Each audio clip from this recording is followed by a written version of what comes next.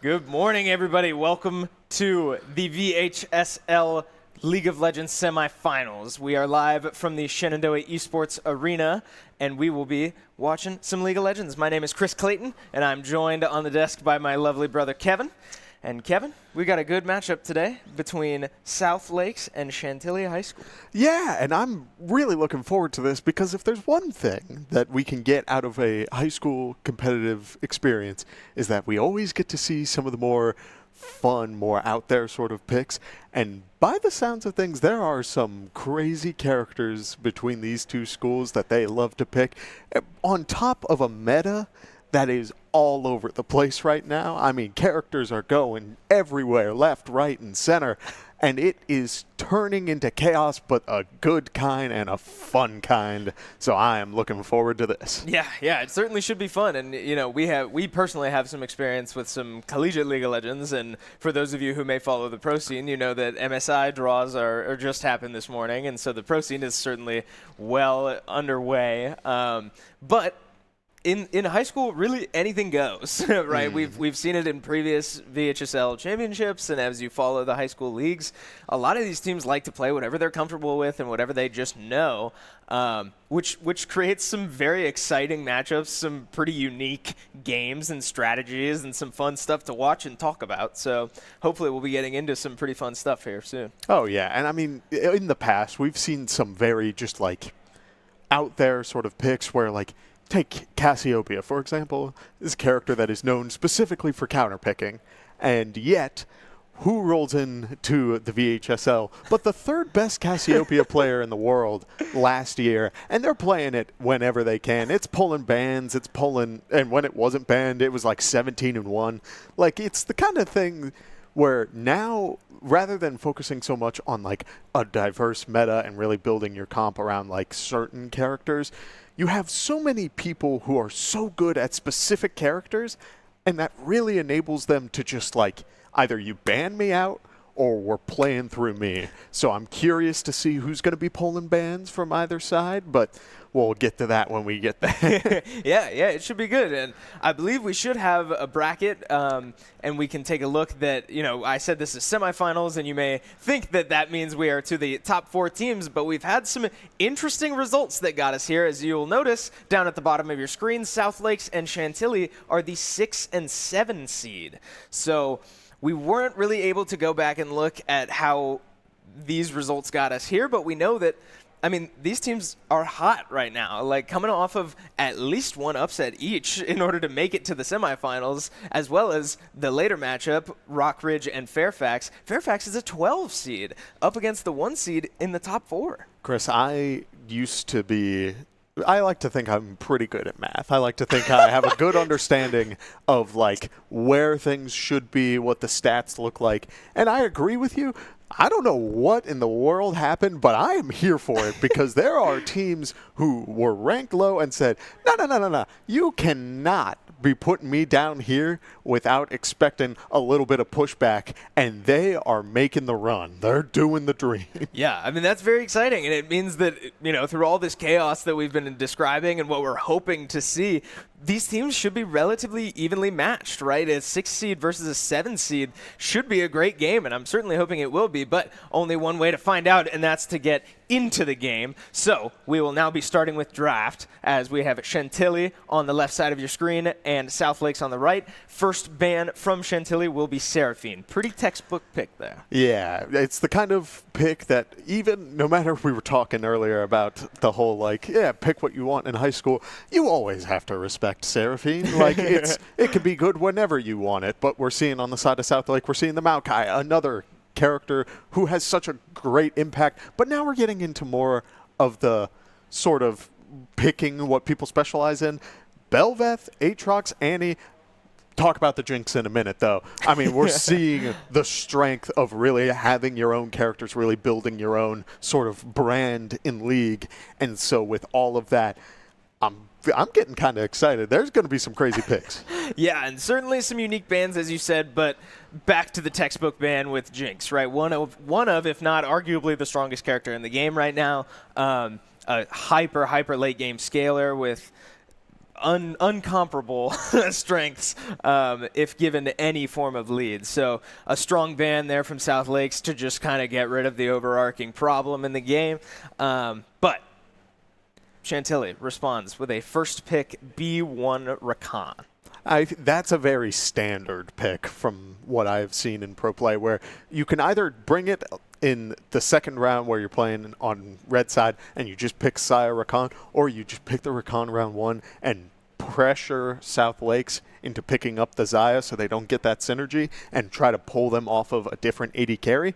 Because Rakan still does well in just about whatever situation you need him in, but it's more so for getting people out of their comfort zone. Right, yeah, Rakan, a great pick all around, as we, expect a lot of peel and dive, and, I mean, he can kind of do it all. He's got some sustain in there, too, so a strong pick and an interesting response from South Lakes to pick Ziggs as their answer, and that confuses me a little bit because Ziggs, by definition, is a pretty slow and immobile mage that might struggle with the engage that Rakan has. Yeah, and we also see the Nami pick, which means that we are seeing the Zaya Rakan bot lane, the classic, the OG.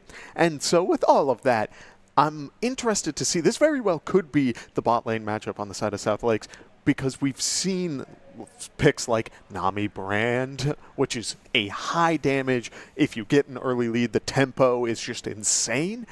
But at the same time, it's not something that you see very often, and it's because they're not mobile. And when you're playing against that Rakan, you said it before, it can lead into a whole bunch of disasters. Yeah, and on the note of engages, right, we have this full dive now with, as you said, the Zaya, but also a Vi with a point-and-click, undodgeable engage coming from this Vi that a Ziggs could seemingly only pray to survive. But we'll see if a Xin Zhao now, as a response from South Lakes, will be able to knock back some of that engage, not Vi, as her ultimate is unstoppable. But, if you're South Lakes, I can tell that they're looking to kind of punish these engages and see if they can catch Chantilly off guard a little bit with, if you're able to Nami bubble somebody in the middle of their engage and just break up the play enough to really get out and fight back.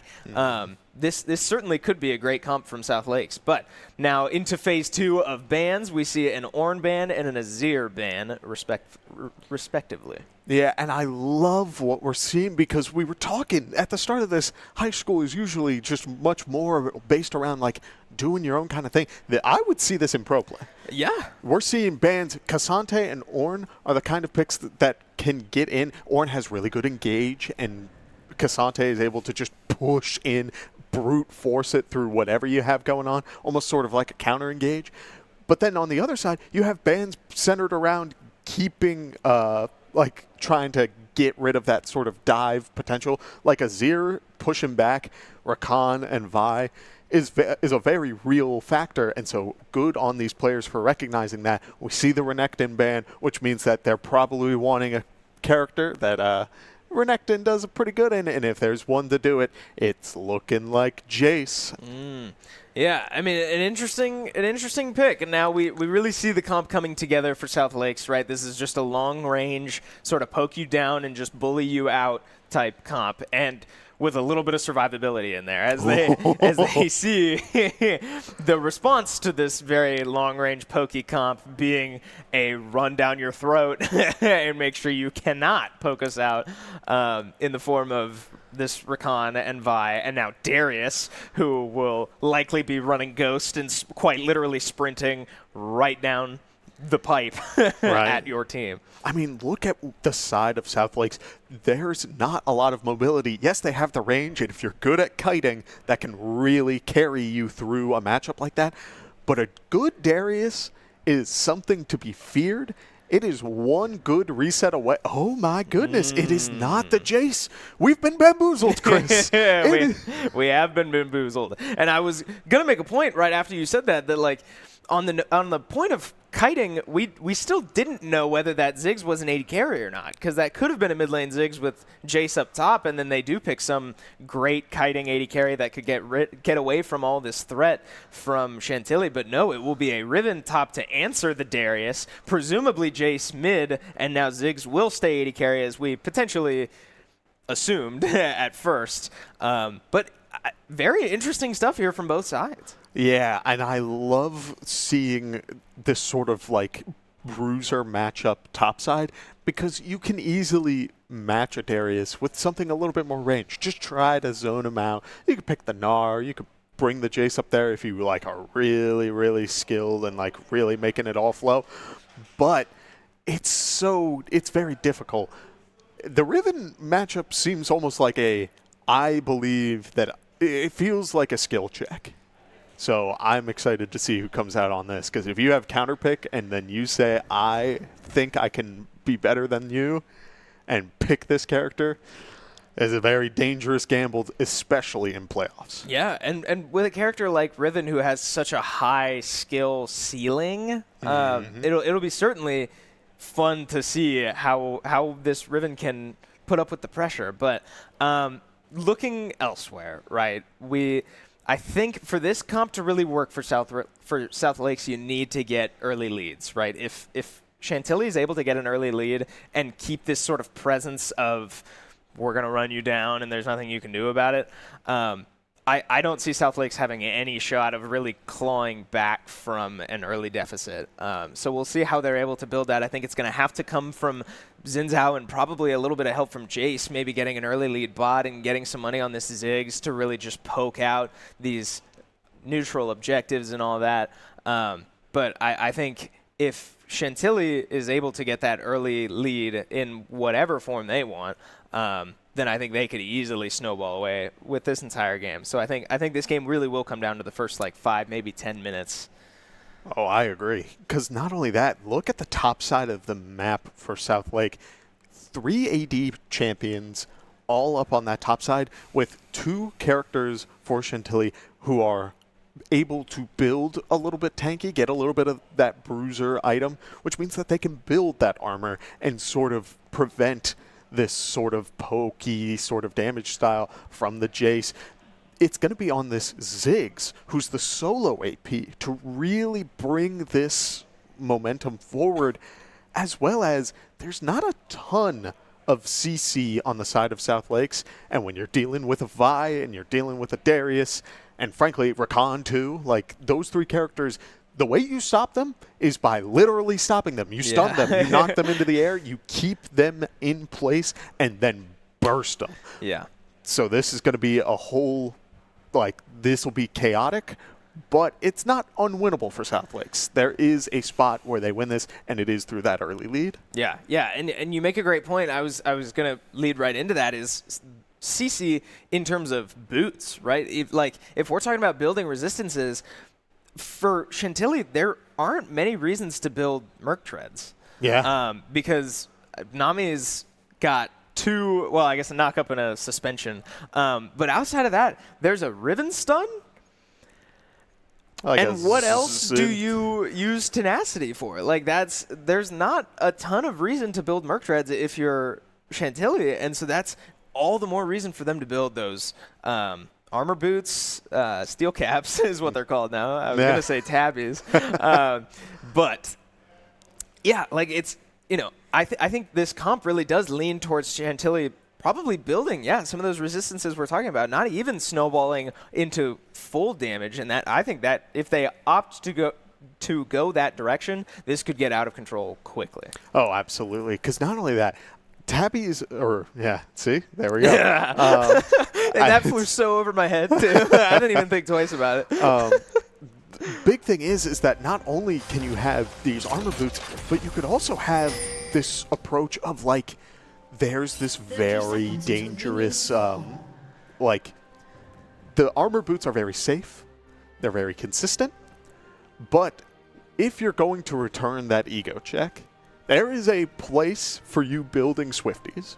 I think you build the Swifties, you get hit by the Nami wave, the knockup is the only part that you care about. You don't care about the slow after, and you run them down. Speaking of which, running them down, Darius does not have Ghost. Yeah, that's not something I love out of Chantilly. I mean, like, a great thing to have that double TP presence for both of the Chantilly solo laners, and ultimately being able to show up at a play that it might not seem that you're able to is a force to be reckoned with, certainly. But Darius as a character struggles so much with being kited, with being spaced in any way, and Ghost is such a strong summoner spell to be able to counteract that. And so I think that's a very, very big deal that Darius will not have Ghost for this entire game. Oh yeah, now as we get into this lane, we see sort of this very standard start.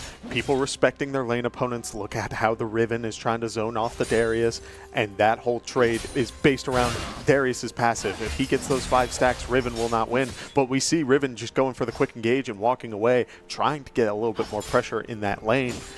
But I'm hoping to see more as when this continues.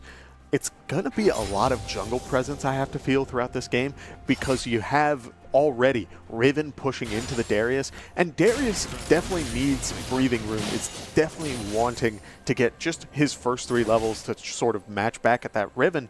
But as we look into the mid lane, this matchup I feel like could be a little bit slower.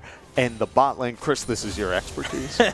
Well, yeah, I mean, this is going to be interesting because I genuinely could see this going both ways. And I know it's kind of a cop-out, but, like, depending on how this Rakan is, how comfortable this Connor's reveal is, okay, I'm going to start over. Depending on how comfortable this Rakan is feeling, he could really be a massive disruptor in this lane, because Ziggs' early game would struggle to punish a Rakan that engages and gets knocked up by a Nami bubble, because Rakan has such a long range on his E to get back out if he's in any danger, and Ziggs doesn't have the damage to really punish him for it.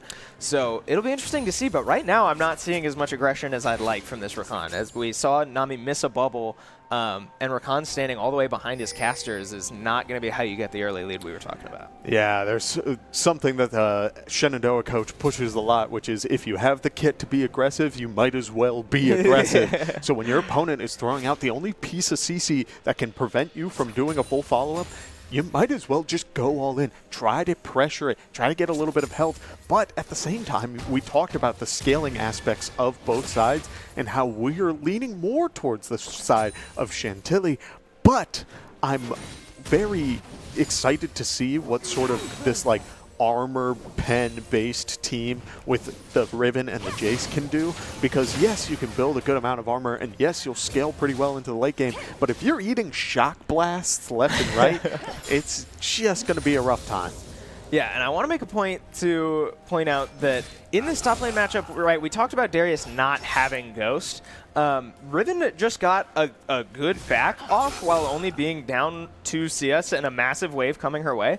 This is dangerous territory for this Darius, and now we do see why, as Xin Zhao looking for a good little gank here and might have been spotted as Darius is forced to run away and cannot get away from a Riven stun and another Xin Zhao knockup. Do they have the damage? They'll get a flash out of Darius, and now a 5-minute cooldown with no Ghost to get him out of that situation, and a horrible wave state could spell disaster for this Darius as he walks back into the Xin Zhao with a red buff and a slow. Riven with the flash to find a stun. Darius fighting for his life, and Ignited will go down. That will be first blood for South Lake's top laner.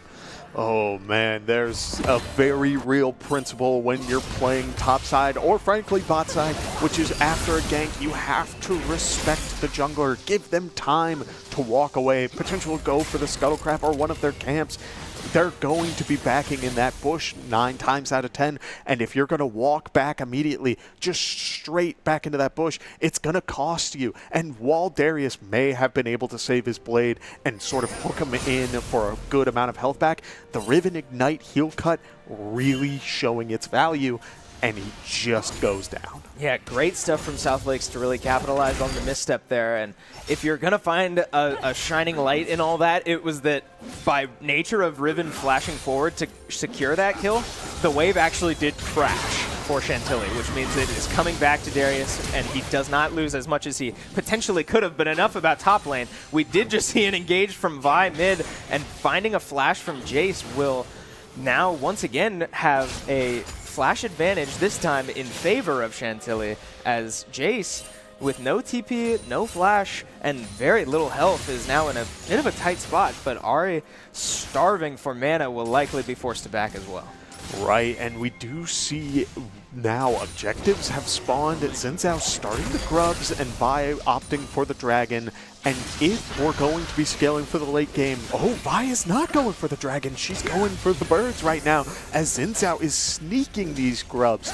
We talked about the scaling aspects of both of these teams, and whoever gets these dragons is going to be snowballing that effect tenfold, and that is so critical. So if you're going to be giving these objectives, Xin Zhao is going to get this grub, and it's going to add so much pressure as Darius's wave is pushing back into Riven, and we know now, the entire map knows, there's a Xin Zhao on the top half of the map. Yeah, and if you saw the pings while Xin Zhao was taking the grubs, they think Vi is on the dragon. The moment they see Vi right here on this blue buff, that's massive news for South Lakes that this dragon is completely alive. Now, Xin Zhao caught in a tough place because of it, and he will look to engage on Darius and flash out, dodges the pull, and he will get out with his life. A great play from Xin Zhao for South Lakes, and once again, there's a dragon alive on the other side of the map.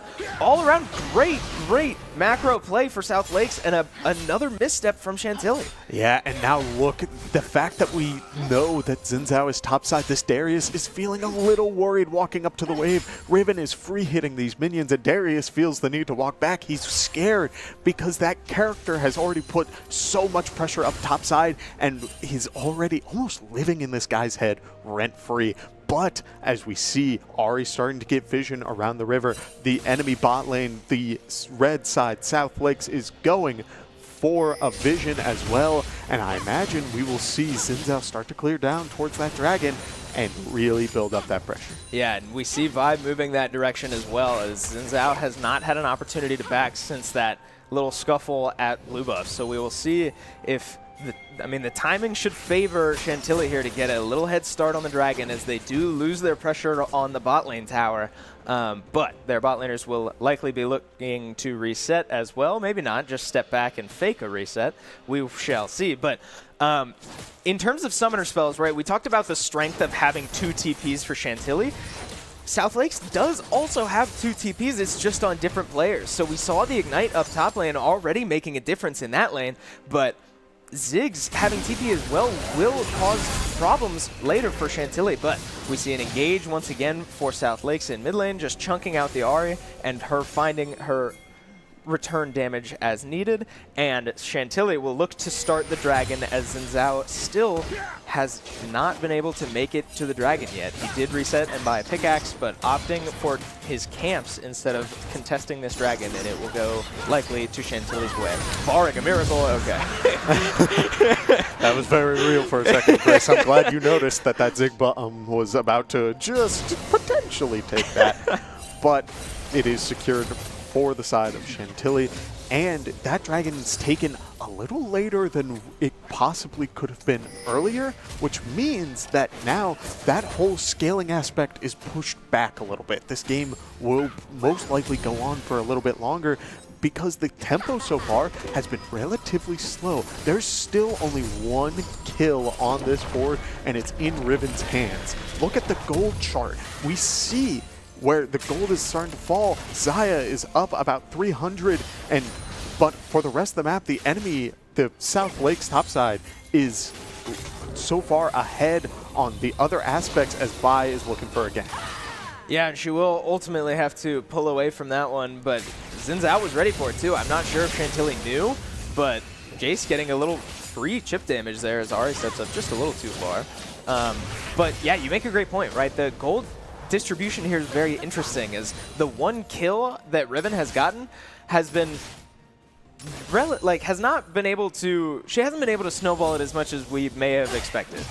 In terms of CS gap, she's up 10, and we now have a scuffle, and Darius has 5 stacks. Riven has ulted, and it's forced to flash away, as a massive true damage ultimate was certainly quick to come. Now with Riven no ult and in a tough spot, a great interrupt there from Riven to get away from the knockup. Now Darius flashing forward to find the damage, and an Ignite on to Riven will finish the job. The Hemorrhage stacks ultimately able to finish that kill, as now we have fights all over your screen. A kill in the river and a kill up top of Ziggs. Oh, Hail Mary will not be able to do it. Now Ziggs fighting for his life will get charmed and may go down if they have the damage, but he is under his tower, flashes away and survives with 100 HP. He will go down and the turret won't be enough to finish the kill. Nami obviously looking top lane as well as she gets autoed for free, but a crazy fight in favor of Chantilly. Everybody walking away with little to no HP, and they will get the grubs as a response. Oh my goodness, Chris. There was so much that I loved about that fight, and now the grubs are falling into Chantilly's hands, which means that South Lakes will be unable to get the full grub value, but also, I mean, you take your 2, you walk away.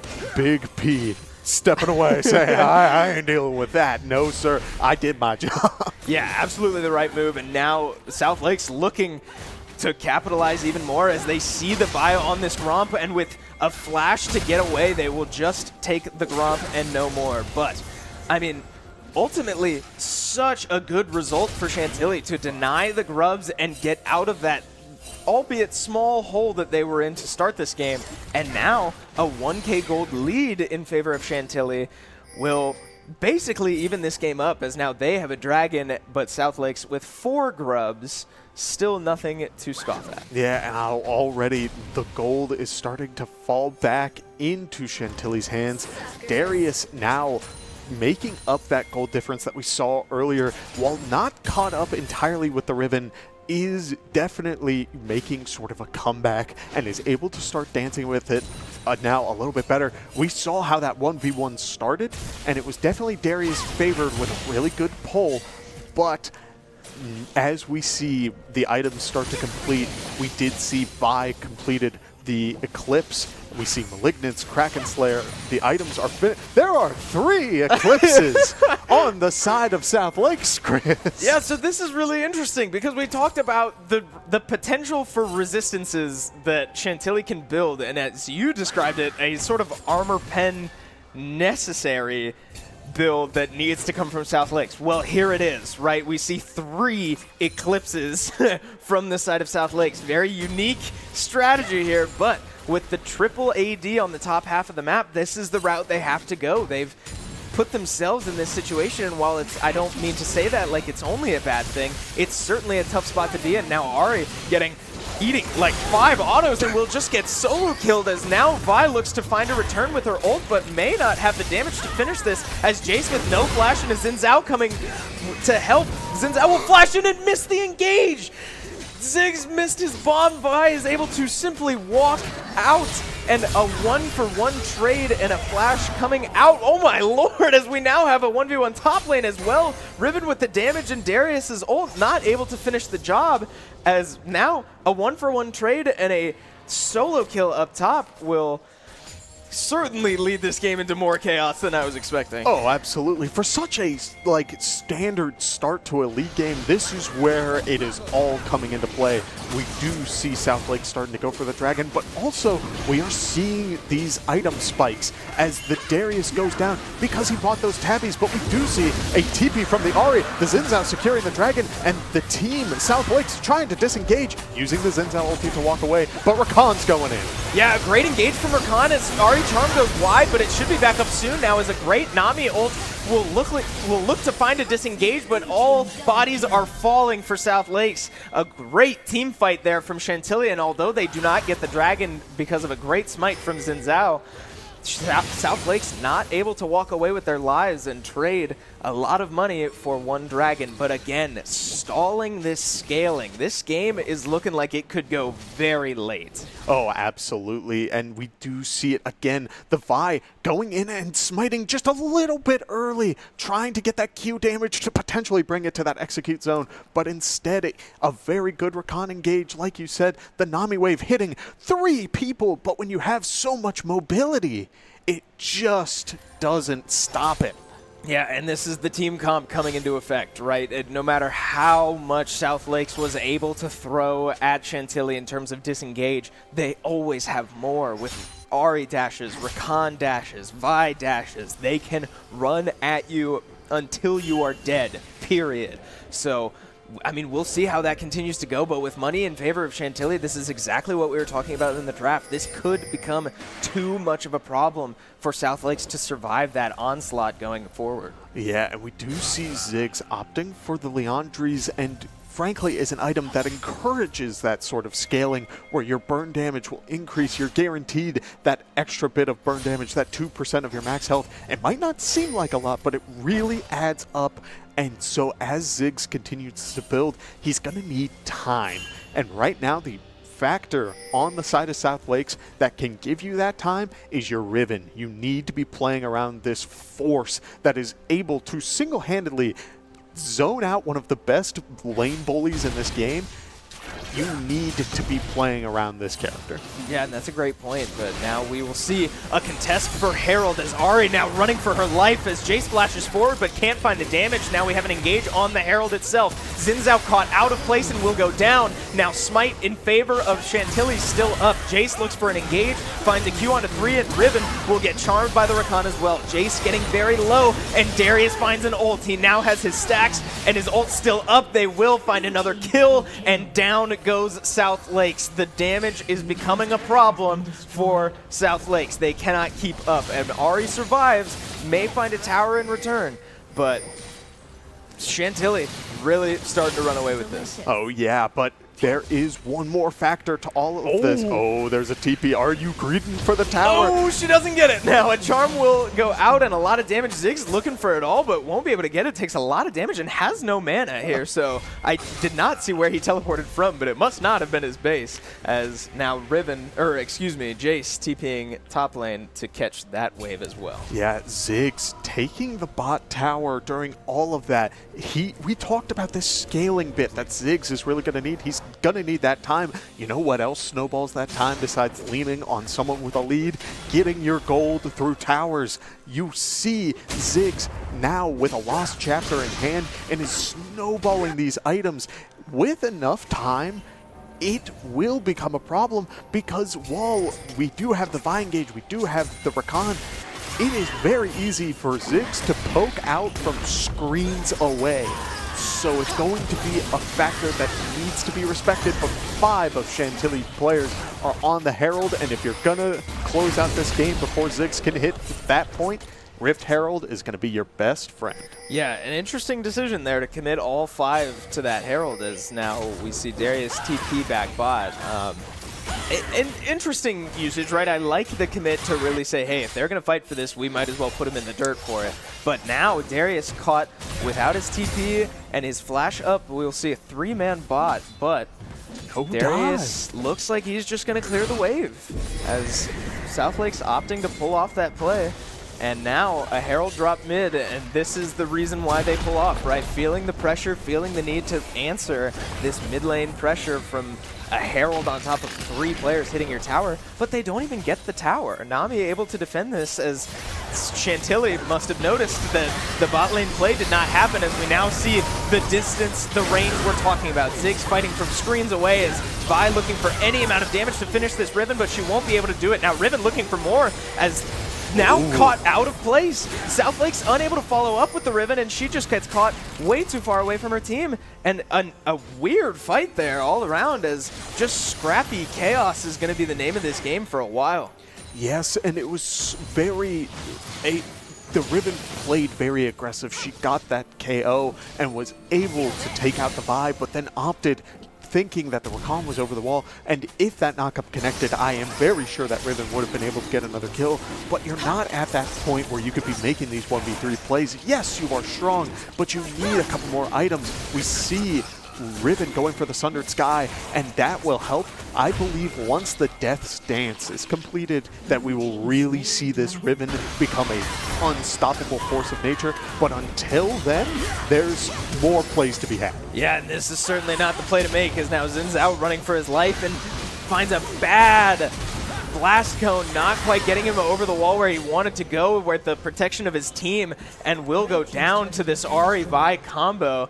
But we see turrets falling top lane, I believe. No, that's, excuse me, the narrator is lying to me. But we will see Ziggs likely take this tower down. And I mean, if you're South Lakes, you kind of got to stop bleeding like that, as now Rakan misses his engage, but he does have his ult. He will group up Ziggs and Nami. We look now, a great interrupt there from Nami, but she will likely go down anyway, as Vi's ult will go on cooldown, but did not need it, as Xin Zhao and Nami now both dead. And again, if you're South Lakes, you got to find a way to stop this bleeding. Yeah, I love seeing these plays from both sides because, yes, the Nami goes down, but there's a reason for it. This is something that even collegiate players struggle to understand sometimes. If you're going to give something, don't give it for free. Yes, the mid tower goes down because you had that Xin Zhao in the jungle and you were trying to make a play around that. You bring the pressure off the Ziggs, he gets that tower, but in response, you have the ability to take out either Ziggs or Nami. Might as well take it. It is free money. Don't give anything for free. Yeah, great point, right? It's a testament to the knowledge and macro skills that these players have at only the high school level. I mean, it's exciting to see young talent make smart plays like that. But nonetheless, right, we see a 10-kill lead in favor of Chantilly, but only like 3,500 gold lead for Chantilly, right? So South Lakes making the right plays to stay alive in this game, although the kills may not look like it. It may not feel like it if you're playing for South Lakes, but they are absolutely still in this. But now, as we see the teams start to gather at Baron, right? Yeah, good. Ari Charm will start that engage, and the Ziggs Flash will bring the disengage. Nothing too crazy. There is vision in that side of the jungle, and Vi's charging the Q. Just trying to get a little bit more pressure going. But we do see, right now, South Lake's biggest turning point, the one that was able to get that kill earlier, is sitting in the bot side. And with this top lane pressure and a very good Ari Charm, Jace may go down. Yeah, Jace will go down, and with now a man advantage for Chantilly, it looks like they might not even need to pull the Darius up with this TP, as Riven cannot answer with a TP, and South Lakes with no Ziggs Flash and another great engage from Chantilly. South Lakes is dropping like flies. And the tower's taken, and they immediately run over to this Baron. And your game-changing factor, this Riven, is still down in the bot side trying to pressure out this Darius. But Darius has gotten so much gold from these long skirmishes where he was really able to shine, which means that there's not going to be much pressure. And now the Vi has secured the Baron, which means Chantilly is looking to close this game fast. Yeah, I mean, this is quickly getting out of control, right? We saw that little skirmish that was just enough to pull Ziggs Flash out. That's a huge deal, right? With your poke damage and sort of only consistent poke damage outside of random Jace balls. Like, if that Ziggs cannot have Flash for the next, what, like 3 minutes now, that's a huge deal, right? With Vi ult and Rakan's entire kit, that's a massive problem for this Ziggs. So when that Flash is down, I mean, we saw it. South Lake started to back up. They knew they were in trouble if your Ziggs can't stay alive, but not backing up far enough. And an Ari Charm into a Rakan engage onto somebody else is, I mean, spelling disaster repeatedly. Now, Nami looking to catch this Rakan, who will simply walk away. And, but, I mean, this gold lead now becoming even more of a problem, as Baron in favor of Chantilly, now posturing toward this dragon, which will be alive in 40 seconds. Yeah, we do see waves crashing in the mid lane and now pushing back towards the center of the map. Ari sitting in the top lane. They have the 1-3-1 strategy going, but they're not carrying the waves to these towers, which means that they're not staying Baron enhanced. And when you have a character like Ziggs who can really clear waves incredibly fast, having that Baron buff on them is so crucial. You have 40 seconds. It might not seem like a lot of time, and you can just sit around that dragon, but you can get more. And so when you're trying to close out a game like this one before scaling becomes a problem, it is incredibly valuable to try and make those plays and really close it out. But Chantilly saying, we're just going to play it safe. We're not going to risk anything. Let's just take these dragons. Let's get to Soul Point and try to close out the game that way. Yeah, and I like that play. They really did play that safe. The moment Chantilly lost vision of South Lakes and noticed that they were not contesting, Ari backed up very far. Now she does have vision on this Xin Zhao and will look for an engage, dodges his spear, and will likely walk out with her life, as now the support has come. The cavalry has arrived, and Xin Zhao will go down. And once again, pick after pick, this bleeding has not stopped. South Lakes cannot put out the fire, and Chantilly is really barreling down top lane with a full Baron wave and a Canyon minion ready to siege every tower in its way. South Lakes can only really look on as they wait for this Xin Zhao to respawn, and Ziggs, pulling off of this bot lane pressure, will not be able to keep pushing as they feel the need to answer this onslaught top lane.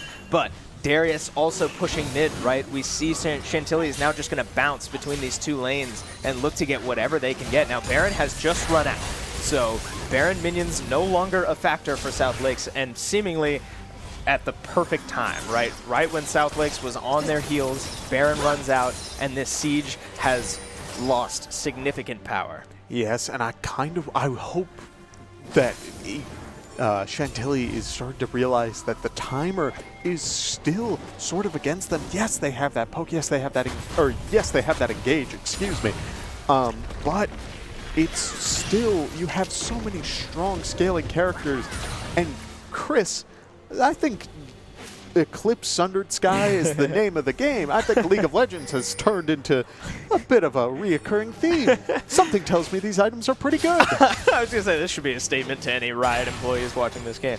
We have 3 characters on both teams, respectively, or not 3 total on both teams, but 3 characters total with an Eclipse Sundered Sky. 1 for Chantilly, 2 for South Lakes. And I also want to point out that we talk a lot about the scaling that South Lakes has in their favor, but there is a quietly scaling monster on Chantilly's roster in the form of this Xayah. She has now completed 3 whole items, a Kraken, Navori, and a Lord Doms, plus a Vamp Scepter for that extra sustainability, right? This Xayah is now to a point where she can effectively shred through anyone on South Lake's roster, with the exception of maybe a Riven when she finishes a Death Stance.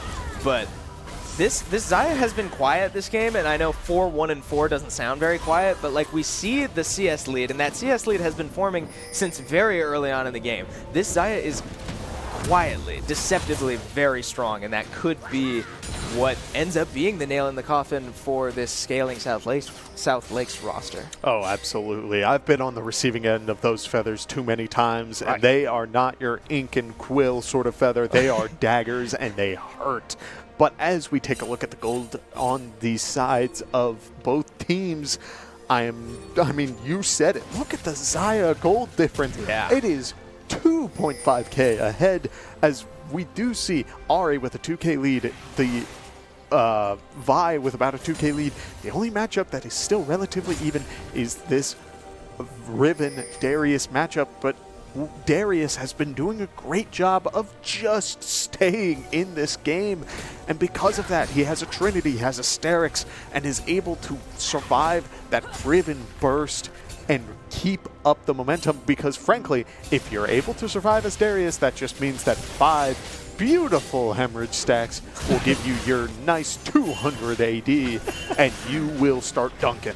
Yeah, and I do want to make sure we're giving props to this Darius, right? Because at this point in the game, if you had been listening to us talk about this game, you'd have no idea that Darius's gold would be anywhere close to Riven's, right? Riven was the threat at one point in this game for South Lakes, and it's such a commanding presence as the top laner, right? But we now see that Darius is right there with it, and now a Rakan engage will find one. Nami will likely go down, and South Lakes is forced to just retreat and cut their losses. Now, man advantage. Baron will start for Chantilly, and no support for South Lakes. Now as Ziggs with steal potential, Xin Zhao with his smite up, looking like he won't go for it. Very, very close attempt there for Ziggs, but it will go down to Xayah of all people. And Chantilly with a second Baron in their favor, now sprinting to this dragon that just spawned. The soul point, the factor that will also, coffins aren't made from one nail, they're made from many. And so another just securing this position. Darius getting a good grab, a little bit of a heal going too, as the dragon is secured, soul is up, and if you're gonna want Hex Tech, it's gonna give you that lead. Yeah, now Dragon's already dead, and Chantilly has the soul. Riven stepping up a little too far and will go down quickly. Jace flashing out for his life, and Darius finding anything he can get. Zinzao stuck between a rock and a hard place, and South Lakes is just going down one by one. Ziggs, the only man standing, now forced to watch as Chantilly will look to take the entire base. Darius TPing top lane to potentially look and end the game. But we will see, right? These respawn timers are long. We are 30 minutes into this game with a full soul taken. I mean, that's a massive wave, and now Chantilly opting to not even wait for the mid lane wave and potentially looking to take these Nexus towers as, I mean, these respawn timers are still upwards of 15 seconds, right? The top tower will go down. Now looking for the next one. They could do it. It'll be close. They may have to pull off. They're opting to just take the mid lane inhibitor tower. They might get this inhibitor too, but they should leave. They are very, very low. And now South Lake's all respawning. They do walk out with the inhib, but they will be forced to back up as now South Lakes is fully back on the board and unable to close out this game. That Ziggs wave clear, it did so much to save this game. It was so good. There were multiple moments where that Ziggs could have gone down in that fight. He did a great job of surviving, and look how it pays off because he was able to clear this wave. And as we look at this fight again, I mean, look at the positioning of these poke characters versus that engage. Yeah, it's just disjointed, right? It's uncoordinated for South Lakes. And I understand what Riven was looking for, but unfortunately, Chantilly just wasn't low enough, right? With a comp like this, you really want to chunk them out before you're looking for an engage like that, and it just looks like Riven was too quick on the trigger, and South Lake's not in a position to help her in any way. She goes down in a blink of an eye, and before you know it, there's a massive advantage for Chantilly, and we see what they do when they have numbers, right? We've been saying it all game. They just run at you, and there's nothing you can do. You cannot get away from the sheer mobility that this team comp has. Yeah, and not only that, I did see the Riven's item. She didn't go for the death stance. She didn't go for survivability. She went for a Spear of Shojin, an item that is so incredibly snowbally and really adds that sort of lead potential. But right now, you need to look past your lane. You need to look at the bigger picture, and you can't snowball. You can't bring the game back by just building that damage. Instead, you need to have survivability, and when you don't have survivability, you go down just like this. Yeah, and we didn't even catch what happened to that Ziggs, right? Caught so far out of position by one player for Chantilly's roster, and we see the rest of all four remaining members of Chantilly just walking over like, oh, here's a free kill. But now the second Nexus tower will go down. Xayah looking for a great ult will find a massive recall onto two people. They will kill the rest of the squad, and the Nexus will go down.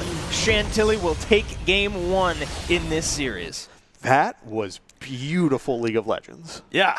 I mean, this is what we were talking about, right? These teams are one seed apart from each other. These are very, very evenly matched squads, and we talked about it in that draft, how much this game could run away in either direction, but man, did that not happen, right? Both of these squads finding ways to stay in the game no matter what was thrown at them. Yeah, and frankly, we talked right at the beginning of the broadcast about this sort of like, we see a lot of unique picks, and while yes, there was the Ziggs down bot lane, and you don't see that too often, it was a relatively standard game. I'm sure, and frankly, the Riven matchup topside, it might seem aggressive, it might seem like I feel like I am the better player, but we saw the ability to pressure that lane. It added so much. It was just very standard, very textbook League, and it only fell apart at the team fights. Just a couple of small picks after like 15 minutes. The first 15 minutes of the game played standard, played beautifully from both sides, but then once the gold started to fall into the hands of Chantilly, they secured the lead, played a very safe, secure, opting to get the soul, making sure that they're getting that tempo and really guaranteeing it. But beyond that, it was just textbook League of Legends. Yeah, and as we look to move to a break here pretty soon, we will be back with Game 2. Can South Lakes come back and tie this series, or will Chantilly take what they learned from game 1 and be able to snowball this into a series win. We will see. Don't go anywhere. We will be back soon.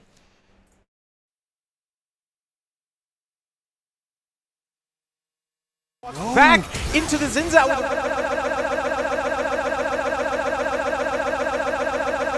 Back into the Zinzao with a red buff and a slow. Riven with the flash to find a stun. Darius fighting for his life, and Ignited will go down. That will be first blood for South Lake. Looks to engage on Darius, and flash out, dodges the pull, and he will get out with his life. A great play from a great interrupt there from Riven to get away from the knockup. Now Darius flashing forward to find the damage, and an Ignite on to Riven will finish the job. The Hemorrhage stacks ultimately able to finish that kill, as now we have fights all over your screen. A kill in the river and a kill up top of Ziggs. Oh, Hail Mary will not be able to do it. Now Ziggs fighting for his life will get charmed and may go down if they have the damage, but he is under his tower, flashes away and survives with 108. Eating like 5 autos and will just get solo killed, as now Vi looks to find a return with her ult, but may not have the damage to finish this, as Jace with no flash and a Zinzao coming to help. Zinzao will flash in and miss the engage. Ziggs out, and a 1-for-1 trade and a flash coming out. Oh my lord. Darius goes down because he bought those tabbies, but we do see a TP from the Ahri, the Zinzao securing the dragon, and the team, South Lake's trying to disengage, using the Zinzao ulti to walk away, but Rakan's going in. Yeah, a great engage from Rakan as Ahri Charm goes wide, but it should be back up soon. Now is a great Nami ult. Will look to find a disengage, but all bodies will go down. Now Smite in favor of Chantilly still up. Jace looks for an engage, finds a Q onto 3, and Riven will get charmed by the Rakan as well. Jace getting very low, and Darius finds an ult. He now has his stacks, and his ult's still up. Must have noticed that the bot lane play did not happen, as we now see the distance, the range we're talking about. Ziggs fighting from screens away, as Vi looking for any amount of damage to finish this Riven, but she won't be able to do it. Now Riven looking for more, as now caught out of place. South Lake's unable to follow up and cannot answer with a TP, and South Lakes with no Ziggs flash and another great engage from Chantilly. South Lakes is dropping like flies. Position, Darius getting a good grab, a little bit of a heal going too, as the dragon is secured, Soul is up, and if you're gonna want Hex Tech, it's gonna give you that lead. Yeah, now Dragon's already dead, and Chantilly has the Soul. Riven stepping up a little too far and will go down quickly. Jace flashing out for his life, and Darius finding anything he can get. Zinzao stuck in between a rock and a hard place, and South Lakes is just going down. Just walking over like, oh, here's a free kill. But now the second Nexus Tower will go down. Xayah looking for a great ult, will find a massive recall onto 2 people. They will kill the rest of the squad, and the Nexus will...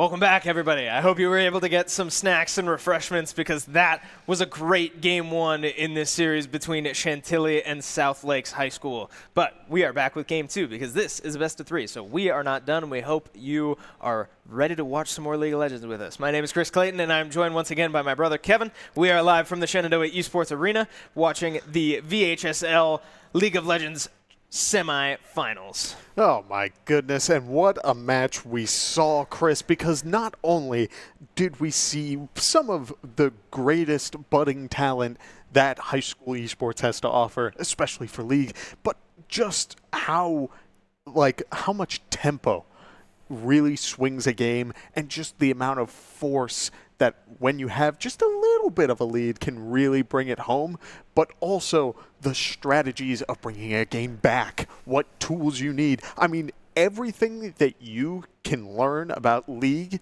in terms of just like pure fundamental basis can be learned from just that game alone. And so I am super excited to see what happens in game two. Yeah, an undeniably great display of both strategic planning and also flexibility for when your strategies don't quite work out how you drew them up. So, I mean, great stuff, great mechanics as well from both sides. I mean, this is high-level stuff we're seeing from high school players here in the state of Virginia. So very, very exciting stuff. But let's take a look back, right, at the game we just watched on a more detailed level, right? We saw the strategies come out in the draft, what we talked about what we expected to see, and that's not quite what we saw once the game actually started. Yeah, it turned from our take of, we'll see a lot of unique sort of like feel whatever you grew up playing type deal. And we see that a lot in a lot of other titles. You see it in Smash Bros. You see it in a lot of other like fighting games. Overwatch, you see a lot of people just stick to the agents that you know.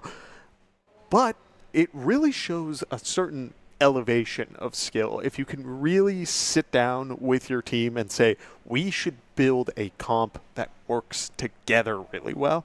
And that's what it was. We go into the draft, we see immediate first Rakan pick, and then sort of picked around it with this hard dive sort of feel.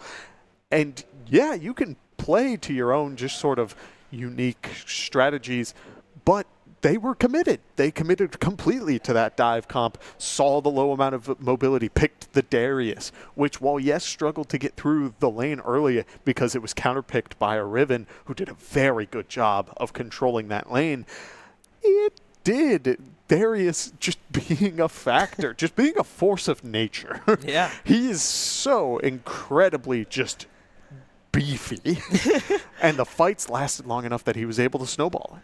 Right, yeah, and we see, like I said in that intro, right, the flexibility of Chantilly actually falling behind to start the game, right? We saw the misstep from the Darius walking back up with a very uncomfortable wave state, walking back into a Xin Zhao regank, and losing first blood, right? We saw what could have been a very dangerous snowball come out of that Riven actually somewhat get mitigated by the Darius, who, like you said, was counterpicked. I mean, that's textbook as just about as hard of a thing you can do on a non-mechanical level, right, is get counterpicked, give up first blood, get in a hole, and still find a way back into the game. Like, incredible stuff there from both sides top laners, right, but especially that Darius played very, very well and in knowing his role in that team comp.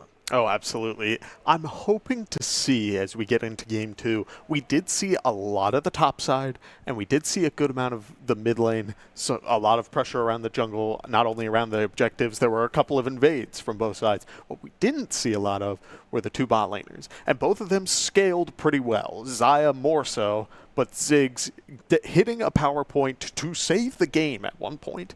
I'm hoping to potentially see more of that where they are on other hyper carries, other just hard scaling, just force, where it could be the potential of like the Jinx, maybe a Zeri, something that can really take away a game. Xayah definitely could, and frankly, if I saw the Xayah again, I'm fine with that. but it wasn't as much of a factor because of everything else that was happening on the map. And so I'm hoping to see a little bit more of this bot side play, because generally both players did a very good job. Yeah, I agree. And I agree that I would like to see more from both bot lanes, but I think for the side of South Lake specifically, I think that starts with your draft, because we saw that with South Lake's first pick from Red Side, they picked Ziggs, which could have gotten through to a later pick, I think, personally, because that's a heck of a way to give up your strategy in your first pick. So I think if you're opting to play through your bot lane, which it certainly looked like that comp was trying to do, at least in late game, with the Riven pick coming late and, like you said, just kind of stalling for the Ziggs to become a massive problem, then I would like to see your draft really cater toward the needs of your bot lane as well, and not just first pick slamming Ziggs into whatever the other team may pick, because whatever the other team may pick ended up being a massive problem for Ziggs. So, you know, we saw South Lakes actually was the team that banned the Jinx. Maybe leave that up. We don't see sides from here, so I'll be curious to see if South Lakes takes blue side and maybe leaves Jinx up and prays that Chantilly doesn't ban it on the other side. And if you are Chantilly, who we just got word is on red side, now, do you ban the Jinx? Do you let South Lakes take that? Because I think Jinx personally probably is worth first picking if given the opportunity. Not only is it incredibly worth it, I don't think South Lake should be the one to ban the Jinx. When you have such a powerful force in the meta, generally both teams will try to ban it. Something that Chris and I have seen a lot competing in the collegiate level is when a character is super strong. Take Maokai. Maokai had like a 55% win rate in 3 rolls. He would always be banned every game. Yeah. But if I'm blue side, I'm banning first, which means it's 1 ban, 2, 2, 3, and that means that the other side is forced to make that decision. Do we forcibly ban that character, that 55% win rate character who has so much pressure in this game? Or do we ban something else? Is there something that is scaring us more? Something that somebody mains, something that could potentially screw over the comp in a completely other way? It is so difficult to tell, but that does mean that South Lakes probably shouldn't be the one to ban the Jinx. And if their player has any experience, it could be 3 games, they should pick the character, because that character right now is a blessing for that role. Yeah, I totally agree. And in terms of sort of giving away your strategy, I think Jinx can be played in so many different comps, although she, in all of those comps, should be your gem that you are protecting and just sort of babying into late game. Jinx can fit just about anywhere, and with so many different supports in so many different comps. So first picking Jinx I don't think is nearly as intimidating and borderline detrimental as first picking Ziggs was. So although Jinx doesn't seem mobile, like a Jinx could survive, at least flash out. I don't know. A Jinx can deal with like a Jarvan or a Vi, whatever, like we saw in the last game. That heavy dive, if Jinx can get a kill, she's the fastest player on the map by 3-fold. Like it's certainly something to be aware of, but enough speculation, right? I mean, let's quit guessing and get into it, right? We are now into draft of game 2. Chantilly able to relatively commandingly take game 1, although South Lakes was certainly in it for the entire game. But in a best-of-3 series, will Chantilly be able to put it away in this game, or will South Lakes stay alive? We shall see. So far, 1 ban from each side, and it is exactly what we said. Yep. Textbook meta bans. Maokai, Seraphine, boom, off the board, not a problem. Now, here's where things start to change. South Lakes banning the Xayah, presumably thinking that the Xayah was too much to deal with, or maybe expecting that the Rakan was too much to deal with, and trying to force Chantilly off the Rakan without actually banning it. I like this as an idea because when you're playing on the red side, it means that you get to have 2 picks when the draft hits that point, and you can slam Xayah Rakan immediately and have a very solid bot lane, which means now they're banning the Xayah, and now it won't even be a factor when we get to that point. But the Annie is banned, and that means that Jinx is on the table, and they're hovering the Aatrox. It may have been slammed. I don't know. It was, there and it is. Jinx is picked. Chris? I like that a lot. I think we made a great point that banning the Xayah is a very obvious move from preventing Chantilly from picking a very, very strong bot lane with their first 2 picks. Now, you slam Jinx first overall pick, as we've said a couple times now. And I think I love that move. I also love the response, right? Zeri is also almost equally a very commanding and strong pick all around. And a Nautilus able to potentially find, now this confuses me, because Nautilus potentially able to find hooks on this somewhat slow Jinx before she is able to find a kill, get her resets, and get excited. We'll see. But the answer now is a Brand and a Rakan in the same round. This confuses me. It worries me. Yeah. Rakan Nautilus is a matchup that, while I am not always in the bot lane, I feel like can cause problems when you have a character who telegraphs his ability, jumps in, and you have an anchor that bends space and time. Yes. It will cancel that ability. And Rakan has that shield that just sort of appears. And when you're playing against Zeri, Zeri says, oh, that shield's mine now. Yeah. There's a lot of just like uncomfortable picks around that, but then there's also Brand. Right. So this is interesting because I would argue that, I mean, I'm not even going to argue, both of those characters are support characters, like first and foremost. Now, Brand can go elsewhere, but if you're South Lakes, I would much rather pick one of those, even if you know that it's not going support, and just make Chantilly think that it's a support. I mean, it's interesting that you're presumably holding one of your side or one of your solo lanes, or potentially both if this is a Brand jungle. I mean, it's just hard to tell, right, what's going on for the side of South Lakes. But an interesting response too, I want to point out before we talk too much past it, is the Lee Sin in favor of Chantilly, right? We talked about Vi, we talked about Jarvan being the characters to get onto this Jinx, but I'll tell you who's real scary is a Lee Sin flashing behind you and kicking you, not only holding you in place, but kicking you into the other team. Now that is a very difficult position for a Jinx to get out of. So I like that pick in terms of, or in favor of Chantilly, but now, I've been talking this whole time, we've gotten through Phase 2 bans. Ornn and Ahri off the board for South Lakes, Azir and Jace off the board for Chantilly, and it will be a K'Sante. K'Sante, the pride of Nazuma, coming out for Chantilly. And again, an option to really get on this Jinx and cause chaos. I love when we saw Chantilly, they picked the Jace, they banned K'Sante, from what I remember. At the very least, K'Sante was banned last game. Yes. Then response, Chantilly says, we're not going to pick the Jace. Yeah, we'll get rid of it. And immediately pick K'Sante. But in response, if you're going to counterpick K'Sante, it's going to be Olaf. That character adds so much, and you need to get through the early game a little bit. But there is a place for K'Sante to win that matchup, but it's not easy. So it's going to be up to the gritty grandma to really match up against Minato and Namikaze. Yeah, and this is also interesting, these last couple picks for South Lakes. Whoa! Because whoa is correct. Remember what I said before this draft started about sort of babying your Jinx into success? Yeah.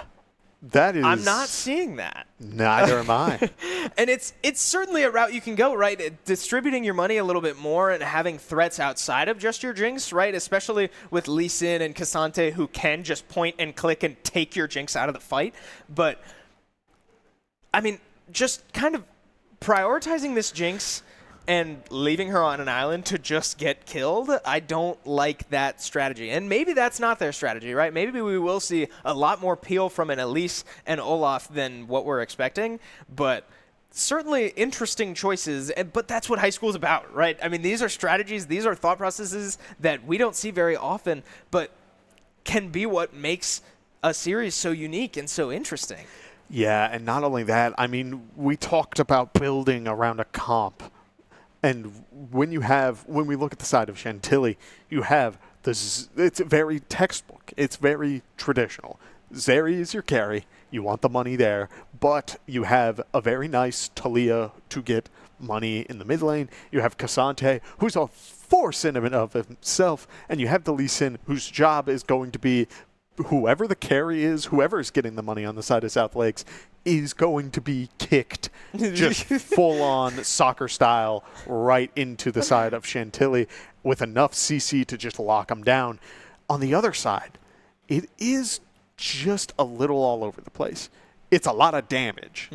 Like, Brand is going to literally burn people. Like, it's the character does a ton of damage, but there's also, like, Jinx has her spot of just sort of sitting back. One good KO, like Lee Sin, if he kicks someone else, Jinx will get that kill on the Lee Sin and snowball that.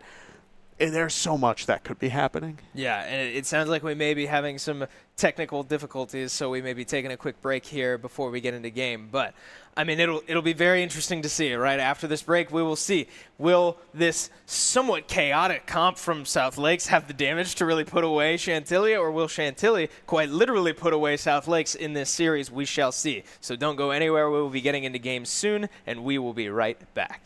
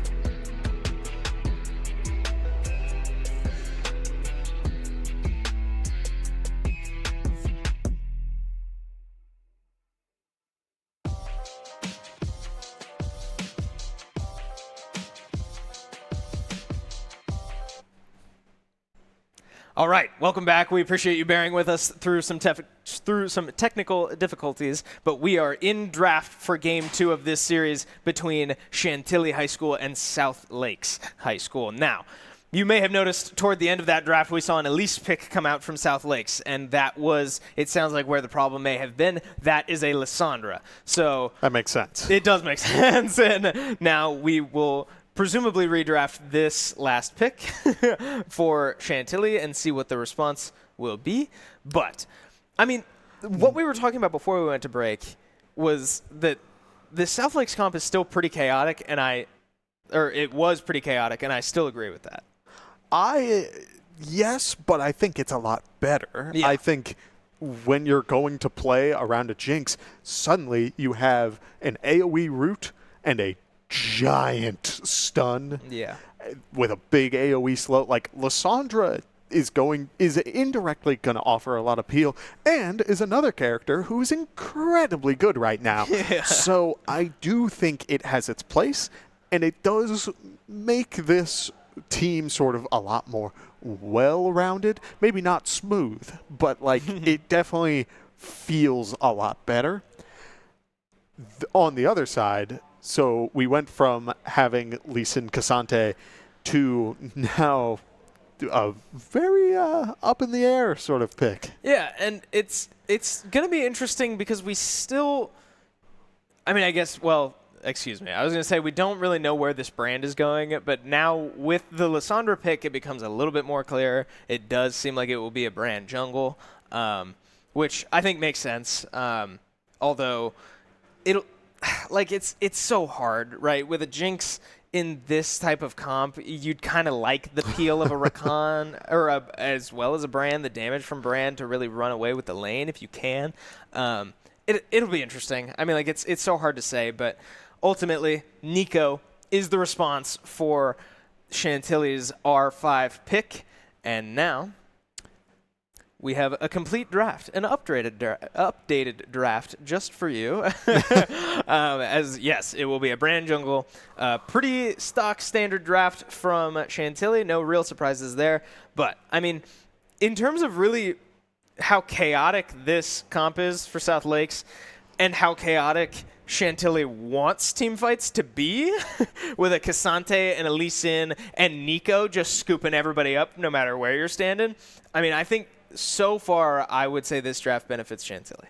I agree. There's definitely a lot in Chantilly's favor, one of the biggest of which, and this is something that we push on every broadcast here at Shenandoah when Nico is picked, can you count to 6? Yeah.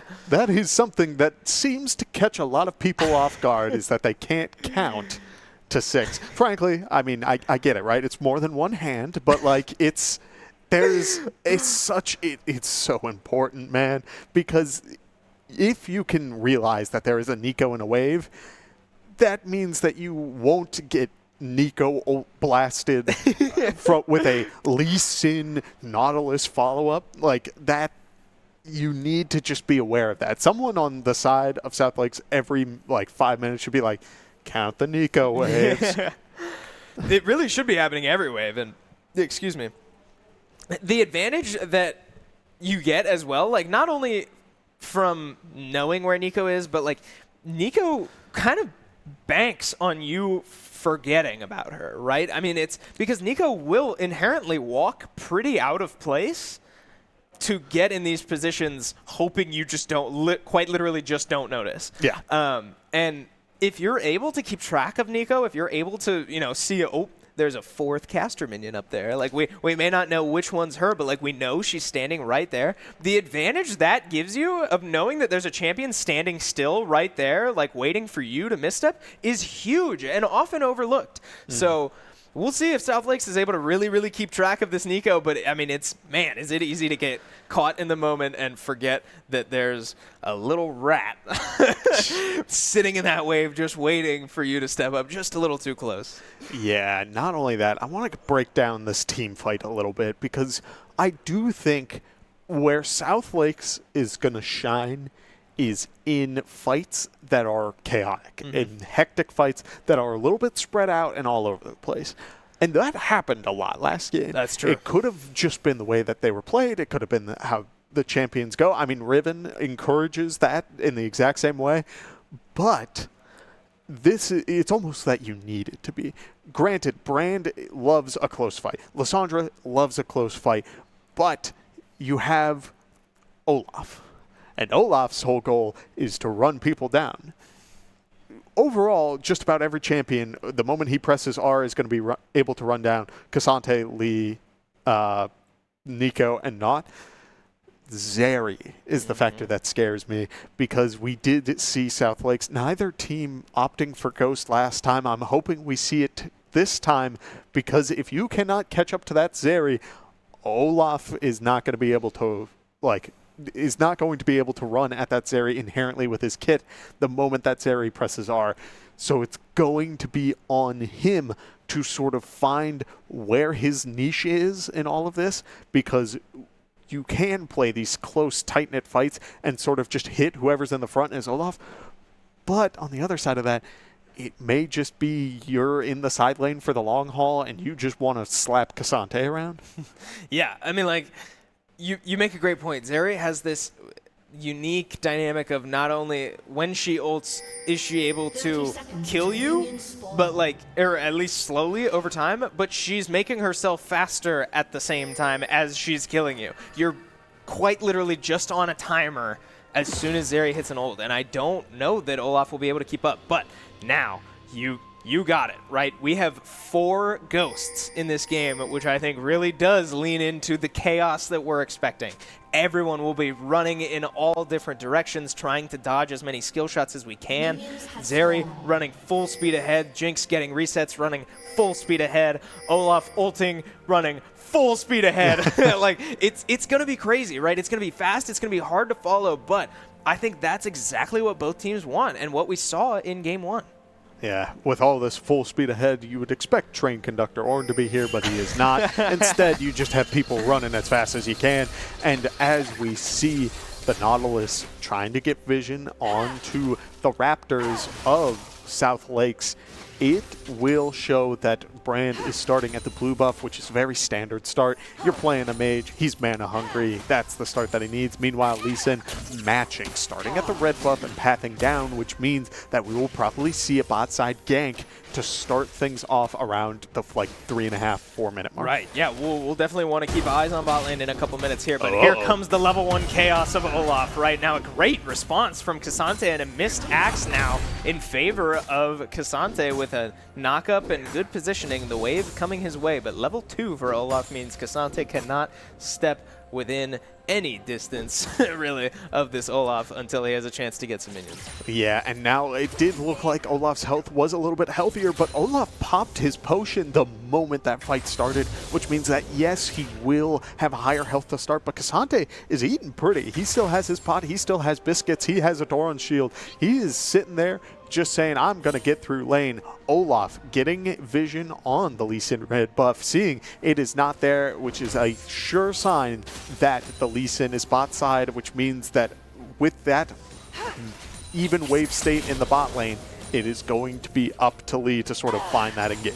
Yeah, now we see Lee Sin sitting in this dry bush, a little low, frankly, but now a flash engage from Nautilus will mean a connected hook onto Jinx. Jinx will likely be able to walk away, and with this little health onto Jinx, or onto Lee Sin, excuse me, there could be a return kill, but unfortunately not for South Lakes. Now a Ghost burned and 2 Sums burned for Rakan, and that's not a bad trade if you're Chantilly. Right, and not only that, we did see a little bit of insight into what these fights could look like later. Zeri throwing out the Qs. The biggest factor of that character is that your auto attack, your Q, is a skill shot, which means that you need to be hitting it constantly, and just barely missing means that it can really affect how it will be played later on. And so I hope that it's just sort of a nerves thing to start, and we will see you losing CS get really far into this. Yeah, and I want to make a point, because you losing CS now has made a statement with a cheater recall that he or she, excuse me, will not be losing CS, because a Cole has been purchased for this Zeri. Now 100 CS later, we will see the investment pay off, but once again, looking toward late game already. We're 4 minutes into this game, and purchasing a cull with a team like Nico and Cassante and Zeri, you're absolutely looking late. And now, I mean, I like that move, right? A little cheater recall in a time when Jinx could not recall, and now Jinx looking for a late recall, but on a ward could get interrupted. We will see. Unfortunately not for Chantilly. But, I mean, an interesting purchase there. Right, and we talked last game a little bit about making sure that your trades are not you're not giving anything for free. That gank did happen bot side, but Brand, who scales relatively well, is getting a lead already. Lee Sin only now just hitting level 4, while Brand is sitting on a blasting wand. His damage is already going to start rapidly increasing, and it will slowly just snowball more and more. If Brand can keep up in tempo, they may want these close fights more than they realize.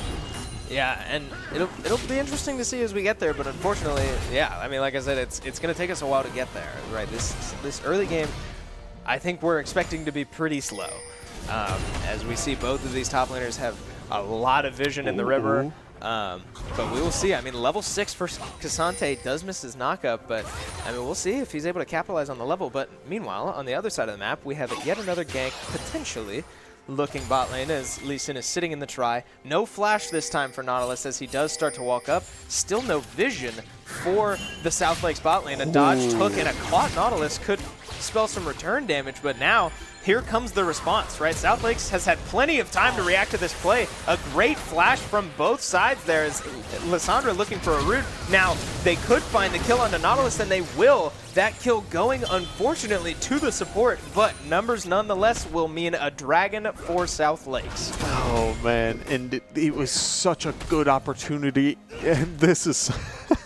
Chris is leaning forward a little bit right next to me because there's a reoccurring theme where you need that money on the AD carry, and it hurts. It matters, right? I guarantee at some point in this game, someone will survive with like 50 HP or something, and it'll be the difference between Jinx getting a reset and not getting a reset. And that little 400 gold bonus that we just watched go into Rakan's pocket could be the difference between a longsword and no longsword. That is a kill. That's a reset. That's 4 more autos then coming out into potentially more kills, right? Jinx is, by definition, one of, if not the snowballiest AD carry in the game. So those little moments, I mean, might not feel like much right now. An advantage is an advantage, but man, do you really want that money on your Jinx?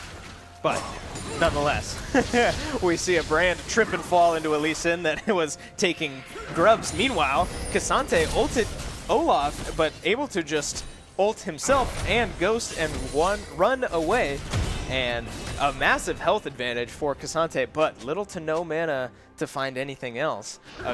The final grub going to Brand, by the way. So we have a 2-for-1 split on the first batch of grubbies, and we will see if we find anything down here in this bottom. Yeah, meaning now that Chantilly is the one who are able to summon the little grubs if they can grab those later on. But as this game continues, I'm starting to see a bit of a pattern. We do see up in the top side, Cassante buying a Bramble just immediately, slamming it, saying, I am not dealing with that healing Viking man screaming at me.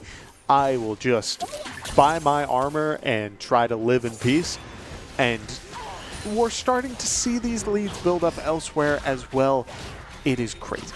And I'm only just now noticing there's a 30 CS gap already on 80 carries.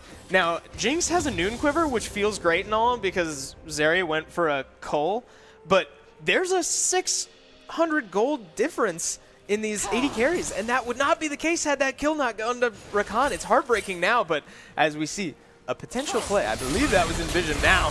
Looking for a kill, flash forward to connect it to the ult. Lissandra will buy as much time as she can, but this will almost surely spell death as now the kill will go to Nico, and a great connected and chained CC play, really from Nico lobbing to herself. Lee Sin only finding a kick from a free Lissandra standing right in his face, but a great play all around there to spread the wealth and find a kill.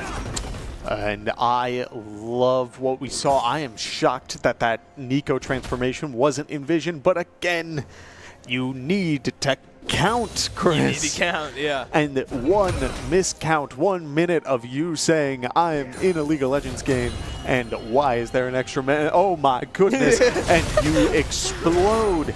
It is so detrimental, but Cassante just eating the damage, sitting there for a minute, and I think he was debating whether or not he wanted to turn it. As we do see Olaf just all in and immediately go for the ulti. Cassante trying to return it in stride, and it does put it on cooldown. But just going down nice and easy to the Olaf. Yeah, I mean, that Bramble not putting in enough work for Cassante, and I really think the difference in that fight was how long he sat and pondered that first engage, because I agree with you. It did kind of look like it might have been in favor of Cassante, right? He had a lot more damage than he seemed, but he took like 3 or 4 autos in that amount of time that he sat there thinking about it, and sure enough, yeah, like 30 seconds later, Olaf finds another engage, and that's free. I mean, he didn't even really have to think about it, and I mean, a great kill there for Olaf now, as we see potentially a gank. Nope, he's on a ward mid lane, and we go back to a pretty neutral game state with only a 200 gold difference separating these teams right now.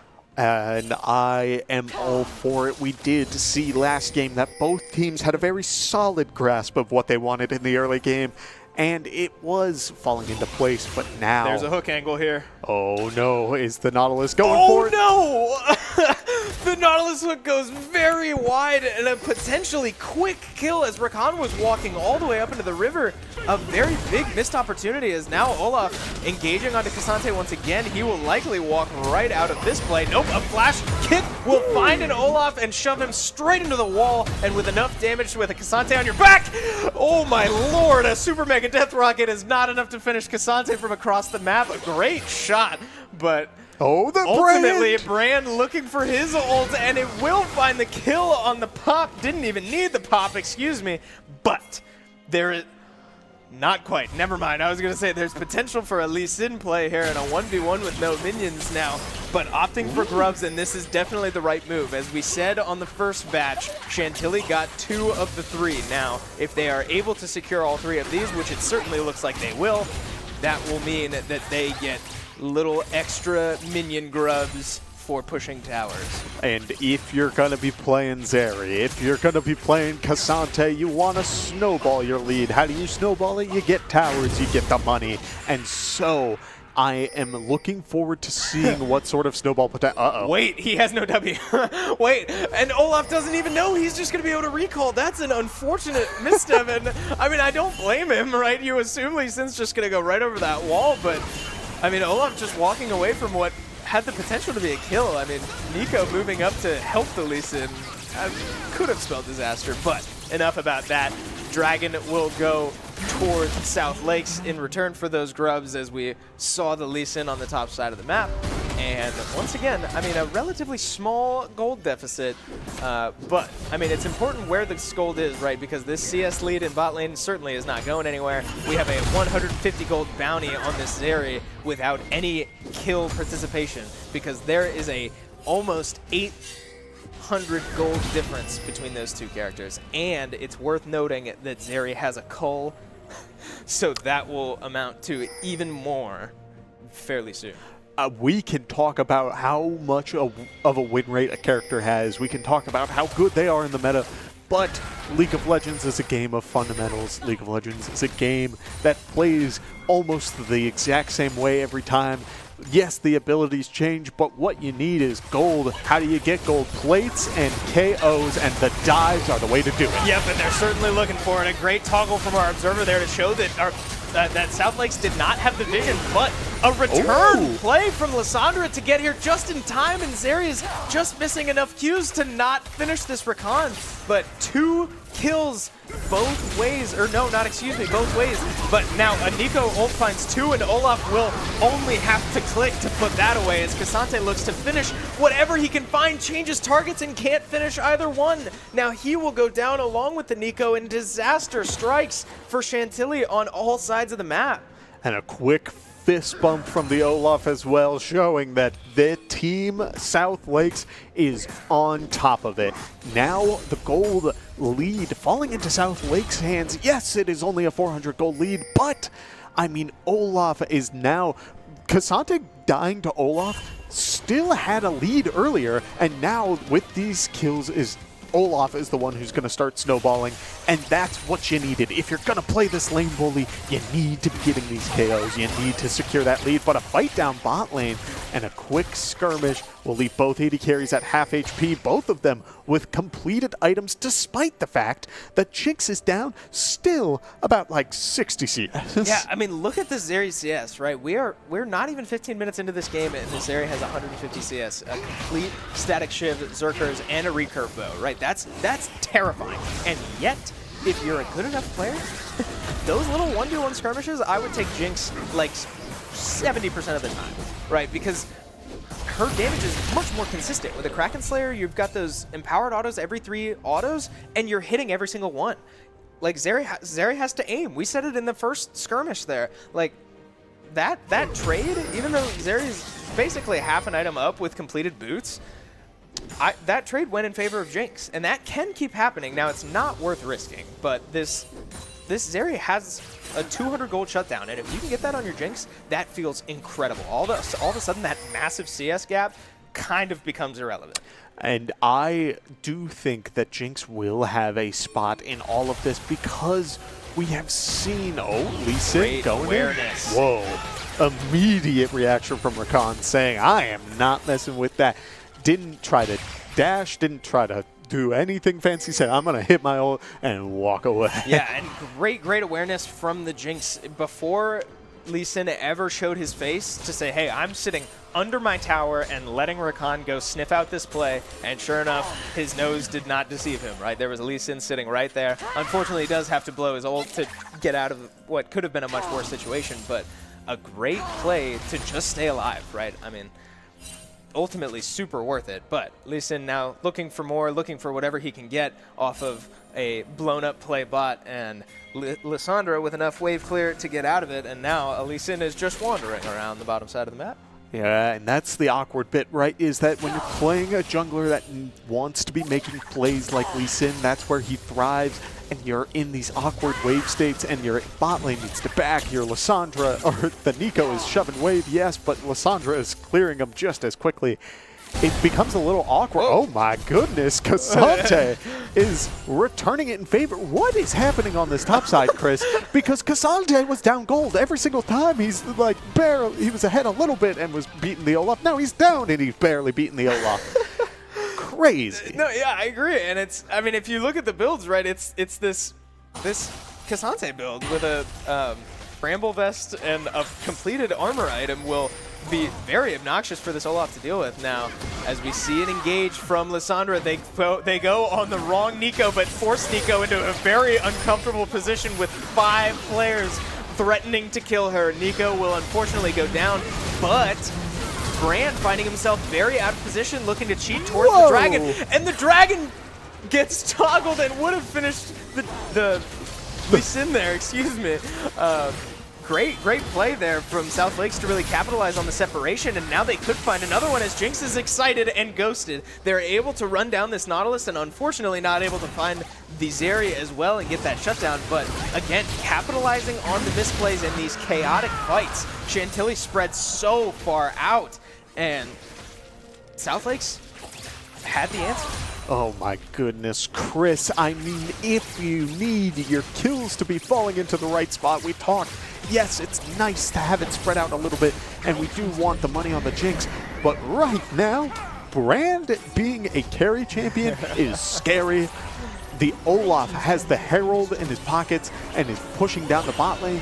He is going to be getting money himself. Lissandra is going to be able to peel. Yes, the Jinx is behind about 1.5k, but right now, it's not really making a difference. Yeah, and I mean, like, it's great and all that this Zeri has been able to farm for as long as she's been able to, right, with almost 200 CS and so much money. But, I mean, this money is not paying off, at least yet, right? We've yet to see this Zeri in a good chaotic fight. We saw her at the end of that last one, but I mean, running for her life and not doing anything else. So we'll see when this area is really able to come alive. But, I mean, I'll tell you what's going to make her come alive is a full second item, which she now has. Chris, I need you to tell me about an interaction. Runon's Hurricane. Yes. Does the Zeri Q need to connect for the Runons to go off? I believe so, yes. Ooh, okay, because it could, if it didn't, that would guarantee the movement speed increase. And there have been these very well-played kiting abilities from the side of South Lakes. I'm hoping that this Zeri will be able to keep building, but she's just a little too low on the damage items. Yeah, and there is an interaction worth noting too, and that is when Zeri is ulted with a Runons and those extra bullets come out and hit targets, she gets extra stacks. So now she will be getting movement speed 3 times as fast as she normally would. So that's worth noting. But now Nautilus caught out of position once again, and Jinx is excited. Here comes the damage. A Kraken Slayer melting through that Lee Sin, and here comes more, right, as the resets are just stacking on each other, and kill after kill goes in favor of South Lakes. A skirmish up top will result in nothing, but this Jinx is now really coming alive. 100 CS gap does not mean so much when you're able to find kills like that. Oh my goodness, Chris, I love seeing a very good AD carry player, because when you're positioned in the right spot and you're really able to play around your team, kite around the opposing abilities, and you're playing a character that just needs that 1 second, that 1 KO to really pop off, and suddenly this Jinx may be back in the game. Yeah, and again, I want to point out that as strong as this Zeri is for that fight, by the time that fight was over, Zeri was, look at where Zeri is on the map, right? Oh, zoned off by the Lysandra. Not able to contribute. With all of that money, it's not mattering if your team can't play into you. So an unfortunate situation coming for this Zeri, as she has so much money and such a lead, but can't seem to get anything with it, as now the situation's only getting worse. 13-4 in favor of South Lakes, and a Jinx with 10 KP to Zeri's 1. I mean, we're seeing the difference, right? These are both incredible players, but all of this money that's been funneled into Zeri is being lost right now. Not only that, Chris, 3 dragons are in the hands of South Lakes. And Lord. Look at the characters that are going to use their ultis with a Cloud Soul. You have Olaf, who will run down the opponent. You have Rakan, who's doing the exact same thing. You have Brand, who's going to be able to kite around with his ultimate and keep the bounces of his ultimate going. And Lysandra, who is able to catch up and just keep people in the ice blasting zone, keeping them slowed. This team is going to do so well with a Cloud Soul, and it is up in 40 seconds, a 23-minute potential soul. And we see Nautilus on the reset. We've seen that Nico and Zeri took the resets earlier. Lee Sin coming back. They know that they have to fight for this objective or they will go down, which means that it is all coming down to this play. But look at the positioning, right? Chantilly is too late, I think. Like, South Lakes has been sitting on this Dragon for basically a whole minute. Chantilly opting to take their backs now, but Dragon is up in 10 seconds. Nautilus looking to force a play and a great flash to get away from it, but now Chantilly has nothing left. A flash, barring a flash kick, which could come now, and he's forced to flash away. This play is falling apart for Chantilly, and South Lakes is now able to just walk up to this Dragon and fry it. It will be a Dragon Soul, 23 minutes, like you said. Cloud Soul in favor of South Lakes. Oh my goodness, Chris, I do not believe it, because they had the right idea. Take your reset, get that sort of beautiful value, but oh man, is it the pride of Nozuma? Yes, is used by the Lysandra and is able to walk away. The tower at 1 HP, 2 Qs onto the minion wave, and Casante's running in, and the cavalry has arrived. Will Casante live? No, he will not. The brand burn will be enough. The Zeri's missing! Okay. And that was so tragic for Casante, right? That tower had basically double-digit, if not single-digit HP, but that's enough to keep Cassante from just running down that Lissandra. Even if it would only take him one auto to finish that tower, he would probably die for walking into tower range. So ultimately, just a really tragic moment that tower survived his Demolish proc. But, I mean, I don't know. It's just falling apart. The plays have looked decent, and the setups, I should say, have looked decent, but the execution has not been there in this game like it was last game. Granted, only a 2,000 gold deficit for Chantilly, right? They're in it, and it's all on Zeri, which is exactly where you want it. So it looks worse than it is, right? If you're in the game, you can't see the gold. All you see is that 14-5 and a Dragon's Soul. But if you're Chantilly, you can't give up yet, right? These plays, you have the ideas, you're thinking the right things, you just got to go out there and execute, and they haven't been able to find their one yet. Oh my goodness, only one KO, one good swing of this pendulum will bring it back into Chantilly's favor, Chris. Yeah, and I want to point out too, Chantilly has objective bounties. They're only down 1,500 gold, but they have objective bounties. They need one good fight from all of these good looks that they're getting, and they're going to slingshot themselves into the lead, believe it or not. Ooh, man, Chris, I talk a lot about money and itemization on this desk, and I'm seeing a lot that I like, but I am seeing one little sore thumb that is sort of annoying, and it is the Cassante has the magic resist shield item, which, yes, has its place. You're dealing with a brand, and I understand, but that item has been hit so many times by Riot, nerfed into the ground, and while it does have its place, and I'm hoping we will see that value, I also am expecting to see Cassante in the side lane for 90% of this game, which means that none of those stats for the magic resist are going to be helping you against that Viking, against Olaf, who's going to be slapping you in the face. Yeah, there's another item choice I want to make a point to mention, and it's that Zeri opting for a Maw. Whoa. Third item, which I'm not gonna say is good or bad. I think it's just interesting, right? I don't know that there is a right or wrong choice. It's just a choice. Opting for a defensive item when you haven't died yet, you have a shutdown, and you are your team's lifeline, I don't hate it at all. Now, granted, because her first two items are a Shiv and a Runons, her damage is significantly hindered as well. Without an Infinity Edge or an Avori or a Kraken or one of those really textbook damage items, it puts Zeri in a weird spot where we have, that's a great job from our observer there, showing the vision around Baron here, but it puts your Zeri in a weird spot where, yes, you're an item up, but your damage is just about on par with a Jinx who's a whole item below you, but instead has a Kraken Slayer and a whole Infinity Edge.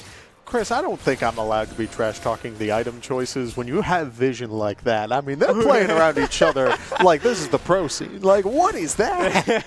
Very, very well-placed ward. Oh, my goodness. But all of that said, I'm looking not only at those two characters, but I'm looking, Lissandra has the Zhonyas, Neeko has the Zhonyas, and that item can turn a fight on its own. Teams will go in on the Neeko or on the Lissandra. They'll all clump around. They'll go, Lissandra will go invulnerable for half a second, or frankly, use the ult into the Zhonyas and really stall things out, and you will be blasted. Yeah, Neeko smelling trouble right now, as forced to hide in a bush, and Southlakes gives up on the play. They noticed that Neeko ran away, and if they pursued the play, might have been able to find a kill before this Baron, but opting to pull off now that they had lost vision on her, and pulling off the Baron as well, as Chantilly's able to respond and say, no, no, no. We still had someone up top, and we have great positioning on you. So no Baron just yet for Southlakes. Not only that, Cassante is in the bot lane, and he has TP. That 4v4 would turn into a 4v5. And Olaf, while yes, being able to grab those towers, a Baron falling into the hands of Chantilly. while they do not have the objective bounties anymore, it is still a 1.5k gold difference, which means that it could very easily swing back into their favor, and Baron is the objective to do it. That's why you see both teams hovering around that Baron, taking the resets when they need it. But not only is the Baron your big objective, Chris, the Elder Dragon's coming up in 30. Yes, I was just about to point out it. Look at all the vision that Chantilly has on both sides of the river, right? They just spent so many resources trying to prep for this Baron, and then it felt like everybody on the map went, oh my god, they press tab and see that Elder is up in 10 seconds. And with no vision for Chantilly and no way to get vision without just walking up, and here we are, there's the walk up, and a flash away from Lee Sin again means no kick into their team. Now, an Elder Dragon will start, and there's really nothing Chantilly can do but walk up and pray, and it doesn't even look like they're going to do that, and I agree. I don't know that this is worth it, but they're going to look for an engage, and Lee Sin is already dead. Cassante knocked up in the middle of the fight. Nico finds none, and Zeri, running for her life, will die. Just like that, an 850 gold shutdown goes to Olaf as he runs down the rest of the team. Jinx is excited, finding kill after kill, almost goes down, might go down to the Dragon, running for her life now with 100 HP, and will find an ace for South Lakes. 5-for-1 trade. Elder Dragon and likely a Baron going to South Lakes, and that could be the end of this game. Oh my... Chris, we were talking earlier about how Olaf may struggle to keep up with the Zeri. You know what you don't need for that? If you have Ghost and you have the Cloud Soul, look how fast this Olaf is running. Yeah, he flashed onto the Zeri, and there's, what can you do? You have a Maw, you don't have an armor item. You just have to pray, and with, yes, you said it, a Cloud Soul ulted, ghosted, flashed on you, Olaf. What can any Zeri do but pray?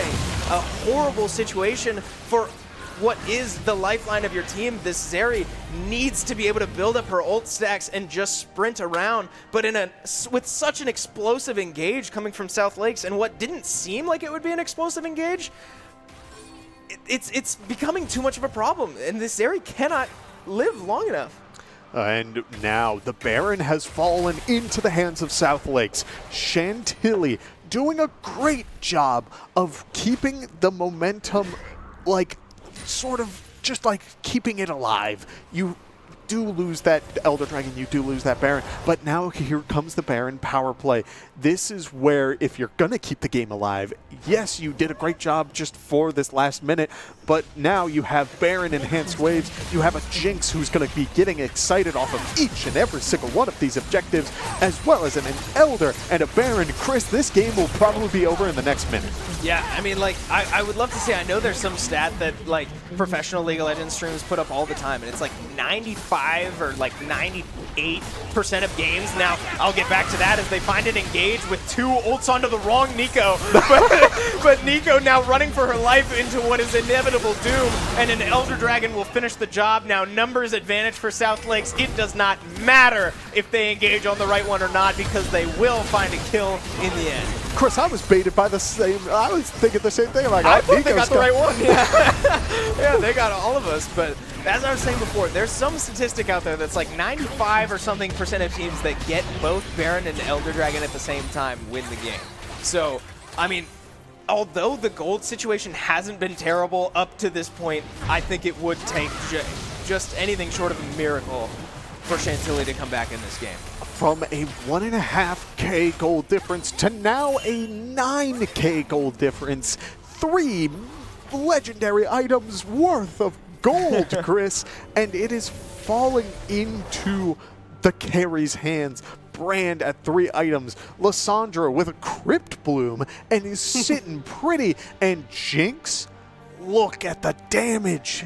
Yeah, and opting for a shield bow too for the little extra sustain, right? She now knows that she is everything that this Zeri has wanted to be since the start of the game. So now she gets her own defensive item, but still, it's lifesteal. It's defensive in a different way, whereas this Maw is not going to save this Zeri from what we now know is a massive problem in the form of an Olaf. So, while, yes, Zeri has just been able to finish her Navori with 360 CS and counting, right? This Zeri is now going to start dealing a good amount of damage. Navori is a very, very strong item on Zeri.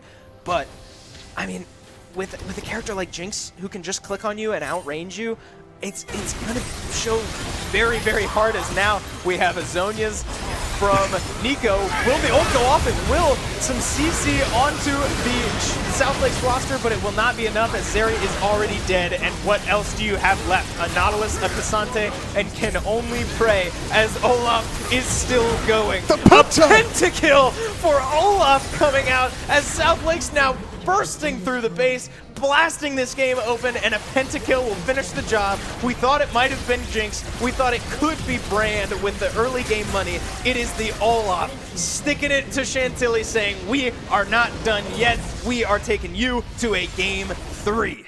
Oh, no. Wow. Chris, the Olaf, I was certain, was going to have so many problems throughout this matchup. You have characters who can kite around, who were able to dance, and yet he had all the opportunities he needed. He got the early gold. He helped secure the Cloud Soul, and then he just ran down. He knew that the Zeri had the money and said, you are not allowed in these fights. Get out of here. And that's such a prime example of why neutral objectives are so important, right? We all subconsciously know it. We know that it's so worth, even if it's not a gold advantage, objectives matter. And why do they matter? For moments like that, where Cloud Soul on an Olaf into a team where we knew he was going to struggle to keep up, that's the answer. And they got it, and they got it quick. They got it in 23 minutes.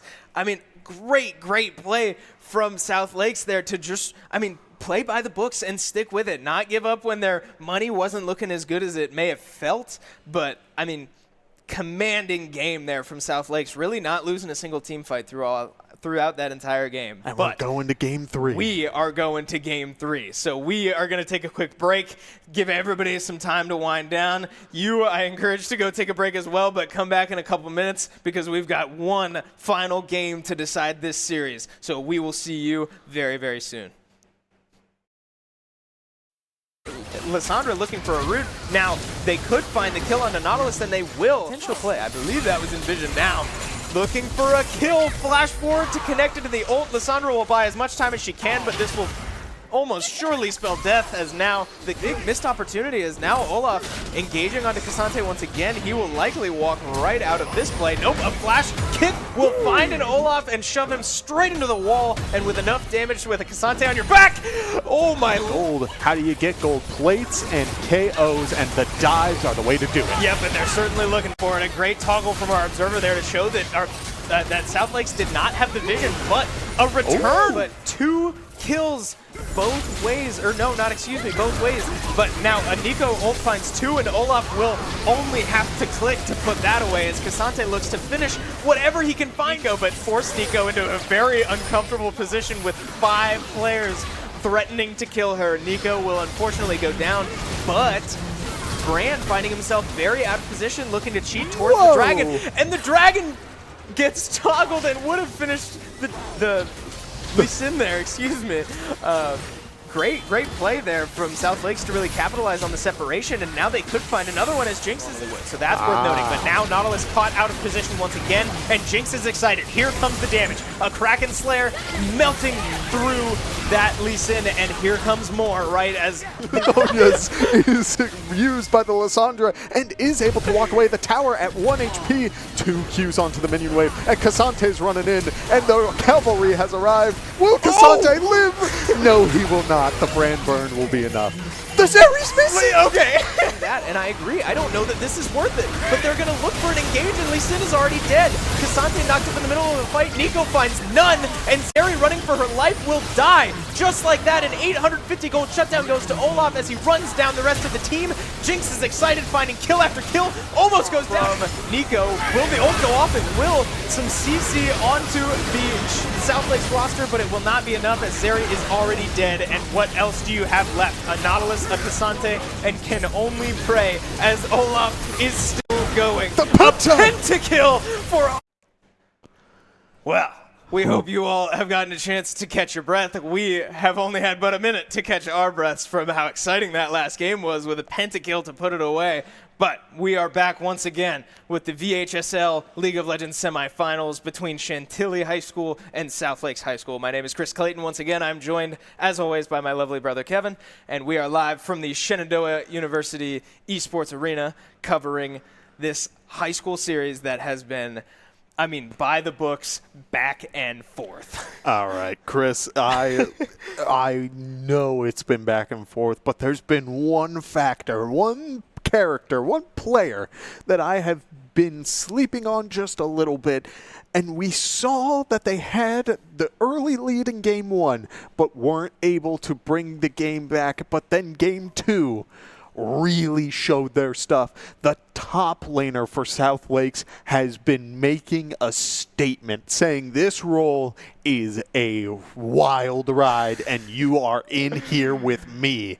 So I am super excited to get into this Game 3 because not only did we see where now the gold is definitely helping on the other sides of the map, but we're starting to see which players are starting to shine, who really wants to grab these leads. And I am looking forward to what this draft holds for us. Right. I mean, I'm running out of ideas because each game it seems like a new star kind of shines. And from Game 1, we thought it was going to be both 80 carries, and we were right? We got into the draft, and both first picks were 80 carries. It was Jinx, Zeri, boom, off the table, exactly how I think most of us expected.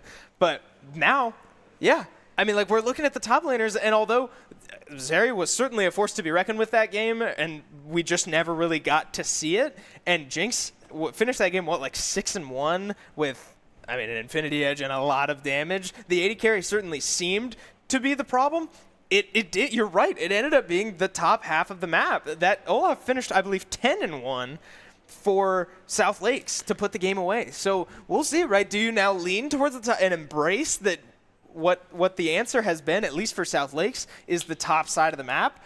Or if you're Chantilly, do you say, hey, our 80 carry had all the answers, we just need to put it all together? I mean, it's going to be so interesting. There are so many different ways to go about this just from what we've seen through 2 games. Yes, and we do know that Chantilly is blue side, which means that they will have the counter pick for the last pick. This South Lakes player has been doing a phenomenal job of really keeping... No, excuse me, I'm getting that backwards. Chantilly is blue, which means that South Lakes will have the counter pick. Correct. And South Lakes is going to be the one... Their top laner has had such an influence, such an impact, and has done really well with the counter pick. Correct. Which means that this is turning into a bit of a scary situation if I am Chantilly, because this force, this individual, has been doing work in every game, and yes, they were able to stop that in Game 1, but Game 2, it was all for one. Yeah, and there's an additional factor here now that we need to talk about, because last game we talked about the Jinx, the presence of this Jinx as just a first overall pick, and the power that character demands. Now, we saw South Lakes ban it in the first game. South Lakes opting for blue side Game 2 and gets it. Now, after seeing what Chantilly's 80 carry has been able to do, both in Game 1, scaling very hard on the Xayah, and Game 2, almost scaling into an equally inevitable monster on the Zeri that just got put out before we really got to see it. Do you let Chantilly have that Jinx? I think you have to ban it here. I agree, but as we see these bans from the side of South Lakes, we're seeing the Maokai, we're seeing the Rakan, which definitely have its place, right? Mm-hmm. One meta, one definitely just an all-around strong first pick. On the other side, they are specifically knocking out the draft that we saw last game. No more Brand, no more Lissandra, no more Olaf. Mm-hmm. You got to start something completely from scratch for this game, and South Lakes will ban the Jinx, saying no, sir. All 5 of South Lake's characters from last game are now off the table. Oh my goodness. From a combined 5 bans out of the 6, 5 of them were South Lakes characters last game. So we will see a completely unique draft from South Lakes here. But I don't think that's the end of the world, right? We saw South Lakes draft, and we both said it. It felt kind of strange, but it filled a very specific need, and we saw that need unfold as the game went on. Now, a massive change in tone here as we see the Zaya be the first overall pick, the B1 pick with a Rakan band from South Lakes. Chantilly saying, we simply do not care. We're going to let our 80 carry scale into another monster, and South Lakes' answer is a Kaisa Seraphine.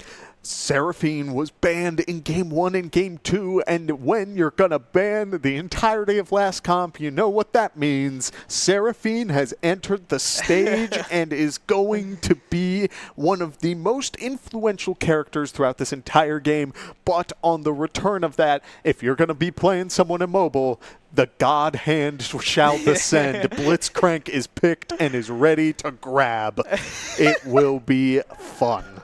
Yeah, both of those characters really fulfilling the same purpose, right? Blitzcrank picked for one reason, because what is the Seraphine going to do right. when you have a Blitzcrank hook come in your direction? And Vi will do the same thing, right? If Blitzcrank happens to miss, all right, well, now we've got a Vi in your backline. Or if Blitzcrank hits and Vi finds an angle into the backline, you have all kinds of ways to blast a fight open. So an interesting response, and I think the correct response from Chantilly, but I fully expect that South Lakes was aware of this and somewhat expected it and felt that it was worth it, which only time will tell. But a Sejuani will come out as the pick for South Lakes as we get into Phase 2 of bans. Cassante and Gragas both off the board. Gragas is one of those 55 win rate characters that is played in 3 lanes, so I am not surprised to see that ban. But after specifically targeting the comp last time, I mean, there's nothing left to ban, but at the same time, I'm shocked to see a more generalized ban.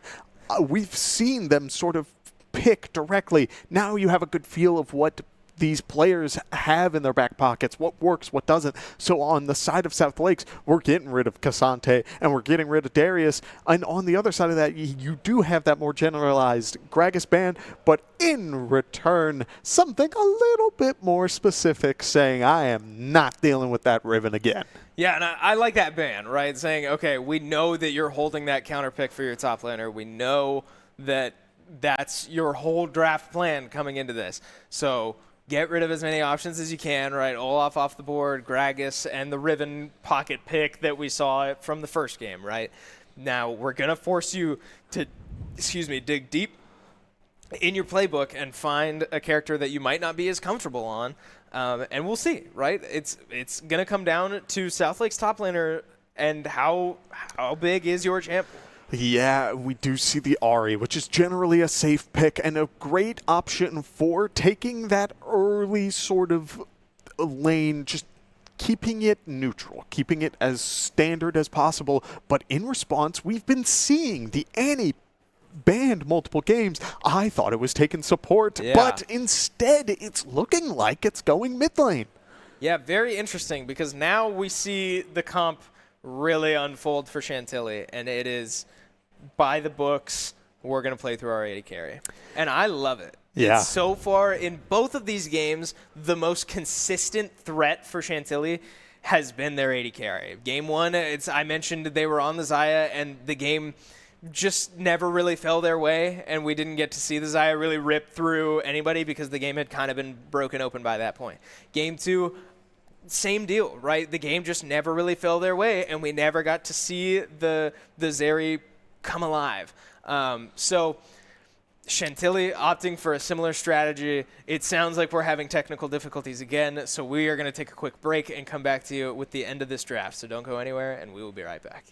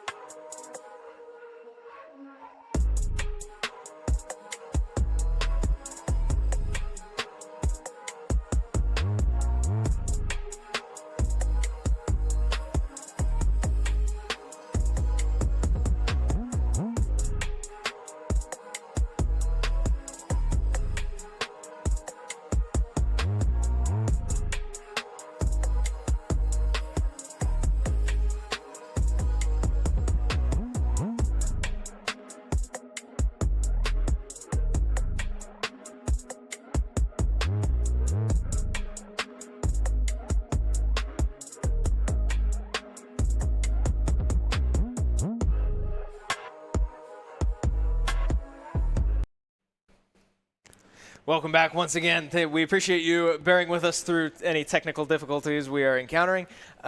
We're having some lobby issues, it sounds like, with the game, but we are back and with a complete draft once again.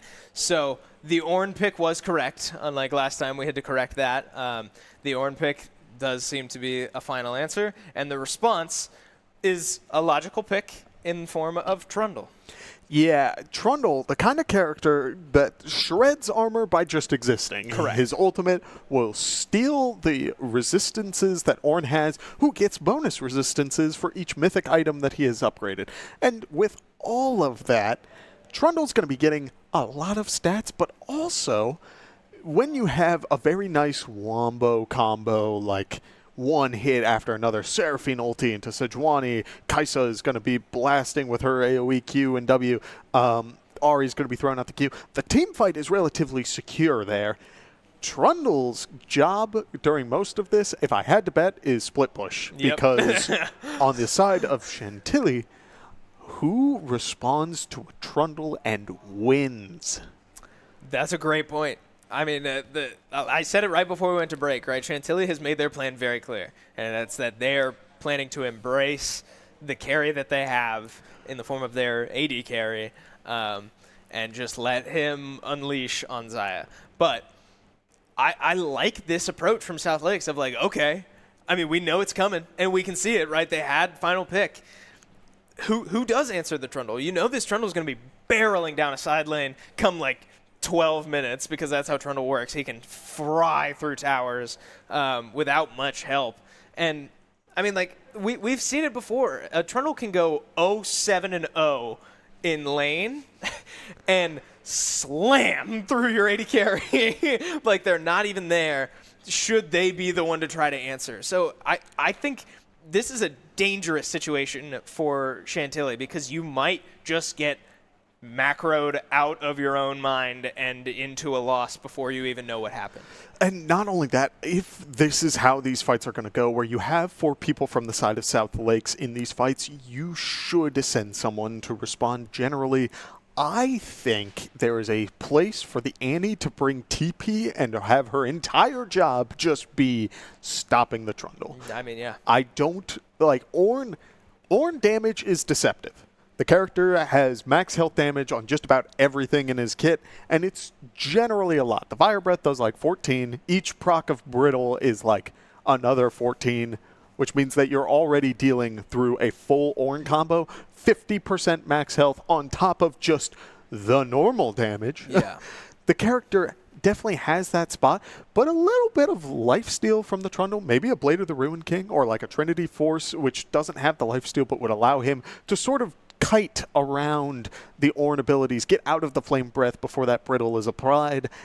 I do think that that matchup will be difficult, so it is on the Ornn to help in the other fights and keep that Xayah alive. Yeah, and with a Xayah and a Ornn, right, Chantilly obviously wants this game to go late. And like I said, there's potential for this game to be blasted open by a Trundle before you even know what happened. So Chantilly needs, and I say needs, to have an answer, whether it's Annie or something else, to this Trundle, because you got to get there. You got to let your Ornn items come online. You got to let your Xayah come online. Like, it's going to get hard and quicker than I think anybody's ready for. Yeah, not only that, there's a place for all of this. Xayah definitely has the carry potential. We saw it before. A Xayah with the items was dealing a ton of damage. That wasn't the only factor in the first game, but if you go and look back and just analyze a little bit, Xayah put in a lot of damage, a lot of work, and was really good at disrupting the hard engage comp. This comp is not necessarily as hard engage, but you do need to be careful engaging as Sejuani. If Sejuani dashes in and throws out the ultimate and the Xayah just jumps up into the air, Sejuani's sitting there and is just kind of sad. Yeah, and there's an interesting dynamic too, because frankly, at least simply speaking, your Xayah should never be getting hit by a Sejuani ult. Right? You should have an Ornn, a Blitzcrank, a Vi in front of her. So really, Xayah should be able, again, in a perfect world, to hold her ult for a barreling Seraphine ult. Because, again, like a Charm could come at an off angle if she's able to ult, whatever. But, like, on paper, in a perfect world, your AD carry should not be getting hit by a Charm or a Sejuani ult. So, again, like team fight wise, I do like this comp for Chantilly, right? Keeping your Xayah alive, there are a lot of ways to keep the CC away from her and quite literally funnel damage into her in the form of Ornn. But I don't know that the team fights are going to matter, right? There's going to be that presence on the other side of the map, so we shall see. But looking to start those team fights early is Chantilly with a 5-man invade down bot, ultimately not paying off yet. I want to acknowledge something else. We do see Ornn in the top side, and the Trundle matchup is definitely going to have its advantages, but it did just hit me. Sejuani's only other applier of the passive is Trundle. Oh. No one else is melee, which means that you may want Trundle in these fights. He doesn't have teleport, which means that what they're hoping to do is not actually have Trundle in the side lane as much, but most likely have Trundle matching Ornn at all possible times, to make sure that if Ornn is in the team fight, Trundle is ulting the Ornn, and Xayah can deal as much damage as possible. It's going to play a little awkward, but it definitely is possible. Yeah, and that's very interesting, right? Layers upon layers of how this game can play out, right? We expected the Trundle to be on a side lane, but they're saying, okay, Chantilly's probably also expecting Trundle to be in a side lane, so how do we play into our own comp? And that's a great point, that there's one melee character outside of Sejuani, and you can't just leave him in a side lane, otherwise your Sejuani is missing an entire ability. So, interesting dynamics and great thinking from both sides, if that is the play. A flash hook goes wide, and another honestly wasted flash from Kai'Sa as the hook was aimed at a Seraphine that just walks away. And that is just a sign of reaction. I think the Kai'Sa has been in that situation before and was just a little too afraid of what could happen. I mean, we've all been there, right? And so I understand it. I understand why you would immediately go for that. But at the same time, you just kind of have to respect it, as now the poke is thrown back at Blitzcrank, but there are very few minions, and he's standing in a pretty good spot. Yeah, his hook is on cooldown for 10 more seconds, so it looks like he threw it right before we were able to cut down, and that would then make sense why the positioning was so aggressive. But it really does hurt, because Blitzcrank hook is just slow enough that you definitely can wait and react to make sure that whether it's going to hit you or not. But it's fast enough that you can't exactly just like sidestep it without at least predicting it to a degree. But it hurts. But enough about that flash play, right? Doesn't matter. It's in the past. Kai'Sa's flash is now on cooldown. Also worth mentioning is that Xayah brought Cleanse. So now she can eat either a Charm or a Sejuani ult or a Seraphine ult, depending on when her ult is when Xayah's ult is available and where she may be standing. So just another level of defense on this wall around Xayah and this effort to keep Xayah alive through any and all efforts that may come at her. But we will see now as Trundle finds a good pillar and finds an Ornn in an uncomfortable position now with no dash, and a lot of autos starting to rain down as lethal tempo and a ghost comes out for Trundle, but unable to find a kill as this Ornn has a cloth armor that he was able to just build. Now Flash comes out for Vi and finds a root on the other end, but Kai'Sa too far away to follow up, but a good find there for Chantilly's jungler. Trundle is down a potion, and Ornn still has his biscuits and is able to craft items in the lane with the wave pushing towards him, Chris. If you're going to be playing this scaling character, you said it. It is optimal. You are sitting there pretty, and Trundle is going to be struggling to crash those waves, or it has so much AoE versus Trundle, who has to hit one at a time. But at the same time, we see mid lane is in a bit of a back and forth. Even CS, 2 potions, 2 biscuits. They are happy as can be, just doing their own thing. But the bot lane is where we're starting to see the difference, is because of the Xayah, who is about 13 CS ahead. 2 waves already, and it's because of that Blitzcrank zone potential.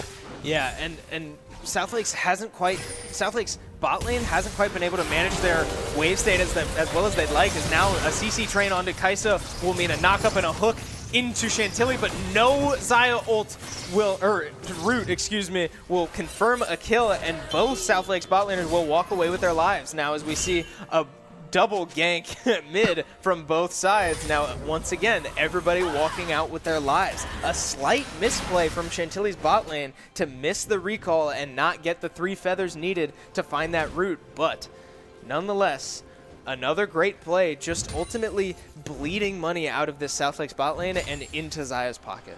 Right, and that's just what you need at this point. We saw how much value that the Xayah has when she has the money, and Kai'Sa is definitely a character that can do the same, but right now is the bot lane on the side of Chantilly is doing a great job of just making sure they're having as few resources as possible. Yes, and now Vi is not level 6, but both of Southlake's bot laners, excuse me, do not have flash. So with a wave building up and an extra caster minion in there, you've got time to make this play. Vi will start tanking, Blitzcrank will likely go down as they do find a root, and Kai'Sa will finally die, but Xayah starts tanking tower and is forced to flash out. A pretty sloppy play there, but still, denying Kai'Sa that wave, finding the kill, getting it onto Xayah, ultimately, I believe, a net positive for Chantilly on that play. And Trundle has popped the ultimate onto the Ornn. Doesn't have Ghost, so Ornn will just walk away.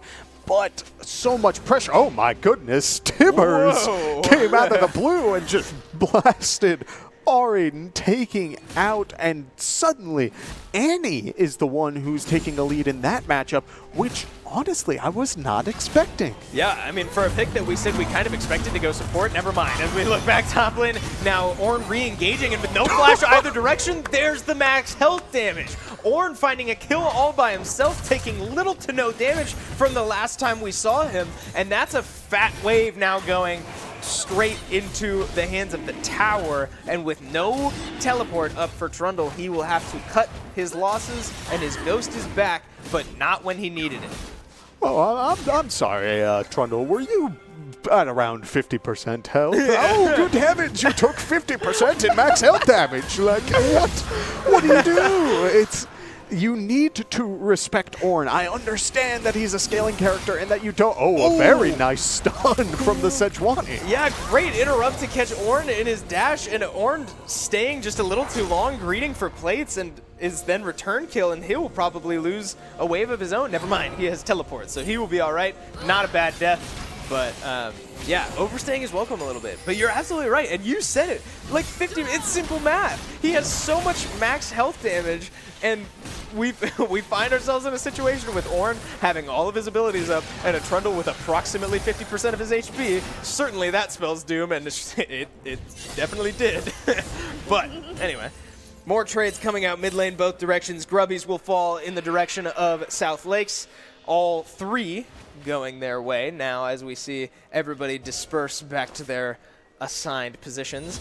There is a gross disparity in XP down here as we see Kai'Sa trying to keep the mental intact, waiting for a wave to crash. Here it comes, a very large wave, and again, with no eyes on Vi, this is a little scary. Now, we as observers know that there's no threat of a gank here, and now it's probably pretty obvious for South Lakes as we see Chantilly's bot lane start to back up.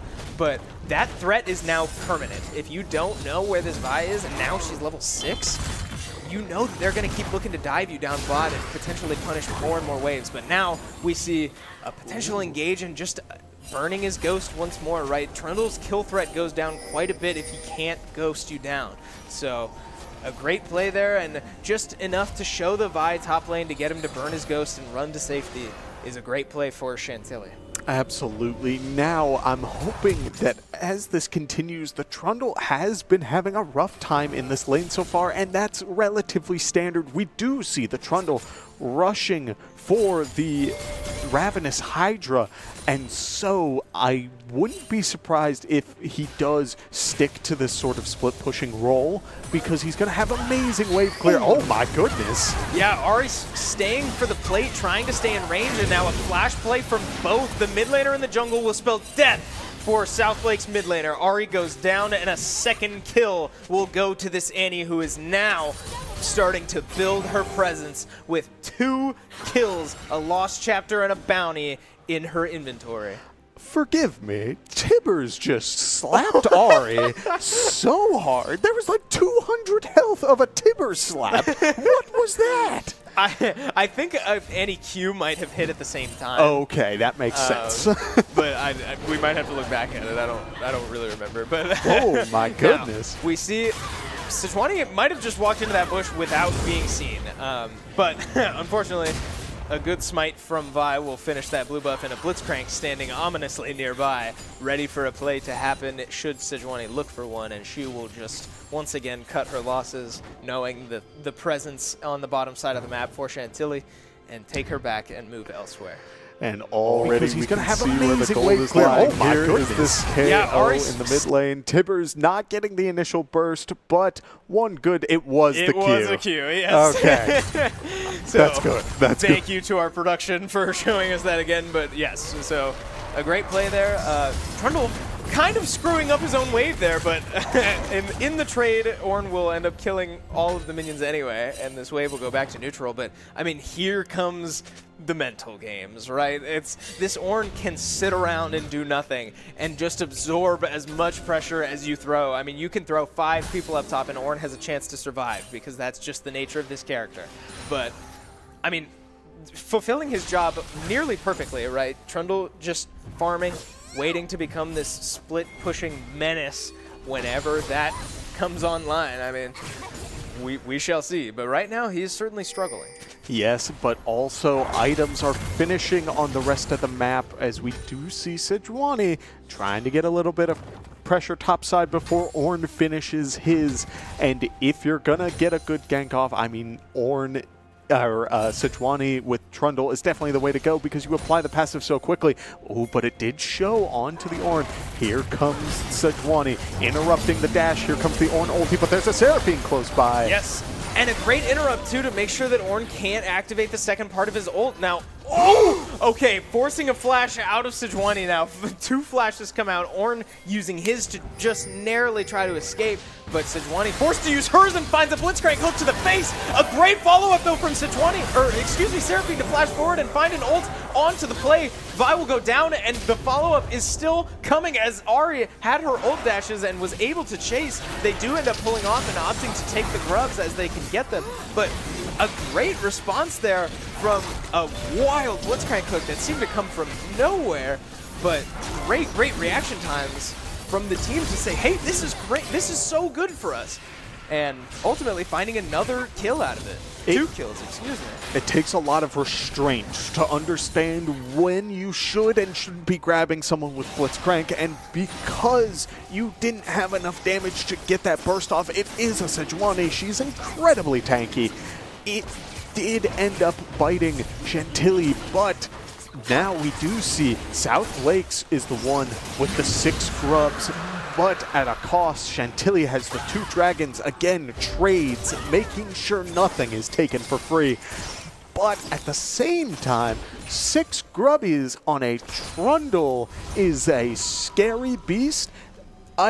The first items are being completed. We do see the Ravenous Hydra coming out from the Trundle, who also brought Overheal in his runes. I've noticed that he's had a shield a couple of times at full health. A very interesting pick, but we see the Sunfire Cape from the Sejuani, a very standard item. Malignance on the Ari, the Kraken Slayer on the Kaisa, opting for the AD build, not any sort of AP, which makes sense considering you have a Seraphine, an Ari, and the Sejuani.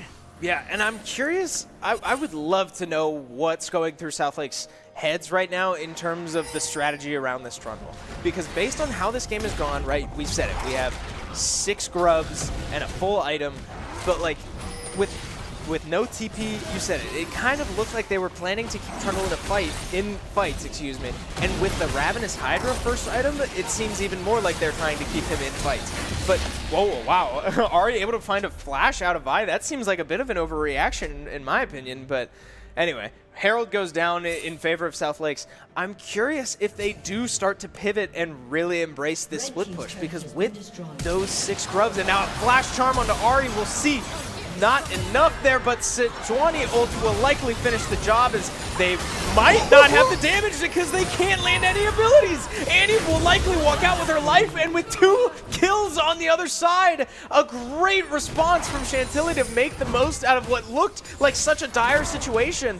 And, I mean, impeccable movement to dodge all of those skill shots and walk out with your life, let alone 2 trade kills. Oh, Chris, that was amazingly well played by the Annie player. You don't expect to see a lot of momentum-based outplays from characters who don't have a lot of mobility, and yet the Annie did a really good job of spacing out these abilities, and the Ahri's abilities were still on cooldown, which means that it just barely wasn't enough. Look at the single-digit HP, and she will walk away.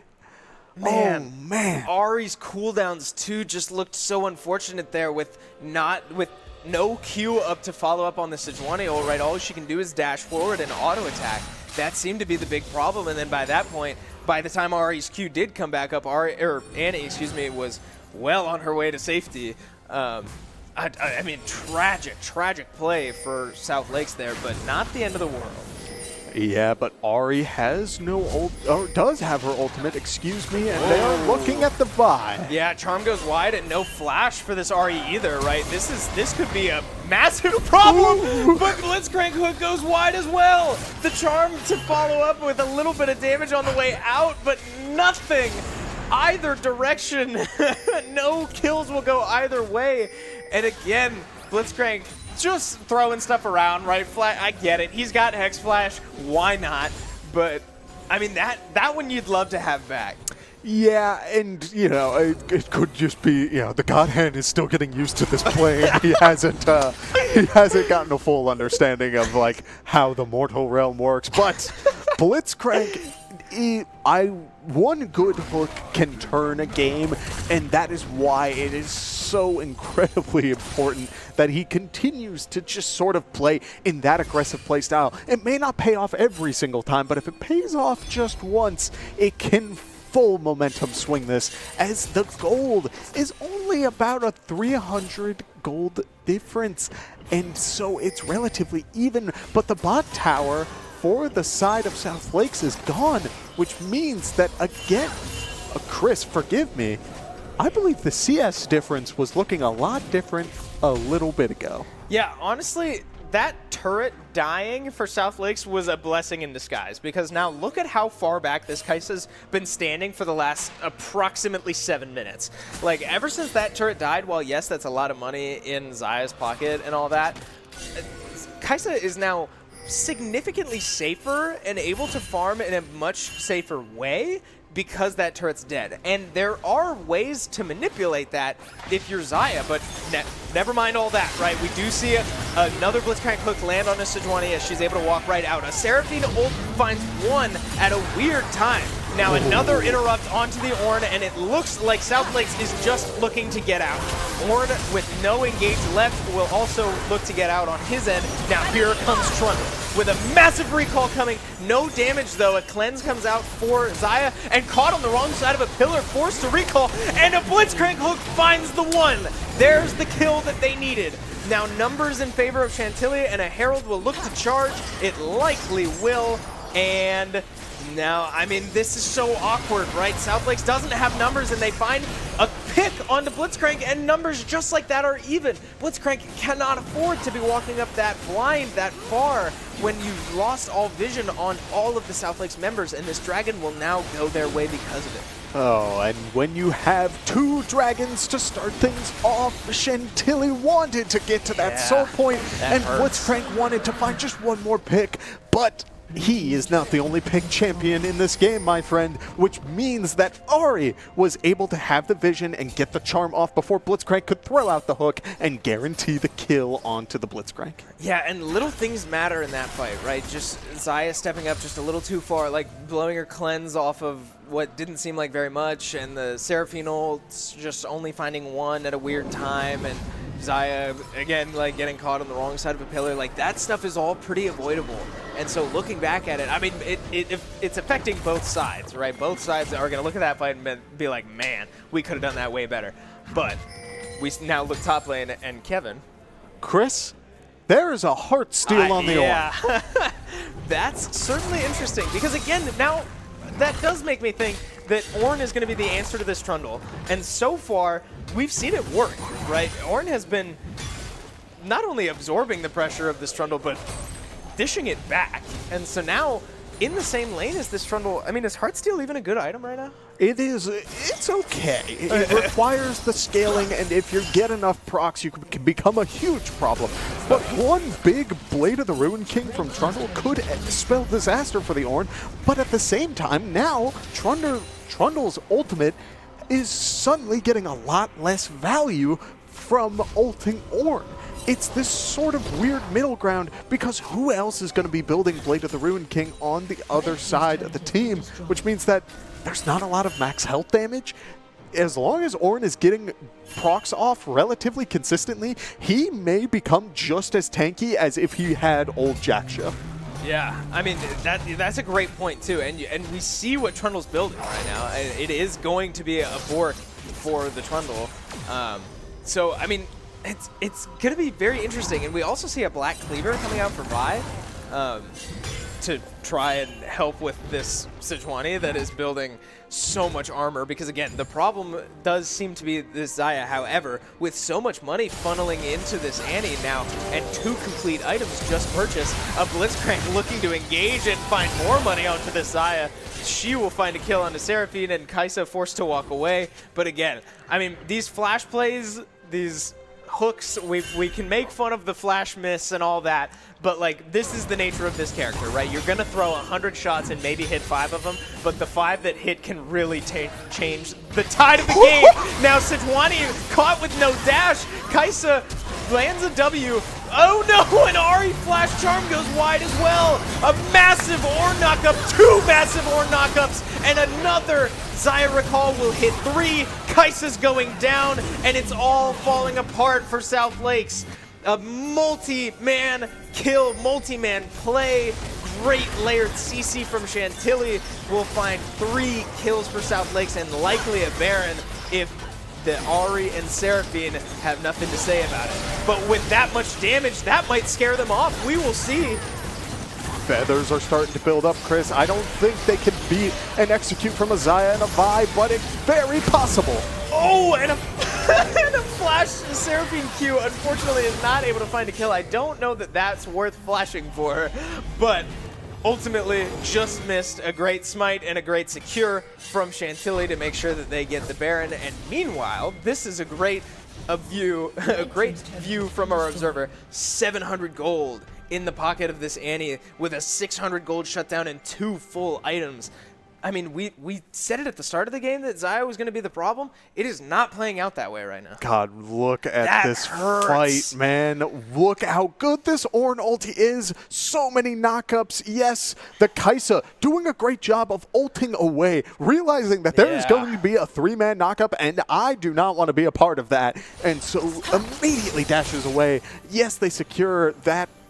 Those 2 kills, yes, they secure the Baron, but Kai'Sa is doing a great job of making sure that at the very least she can keep making money throughout this game. If you're going to be on that respawn timer, it hurts. Whoa, Ari has tripped and fallen into a Blitzcrank, but Blitzcrank still has his hook and it goes wide. Sejuani looking to finish the Blitzcrank and won't be able to do it. Now Kai'Sa has entered the fight, but they're chasing them away from the rest of the team. Great positioning there from Chantilly to force South Lakes down. Now, Blitzcrank will go down, and we have even numbers once again, but Ari very low, and now a stun onto Seraphine, and a great redirect, too, from Ornn, excuse me. Charm will miss once again, and Vi finds a kill onto the Ari. Now, again, I mean, just one at a time, all of these random bodies just dropping for South Lakes on all different parts of the map, and the chaotic fights we wanted the last 2 games are happening before our eyes now. Yes, and it comes from not only nerves, but also it comes from the fact that you need to be making plays. The leads, this ability where you pick the Trundle to counterpick the Ornn, and you think that this is the answer, this is what we'll play through, and one item has caused this much headache, which means that now it is all just swinging into Chantilly's favor. The Trundle, which you saved for that last pick, is now struggling to find that lead. And yes, the bot lane has struggled early on. A Kraken Slayer and a Terminus on the Kai'Sa means that she is trying to hit that late game, trying to use those spikes as best as possible. But on the other side of that coin, you have an upgraded Xayah, Chris. Yes, I was going to point out that I was pretty confident Xayah would have enough money to finish her Lord Doms on a back. And sure enough, here it is, right? We have a 4-0-6, 240, nearly perfect CS Xayah on 3 items. And that Lord Doms is going to be the item that really makes this Xayah shred through all 5 of you pretty much effortlessly. Now we see, here comes Hex Flash, and Blitzcrank's looking for more. A sprinting Blitzcrank will find a silence on the Seraphine and misses hook again. Charm finds the Blitzcrank, and they'll see if they have enough damage. A normal flash comes out for Blitzcrank, but it won't be enough as this Hex Flash will be back once again. And a kill for South Lakes on the response. A very aggressive look from Blitzcrank, but another missed hook will spell death for the Chantilly support. Oh no, Chris, I want the Blitzcrank. It was such a beautiful play, and he's had so many great hooks. That fight we saw earlier was amazing because it started that 2-man or knockup, but now we are hitting this point where you probably don't need to be making those sorts of plays when you have this lead. And at the same time, Trundle is doing what he does best. There are 2 items on this man, but there are 2 enemies in the top lane. A flash engage from Vi goes very wide. I've said that a couple times today, but now look at this Trundle. He's not dying. Finally, Xayah shows up to be the damage that Chantilly needed to put him away, but now Trundle, I think it is safe to say, is online. These objective bounties are going to be what gets South Lakes back into this game. We've seen it once now, just now, the damage that Trundle can do with 6 grubs and a turret with no opponent standing in his lane. We'll see if that can continue, but so far Chantilly's done a good job of matching him, but a slight misstep there does give up a tower, and needing to respond with that much attention should be an alarming sign for Chantilly going forward. Oh man, Chris, and not only that, we see Ornn level 16 Ornn items online on all of the carries. The only one who needs it now is Blitzcrank. And so with the last carry waiting for his item, he is waiting for the opportunity to run even faster. But it's going to be, I still don't think that now is the time for these plays. Yes, they can turn the fight, but we also saw the other side of that coin where a Blitzcrank a little too far ahead is going to just go down. Your only options for your CC is to bring them closer, and if you're out of position, it's not going to do much. Yeah, and it's also worth mentioning that I believe Trundle got a shutdown for that one kill there, and so do you see what he's building? The Trinity. It will be a Trinity. So this is going to be so weird, right? This side lane presence, it's not like a hole breaker, right? It's not going to be fully committing to this. I never want to be on the same screen as my teammates. Look at the Trundle right here, because Annie is down bot side, but I don't think that Trundle's just going for the tower. He does not care, and he won't be able to kill. It should go down. Okay. Yes, Minion's able to finish the job, but again, I mean, that's going to be the name of the game for the rest of the game. Now, oh no, Seraphine flashes at the wind, and we will see. Blitzcrank goes wide again. Vi ult able to lock down the target, and again, I mean, these reaction times need to improve. I hate to say it, but you cannot be flashing at the sound of a Blitzcrank hook from the distance, right? No, Blitzcrank! This is another one. But a great dodge there from Sejuani to get back to safety in her base. And again, like, we sit here and laugh at the idea of Blitzcrank. This Blitzcrank is playing great, right? The presence and pressure that this Blitzcrank is exuding by just existing and throwing hooks around off cooldown is overwhelming. Even, I said it before, you're going to throw 100 and hit maybe 5. But the 5 that hit are so important. So, I mean, if this Blitzcrank is able to keep doing what they're doing, it's going to work out great. But wow, a large commit here from Sejuani is now a TP to the Blitzcrank will mean support is on the way, and it is just an Ornn that will be enough to scare off the rest of the South Lakes roster. Oh my goodness, Chris, look how much health this Ornn has. He has a completed Sunfire, a completed magic resist item, and look how much stats he has. 245 armor, 168 magic resist. Oh, Blitzcrank. This is Soul, too. That's the Dragon Soul that just died right before our eyes. South Lakes wasn't even able to walk up into the river, and now Blitzcrank's looking for more. He will blast cone forward. Here it comes.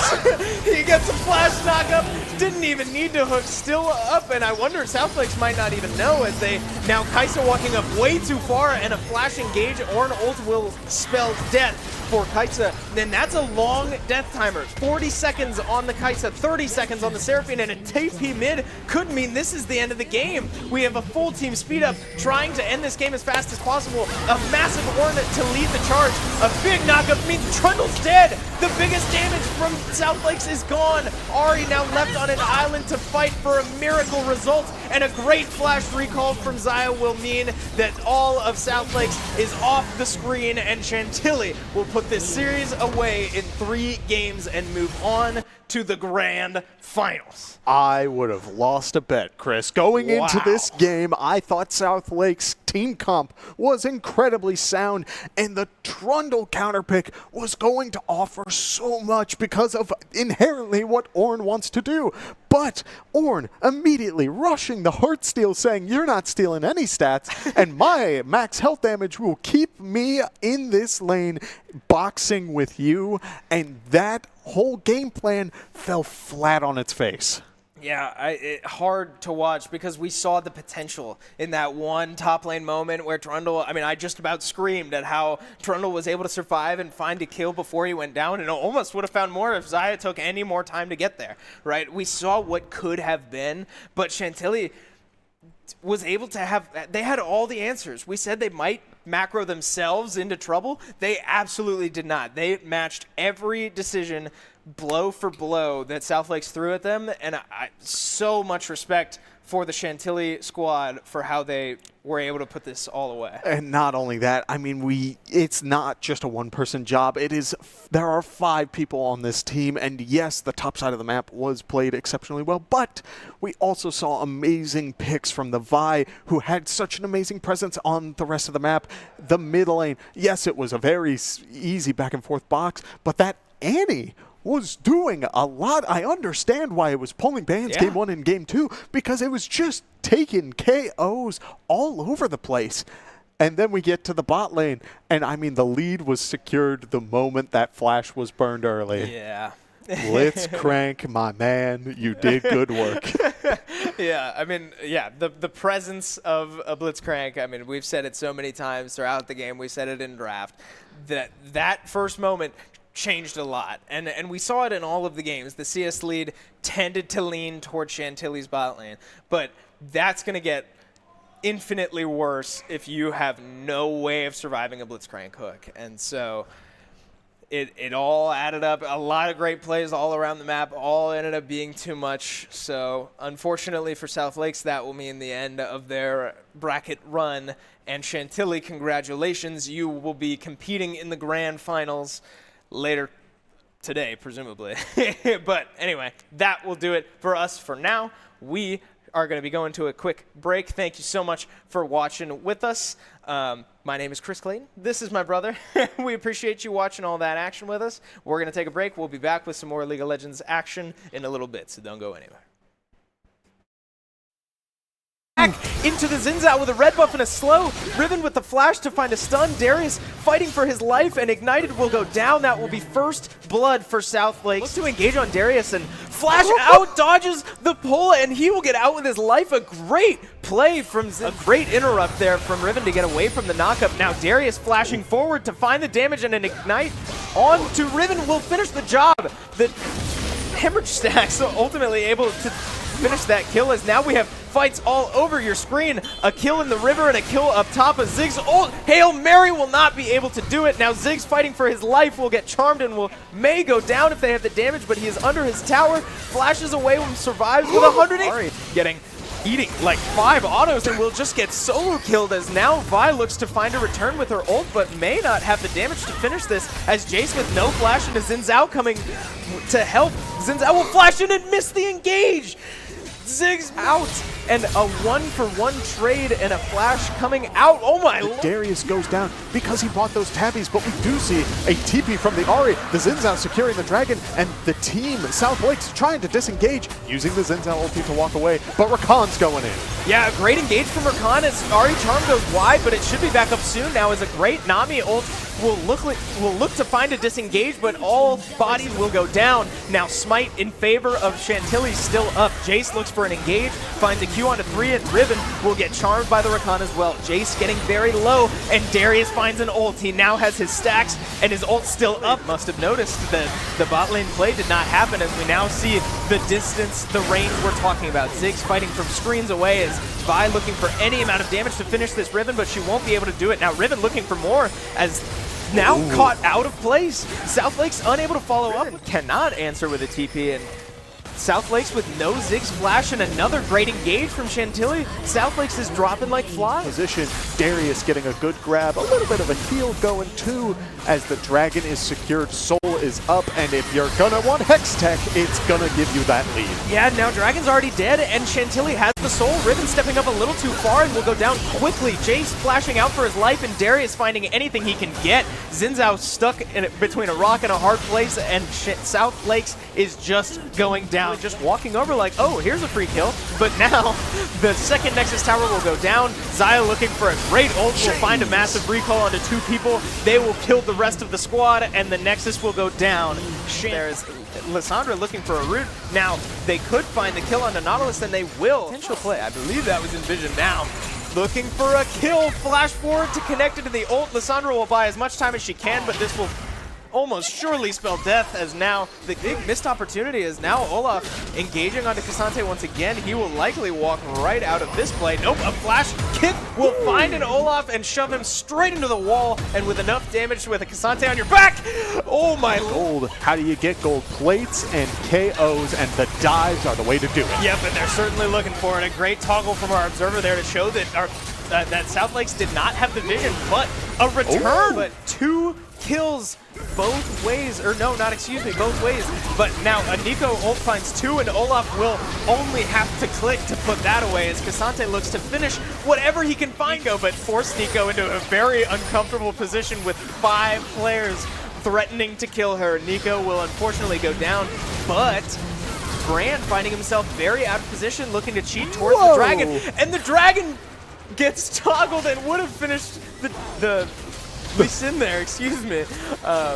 Great play there from South Lakes to really capitalize on the separation, and now they could find another one as Jinx is in, so that's worth noting. But now Nautilus caught out of position once again, and Jinx is excited. Here comes the damage. A Kraken Slayer melting through that Lee Sin, and here comes more, right, as Yes, is used by the Lissandra and is able to walk away. The tower at 1 HP, 2 Qs onto the minion wave, and Cassante's running in, and the cavalry has arrived. Will Cassante live? No, he will not. The brand burn will be enough. The Zeri's missing! Okay. That, and I agree. I don't know that this is worth it, but they're going to look for an engage, and Lee Sin is already dead. Cassante knocked up in the middle of the fight. Nico finds none, and Zeri running for her life will die. Just like that, an 850 gold shutdown goes to Olaf as he runs down the rest of the team. Jinx is excited, finding kill after kill. Almost goes down.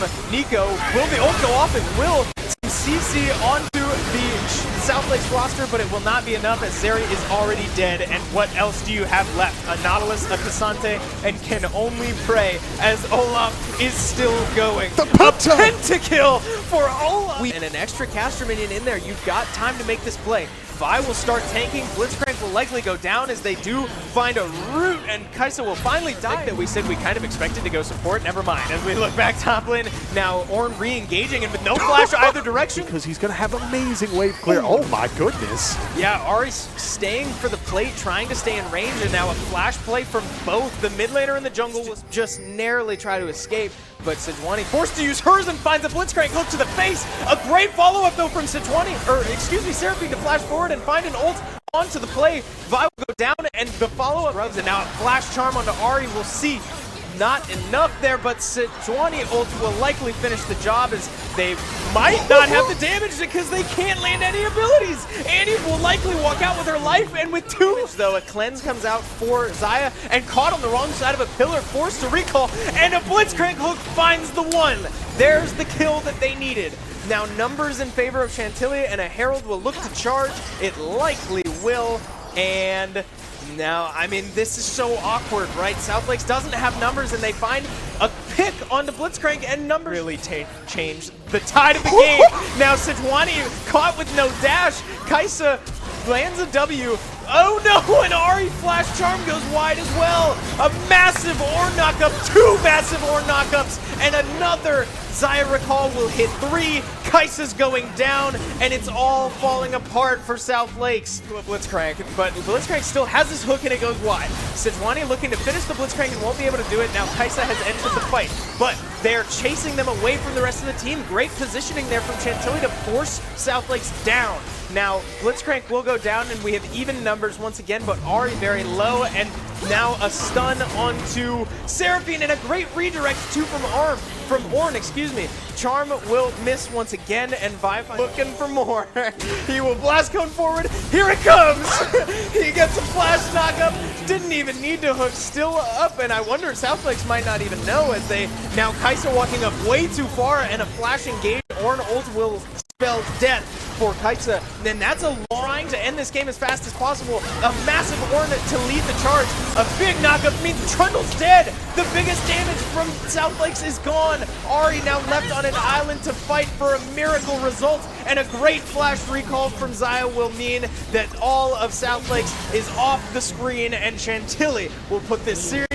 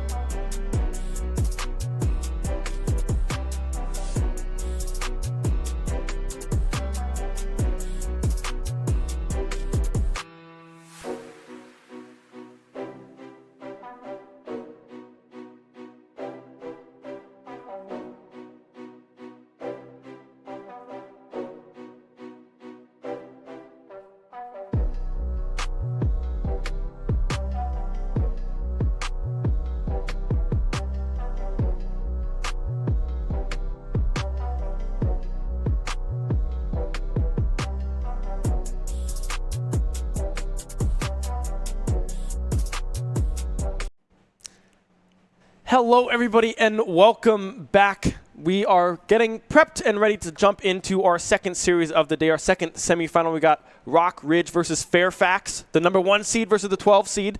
We had a very competitive early series against Chantilly and oh my gosh, I'm blanking on the other name right now. South Lakes. South Lakes. That's the one. There it is. Chantilly able to bring back a...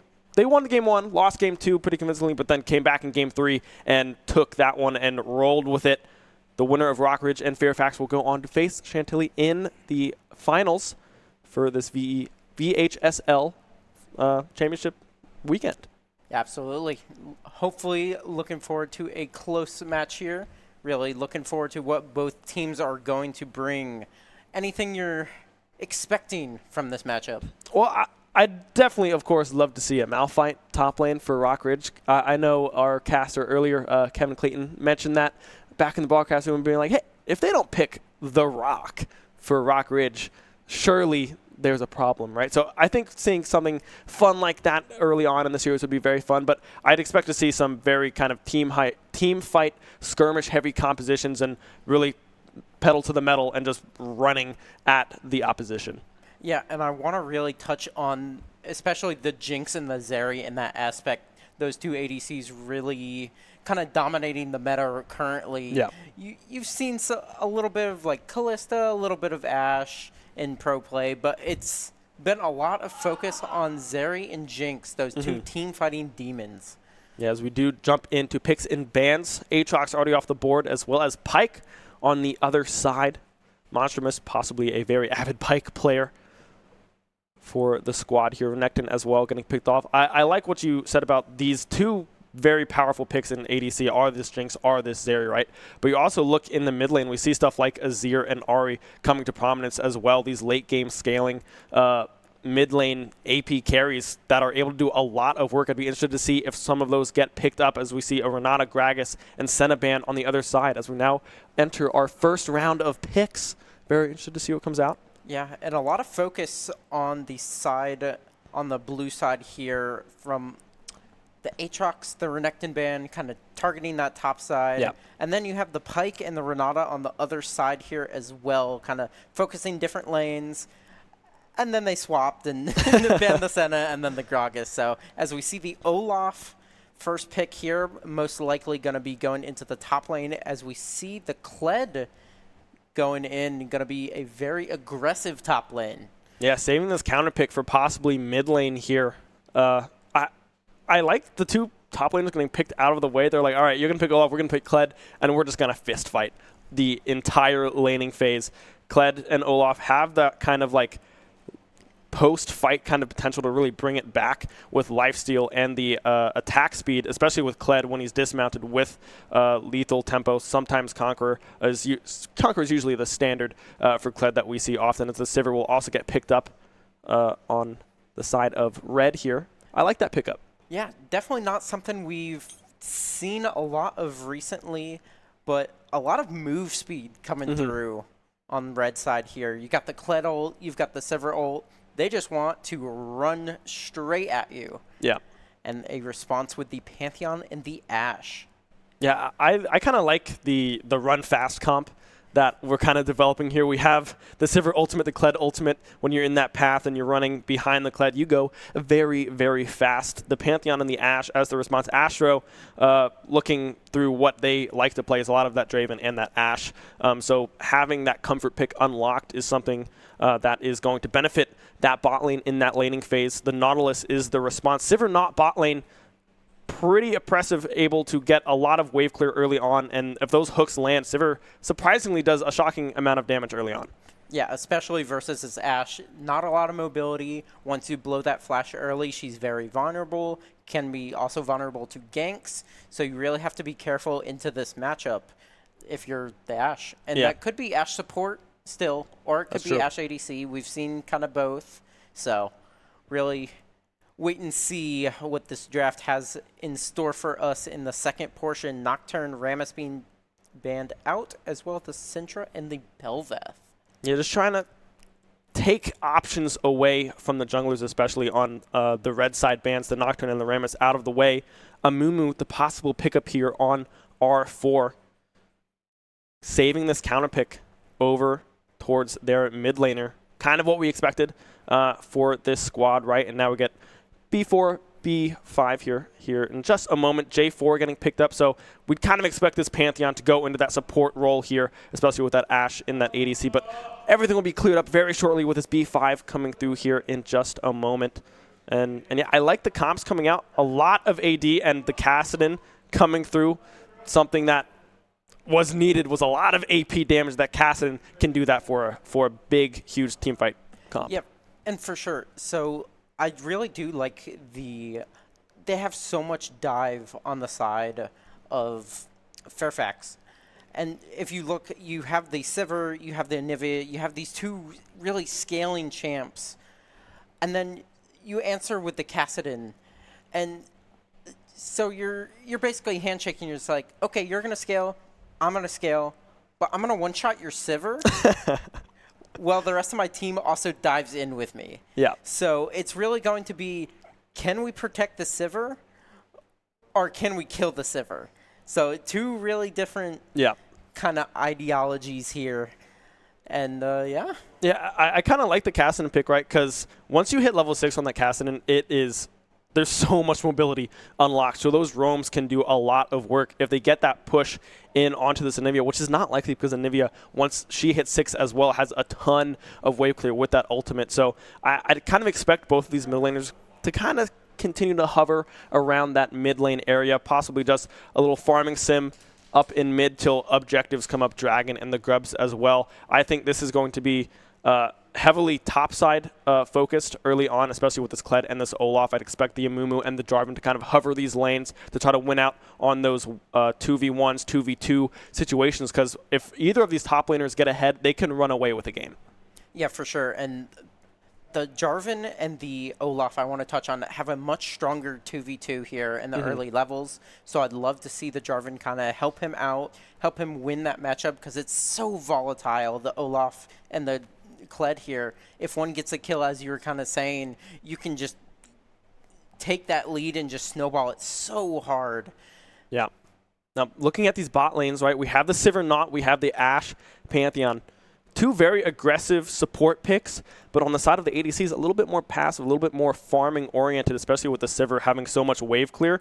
I'd expect possibly some dive opportunities coming through with the bandage toss from Amumu if they are trying to hover around this bot side, but I don't foresee that happening. I think this is both comps are very late game oriented. I feel Ashe has some pretty good scaling on their side. Kassadin is the main thing to look at on the side of Fairfax there. And then you also have this Anivia scaling as well alongside this Sivir. So we're looking like a long game, but if someone gets ahead early, that could really toss a wrench into things.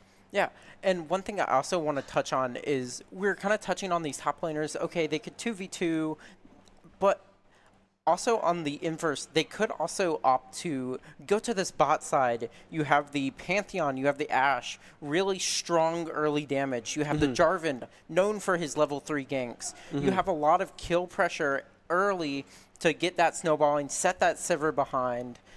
But on the other side, you also have the Nautilus. You have the Mumu. Sivir doesn't do bad damage with her Q early. So you really have to ask yourself, okay, if I don't win the 2v2 top versus Olaf Jarvan, am I going to make something happen bot? And same on the other side as the Pantheon. You're so strong early. Are you going to try and make plays elsewhere? Are you going to try and call your jungler down? So I really want to see what the teams have cooking here. Yeah, and also these two supports are very good at roaming, right?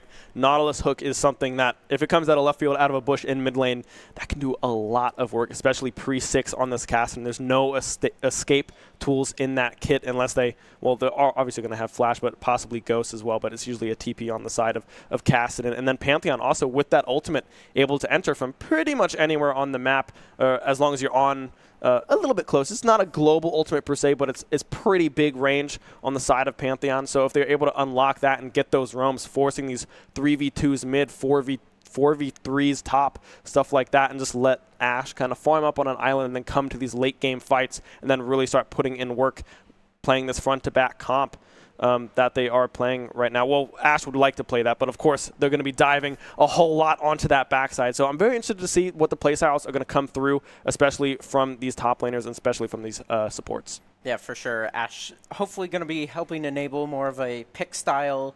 you can send that arrow, you have a ton of vision, you have the Cassanu who can kind of jump between walls, your Jarvan can jump on someone, so a lot of mobility, a lot of pick potential as well, so they could opt for that as we see Rock Ridge 5 stacking on the top bush. Yeah, moving into that pixel there.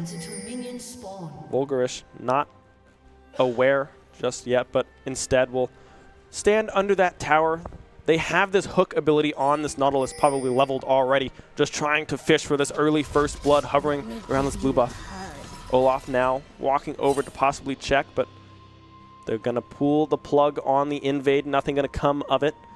I like the play coming through, but just unable to find anything just yet. Fairfax is playing that standard 5-point for Fairfax. Yeah, and I really like that they got this early vision down. They're going to be able to kind of track this Jarvan more reliably. Going to be dropping a ward himself, the Olaf here on the blue buff, to try and make sure there's no shenanigans happening, no vertical jungling. But I really like that ward. Going to try and keep track of the Jarvan, make sure, okay, wherever you go, maybe I can make a counter gank on the other side of the map, maybe I can match you, sort of keep track of him there. Yeah, Moon was starting on this top side, Jarvan on the bot side, so probably just kind of playing even top to bot clear, bot to top clear, trying to find these early pickups here. Interesting to see how this top lane matchup will open up already. The chain coming through from the Kled, just getting a little bit of poke damage, nothing too crazy, just like can't really follow up with the health being what it is, as we did just start this laning phase, waves crashing in. Bot lane still steady as well, but a little slow to begin with. Nothing too crazy. And one thing I kind of want to touch on, which is interesting, is this Olaf opted for Ghost and Flash, where I think usually you're more likely to see kind of a Ghost Ignite, maybe even a Ghost Teleport, something just to make sure you can keep that aggressive pressure up. The Flash, not as seen, since you already have the movement speed from the Ghost. You can kind of already catch, so we'll have to see if that comes into play at all. Yeah, especially with the Olaf ultimate, right? You don't really have the flash abilities because you can just walk right through them because you go unstoppable with that Ragnarok when that is popped. Bot lane Rockridge having a little bit of a shove here.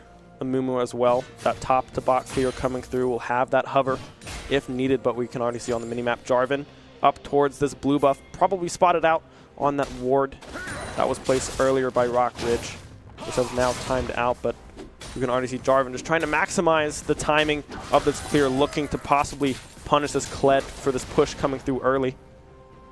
Yeah, and this is kind of what we were talking about, the Jarvan kind of looking for the top lane. No, Amumu can't match their 2v2, trying to look for their, and Amumu deciding to go from top to bot, knowing, hey, we don't win that 2v2, I'm going to look for something mid or bot.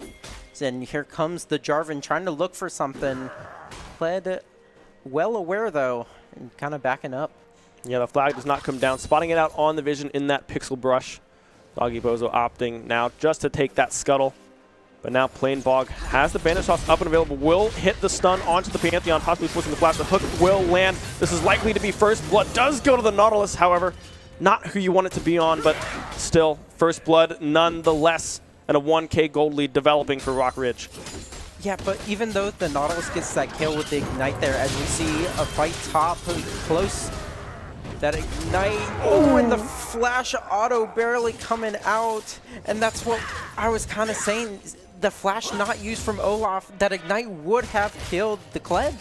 Yeah, a very, very close exchange indeed in that top side. Kled able to bring the win in that instance, getting that kill. Kassadin and Anivia mid.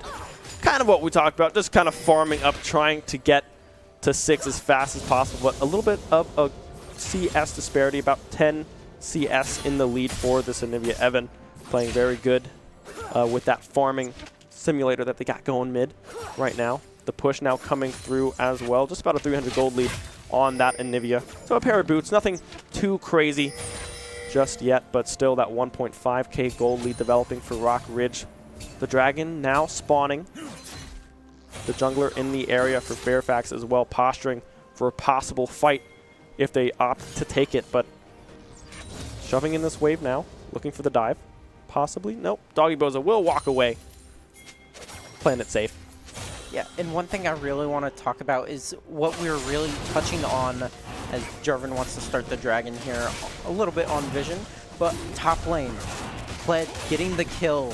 Such a volatile matchup, already has the Brutalizer. Gonna really look to extend this lead off the 500 gold, the first blood.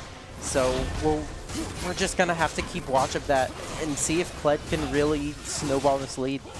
Yeah, and they have this prio in bot, the wave pushed in, meaning that Fairfax can easily take away this Dragon. The first Drake over to Fairfax, it is a Cloud. The second one, not sure what it is. We don't know what what Dragon Soul is just yet. It will be a Hextech. Drake will be next. Planebog already in position to take these grubs, getting that cross map going, especially with the pressure that this Kled has in this top side. The lane pushed in, the health advantage as well. No way can Fairfax contest this grub take. Yeah, and look at the wave topside. Kled building such a wave, saying, Olaf, you cannot touch this wave, or else you're just going to lose so much health. And look at the CS lead. He's picking up some off that wave there, but still down about 9 CS. So, kind of rough on the top side. Yeah, we see Pantheon as well, just trying to posture around the 5 stack here. Do a lot of damage if they can get on top of that Sivir, but the Spell Shield still up and available right now. The Q5 not connecting on anyone there. No damage coming through, but that does do some serious work if it does connect. Yeah, and the mid laners both finally getting tier, the Anivia getting tier and teleporting back. Cassidy having it for a little bit, having teleported back a little bit ago. So they'll start really stacking those tiers, both probably going towards that Rod of Ages. So they're just chilling. Yeah, this is kind of what we expected to see coming through from this mid lane matchup, right? There's not a whole lot of aggression that these two mid laners can really have on each other, right? We have the egg passive on Anivia. If they do get jumped on, they can probably live through a lot of the burst there, especially if help is on the way. And then Cassidy, they can just run away. They can just rift, shift out of danger, and then you're good to go if you're a Cassidy. Yeah, for sure. Really safe. The Kled having the ult pop there to try and get out. The fight coming in bot lane. The bot lane fight, indeed, Flag and Drag will come out. The arrow as well will connect on to the Nautilus. The ult coming out as well, but just a hair too late. A kill picked up on the side of Fairfax.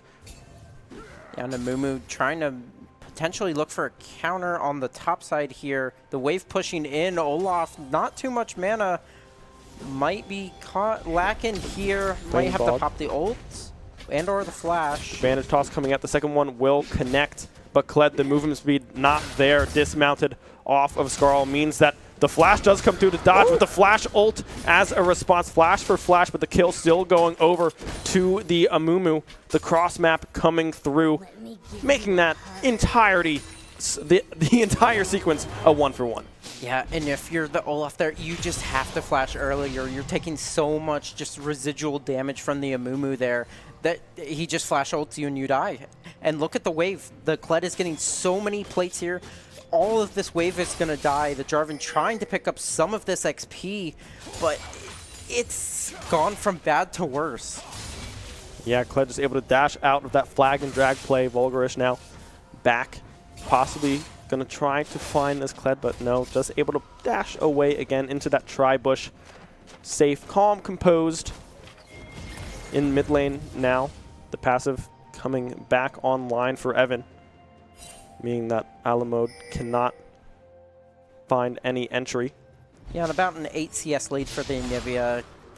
About what we expect from the range versus melee matchup. Cassidy going in for a small trade here, but nothing really will happen. As Pantheon trying to look for something, but not much you can do with the Anivia. Yeah, Monstrous trying to find a little hover there, seeing if Evan gets a little bit aggressive onto this Cassidy, but will opt not to do so, meaning that Monstrous will just walk back to the bot lane. The hook getting toyed at right now by Marmar. Nothing coming through just yet. The Q5 does come through now. That Pantheon needs to build up those stacks yet again. Planebog in the area, for a possible 3v2 if a hook lands, but playing very, very safe is the bot lane of Fairfax, knowing that something might be going on with how aggressive this Nautilus is playing right now. Yeah, and this Nautilus not quite able to find something. One thing I would like to see from this Nautilus is some more vision kind of tracking this Pantheon's roams, because I would love to see this Nautilus really, really punish this Ashe for saying, okay, your Pantheon's roaming, you're left in the 1v2, we're just going to kill you. Yeah. I would love to see some aggression and some wards to really get that knowledge, but I'm not sure if they maybe didn't see him on a ward, maybe thought, okay, he's backing. But as Dragon is started here by the side of Rock Ridge. Yeah, Contest possibly looking to come through. The hook does go out, but the Rift walk away from Ala mode will get them to safety. They will donate the Dragon as a response. They will get one grub. The Kled coming up to contest the Flag and Drag away. Fairfax trying to cross-map that one to secure these grubs for themselves, but the contest coming through from this Kled means that Rock Ridge can advance and walk all the way back up. Flag and Drag again will not connect. Kled dashing back in, dismount coming through, but the stun from the Amumu is going to hit 3. The Ragnarok, however, does come out, trying to stay alive. Riftwalk back in, they're so low, but the Kled stays alive. That is, oh, the Pantheon ult coming through as well. The ult again from the Anivia. That's a 4 for none and a 5 grub. Rock Ridge now blowing up this game. 3.5k gold lead in favor of Rock Ridge. Yeah, and that Anivia got so many kills there. Just going to accelerate that Rod of Ages, going to accelerate the scaling. Anivia just became a whole lot scarier as we see Olaf trying to fight here. The Kled was just so much stronger, and also a 3-man Amumu ult just devastating for Fairfax. Yeah, and you can see Monstrum is just trying to get in there, but just barely out of range, is spamming R. I can only assume casts that ability and then goes, oh no. My team is not alive anymore, and there are 4 people sitting there waiting for me to land, donating another kill over to Rock Ridge. 5 grubs to 1 means that Rock Ridge will have some of their little friends spawning when they are finding these split pushes, something that Kled is very, very good at doing later in the game. Yeah, and the side of Fairfax down about 3.5k gold, with 2k of that just being Kled itself, another 1,000 of that being Anivia. So just 2 huge threats that Anivia, not sure what items she has right now, has finished the Rod of Ages and has finished Boots, so this Anivia is so accelerated. The Cassidy also having the Rod of Ages as well, though, trying to keep pace. So we're really going to have to keep track of those scaling champions. Yeah. Items coming across the board now. The Kraken completed for this Sivir. Ashe not quite at that mark just yet. No completed items on the Olaf either. Just trying to build up towards their first completed item. Kled already having theirs unlocked. This Kled is going to do a lot of damage if they find these skirmishes. The ult coming through as well. Evan has to get out of there. The ult coming through from the Mumu as well will connect. Alamo trying to get this backline access, trying to get Evan down to pop that passive, but won't be able to do so. Has to run for the hills. Evan staying alive. The passive still alive. The Riftwalk will come through, able to dodge that bandage toss. That's the thing about Cassidy. You think you can hit an ability, and then they can just hit R and dodge it, especially with this Rod of Ages having so much mana in addition to this Cassidy, meaning they can kind of ult whenever they want. Yeah, but I want to really touch back on that fight. The Jarvan kind of trapping themselves in with the Anivia ult, just cooking, taking so much damage, not able to even pop the Anivia egg, trying to commit, saying, okay, we can maybe get a kill, maybe get a shutdown, but can't even pop the egg, as the Herald will take out the first turret on the top side.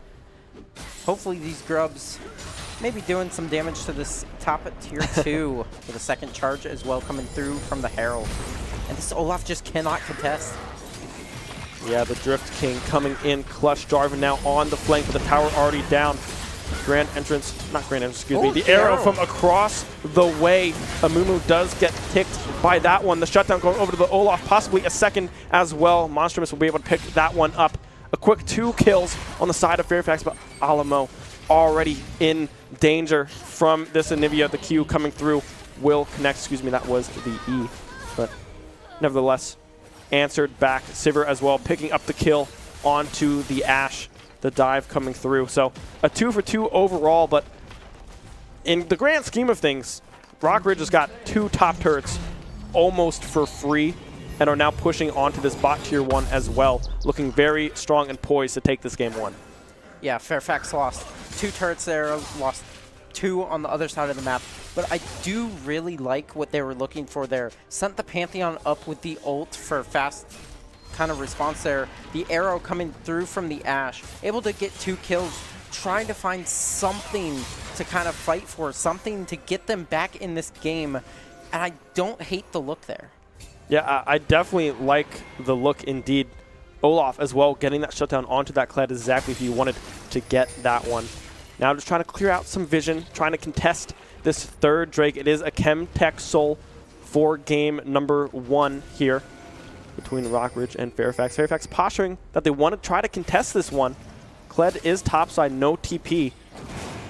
Can roam down with the ult, but likely just going to continue this split push because they need to try to find a response, forcing this 4v4 Monstrous is up, trying to contest Kled at the current moment, but Rockridge is going to forfeit this dragon. Christian also finding the solo kill underneath the tower and will be able to continue this push, possibly breaking this inhib open. The ult coming through from Planebog as well, able to catch 2 members. The Cataclysm coming through as well from Doggy Bozo, but the bandages are just going to be landing now. Vulgarish, Astro on the wrong side of the rift so far.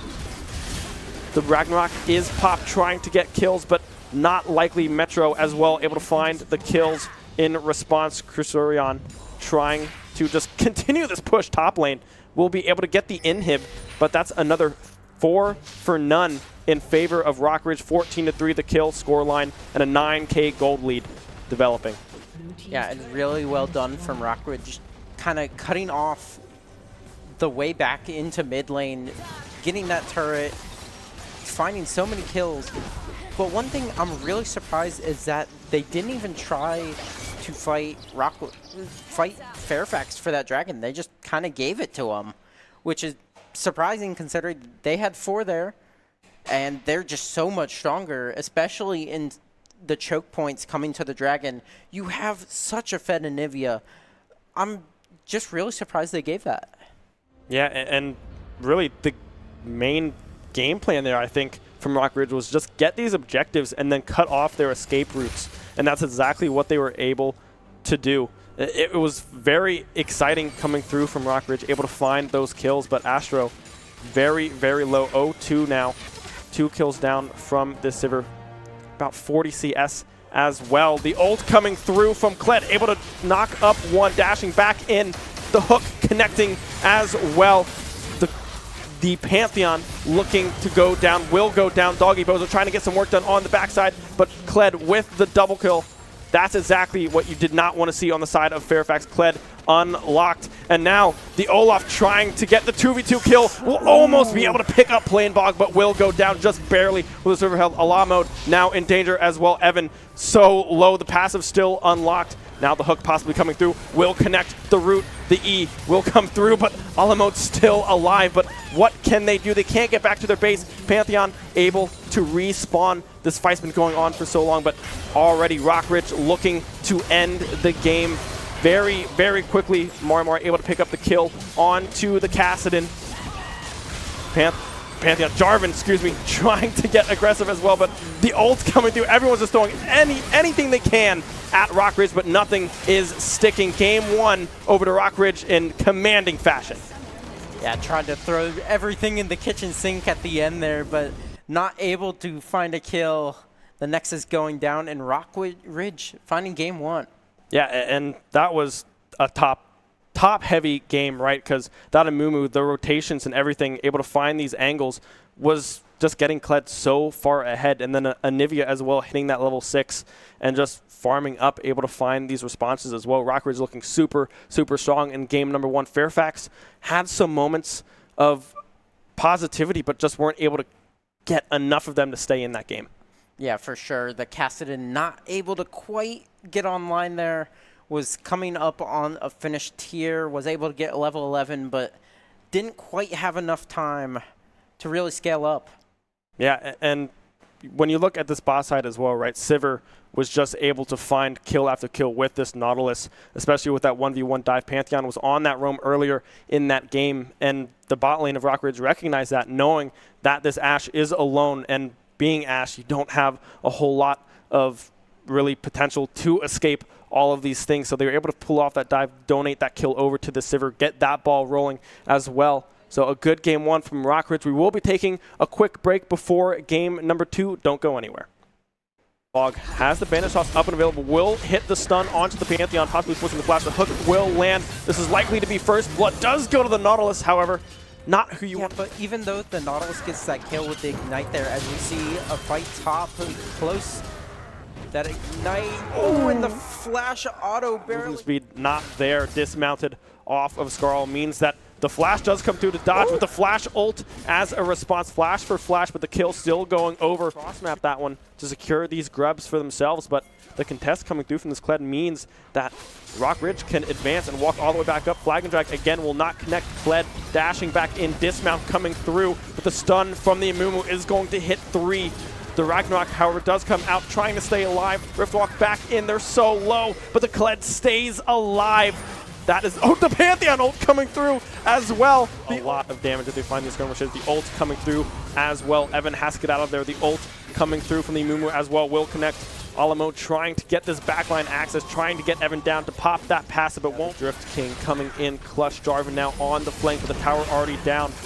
Grand entrance, not grand entrance, excuse me. The arrow from across the way. Amumu does get ticked by that one. The shutdown going over to the Olaf, possibly a second as well. Monstrous will be able to pick that one up. Quick 2 kills on the side of Fairfax, but Alamo already in danger from this Anivia. The Q coming through will connect. Excuse me, that was the E. But nevertheless, breaking this inhib open. The ult coming through from Planebog as well, able to catch 2 members. The Cataclysm coming through as well from Doggy Bozo, but the bandages are just going to be landing now. Vulgarish, Astro on the wrong side of the rift so far. The Ragnarok is popped, trying to get kills, but not from this Sivir. About 40 CS as well. The ult coming through from Kled, able to knock up one, dashing back in. The hook connecting as well. The Pantheon looking to go down, will go down. Doggy Bozo trying to get some work done on the backside, but Kled with the double kill unlocked. And now the Olaf trying to get the 2v2 kill. Very, very quickly, Marmar able to pick up the kill onto the Kassadin. Pantheon, Jarvan, excuse me, trying to get aggressive as well. But the ult coming through, everyone's just throwing anything they can at Rockridge, but nothing is sticking. Game 1 over to Rockridge in commanding fashion.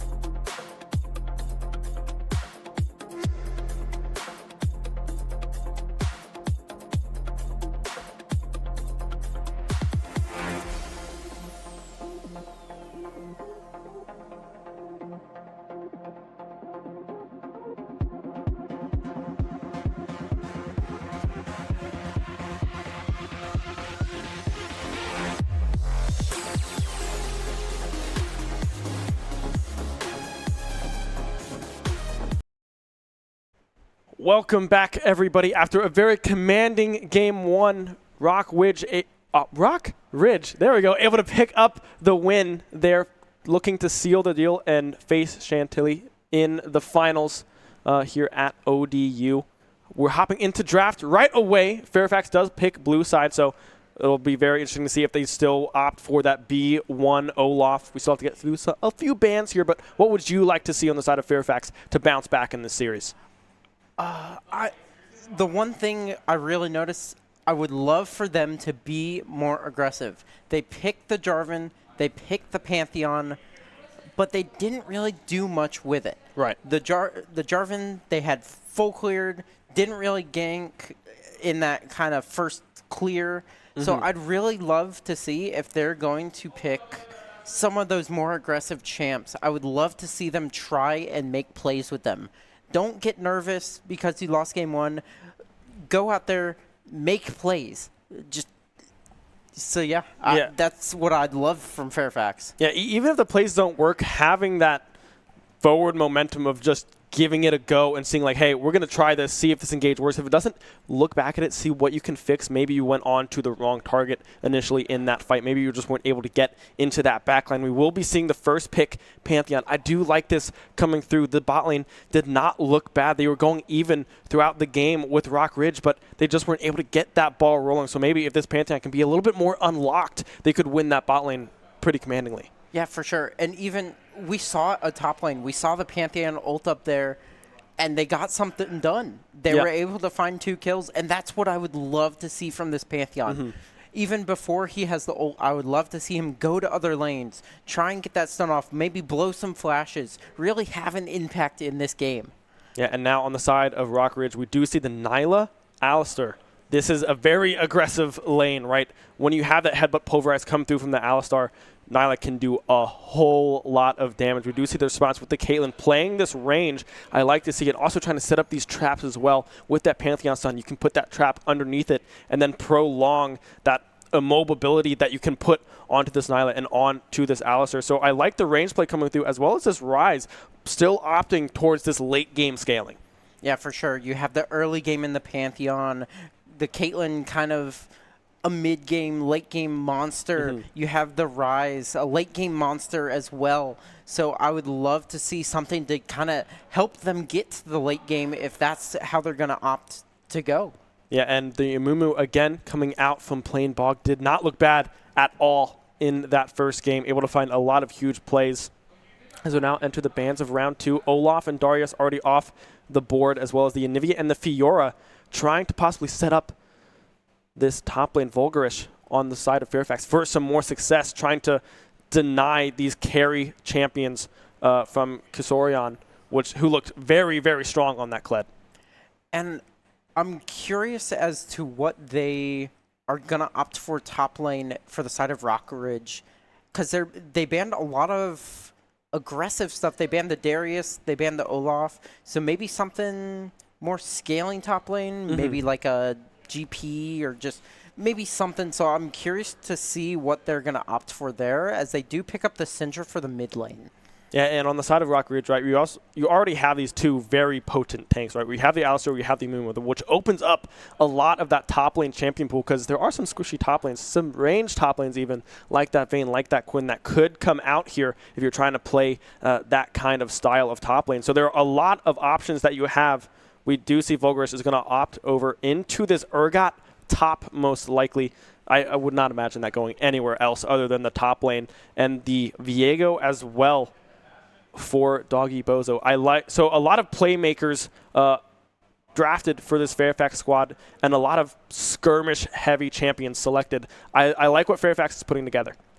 Now, one thing you could see from the side of Rock Ridge, they have 480 champions. Could go the Rock and is going to go the Poppy instead. Unfortunately, no Rock this game, but Poppy, a solid choice versus a lot of dashes. Yeah, the dashes indeed, especially with that Pantheon W, because you can just deny it, right, with that W ability on Poppy. So a lot of tanks on the side of Rock Ridge. I like to see that coming through, really banking on the damage of this Nyla, of this Syndra to get get aggressive, right? Find these Scatter of the Weeks and then really set up these combos with this Nyla, with this Amumu ultimate, as well as the Poppy ultimate. Just trying to give you a numbers advantage, knocking out this Ryze, this Pantheon, and whatnot, trying to find those angles to just give them numbers and just continue the momentum from game one. Yeah, and the more I look at this draft, the more I'm loving this Nyla here. Nyla being able to dodge kind of all the auto attacks. You have Urgot who wants to give you all these like mini auto attacks. You have the Caitlyn from Rage going to be able to kind of protect herself. You have the Pantheon who has the stun plus like the 3 autos on the... So really able to protect herself from a lot of those auto-based champs. The Viego as well. So, and if you look at the side of Rock Ridge, you have 3 melees. She's going to want to jump in with them, and they're just going to be like, we're going to be in your face. Yep. We're going to CC you, and you're just going to die. Yeah, I do want to point something out that I did catch my eye, is that it's Urgot support.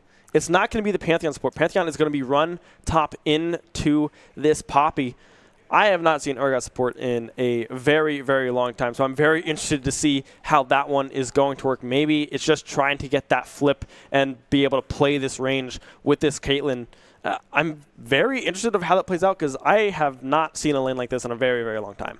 Yeah, I'm curious what the kind of thought behind this is. Maybe Nyla goes in, you're going to flip her out, kind of give peel to your Caitlyn, but I'm curious how this lane will work out. And, hey, maybe it's some secret tech that they just know. I mean, I'm very excited to see it. Yeah. It's going to be certainly an interesting lane. Obviously, the Nyla and the Alistar, just with possibly just lack of knowledge on my end, with this Urgot support, I think has a greater advantage in this lane with the aggressiveness, with the damage that is going to come through from this Nyla early on, especially if you can land that first Q. That extended range that she gets with the whip is very, very strong. And then in this mid lane, again, it's kind of another scaling angle, right? We have Syndra trying to get stacks. We have Ryze as well, just trying to play for that late game. But the push early on is going to be heavily in favor of Syndra, but then later in the game, it's going to heavily swing over to this Ryze push with that E, being able to get a lot of those stacks and marks onto those minions and then just being able to blow it up with the Q. Yeah, for sure.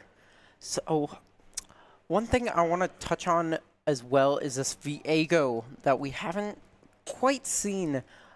If he's able to kind of get into these fights, even if they're behind, trying to getting these possessions of the enemy champs. And one thing I always love to say with Viego is Viego moment, where once he gets that one possession and then he gets the next and then he gets the next, and it's just a snowball of, okay, he's just getting so much health back. He's getting so much damage off the ulti resets with possessions that sometimes that's just all you need. Yeah. So it can be a very scary team fight champion as long as you can get those possessions. So I'd really love to see if they're able to make that happen. Yeah, Viego is definitely a very aggressive jungler. Resets is the name of the game for Viego. If you can get one, you're hopefully likely to get a second. That's all dependent on the damage coming through from the rest of your team. But Viego is a very early game jungler, right? Has a lot of power early in these skirmishes. And if they're able to find these resets, especially onto possibly some Mumu and unlocking that bandage toss, maybe the Alistar as well with that headbutt pulverize, able to just really lay down some CC for your team and then just keep that ball rolling. Okay, it is a Pantheon support, so that is a good thing to know. They did not swap on our screen, unfortunately, but hey, we do know that it is that Kate and that Pantheon bot lane, so now we get to go back to square one. That's pretty standard. We kind of expected that to come through with those traps. And Monstrous taking that Urgot top. A little bit of a role swap as well, because Vulgarish was the top laner last game. Yeah, for sure. And I do think I like this Pantheon better as support as well. I would love to see Astro kind of make use of his range, especially level 1. The Alistar not really being able to do much, only going to have that pulverize level 1. Nyla not going to be too potent level 1 as well. So I'd love to see them take that range, play for level 2, get that 2 on Pantheon, and really kind of push them out of these early levels. Yeah, so looks like it's going to be a bot to top clear again for Doggy Bozo. Plain Bog as well. That top to bot clear coming through from Rock Ridge. Something that we saw in game number 1. Hovered around that bot side as well, trying to get a play to develop, but the push came through from Rock Ridge. In that instance, they weren't able to pull the trigger on that one. Yeah, and I really like the call from Rock Ridge as we get a fight. Chris Orion getting really low on this Poppy here. Really nice trade. Going to get level 2 here on the Urgot. Yeah, Urgot with that level 2, able to push Poppy away from this wave. Eing forwards now, just trying to deny XP if at all possible. Maybe a few minions here and there denied for XP on this Poppy, but we'll be able to tick over to level 2. Now, a little bit more even, but still heavily in favor of the Urgot early on here, just because of this raw damage they are able to lay out. Still getting that poke with that W. A good thing to see from this top laner, trying to get Chris Orion kind of in check, right? Because that Kled ran away in game 1, and with this Poppy is not as carry potential of a champion, right? So having this Urgot get ahead early would be huge for Fairfax. Yeah, and able to hit those Qs so the W locks on, getting a lot of damage, especially with the press the attack there on the side of Urgot. Getting so much damage out early. The Corrupting Pot already being used up on Poppy's side for Rock Ridge. So gonna see if the Poppy can kind of stay in this lane as we see the Amumu trying to look for a gank. It's like game 1. This is exactly what it looked like in game 1, except there is no hook. The same positioning as well. The headbutt pulverized. Will it go to the support like game 1? Yes, it will. That was picture perfect. The exact same play that we saw in game number 1. And I think I'm getting deja vu here. Going over to the support with the Ignite. Nice gank either way from Planebog. Able to find the early kill again here. But yeah, getting deja vu. I am shocked that that worked twice in a row. The Ignite still up, however, for this Alistair. It was just a headbutt pulverize auto attack combo that did secure the kill there. Monstrous still trying to play aggressive. Playing with this lane pushed in means that Planebog now roaming up towards his top side will be able to be spotted out on this Scuttle Crab if they opt to walk through that direction. We'll just take the reset instead. Monstrous as well, taking that reset. Likely to possibly TP back, but honestly has time to walk back to this lane. Doesn't have to invest the TP if they do not want to. Yeah, Bot lane. Chris Orion investing the TP, finally being able to get back, get that health, get one of those cloth armors, try and stay healthy. Also has the steadfast presence now, so is going to be able to stay a little bit safer against that Urgot. So hopefully being able to stabilize. Has a 5 CS lead now. Urgot's going to be able to pick up some of the CS, but kind of just trying to stabilize on both sides. The Urgot trying to push the lead, and as Doggy Bozo is possibly going to look for the dragon here. Yeah, the dragon start likely to happen. Nope, we'll just have a little conversation with it, walk away. We'll go mid instead, trying to help out this rise of flash forward. The Rune Prison will come through. Doggy Bozo will land the root as well, but Evan able to possibly walk out of this one will just barely escape with their lives. Flash for flash. 2 flashes invested on the side of Fairfax. Monstrous as well, getting very low. Chris Orion able to take a lot of chip damage. Planebog now posturing for the dive. Chris Orion wants to try to push this wave in if possible. The bandage toss will be huge here. If it connects, Monstrous will be done and dusted. Still posturing up, trying to soak some XP. Planebog not willing to invest the time for this play to develop. Will opt over to set up for the grubs, which are spawning here very, very shortly. Yeah, and that wave just too big for Chris Orion to be able to push in. Planebog's like, I'm not going to waste my time here. I'm going to go do something useful. I'm going to go get those grubs. And so Monstrous lives another day in the top side. Yeah, the push coming through from Fairfax as well in this bot lane, possibly hoping to set up a little bit of prio around this dragon, but we can already see Doggy Bozo is still up in this top side jungle, clearing their blue buff as well. Monstrous has hit level 6, so if Chris Orion does get a little low here, Doggy Bozo is looking to possibly contest this, the W away from the bandage toss, means that Doggy Bozo is able to stay alive. Walking back over to that Gromp now. A la mode, trying to get these clears in mid lane, trying to just soak up some CS down, about 10 or so CS on the side. Now the ult coming through from the Nyla will catch Vulgarish, but able to get out just yet. Not quite the headbutt coming back, but will be able to walk away. Not enough damage, no mana remaining on the side of Nyla means that they cannot follow up on the engage. Monstrum is now down a level, down HP. The wave getting crashed yet again, but Planebog still not hovering around this lane just yet. Yeah, and the Nyla really trying to take advantage of the extra XP gained from the passive, but runs out of mana and is unfortunately not able to find anything, even though it looked good. Chris Orion getting flashed on by Monstrumus, getting ulted in by Urgot, and a really nice outplay from Monstrumus. I mean, that came out of left field, right? The flash grab from Monstrumus is huge. Putting Chris Orion down is something that you want to see from the side of Fairfax, because this is their Masters player, right? Rock Ridge has a very, very strong top side, so Monstrumus able to find that kill is huge, especially on this Urgot, this carry top lane that will be dishing out a lot of damage later in this game is exactly what you want to see. Still about a 1K gold lead for Rock Ridge, but nothing insurmountable by any means.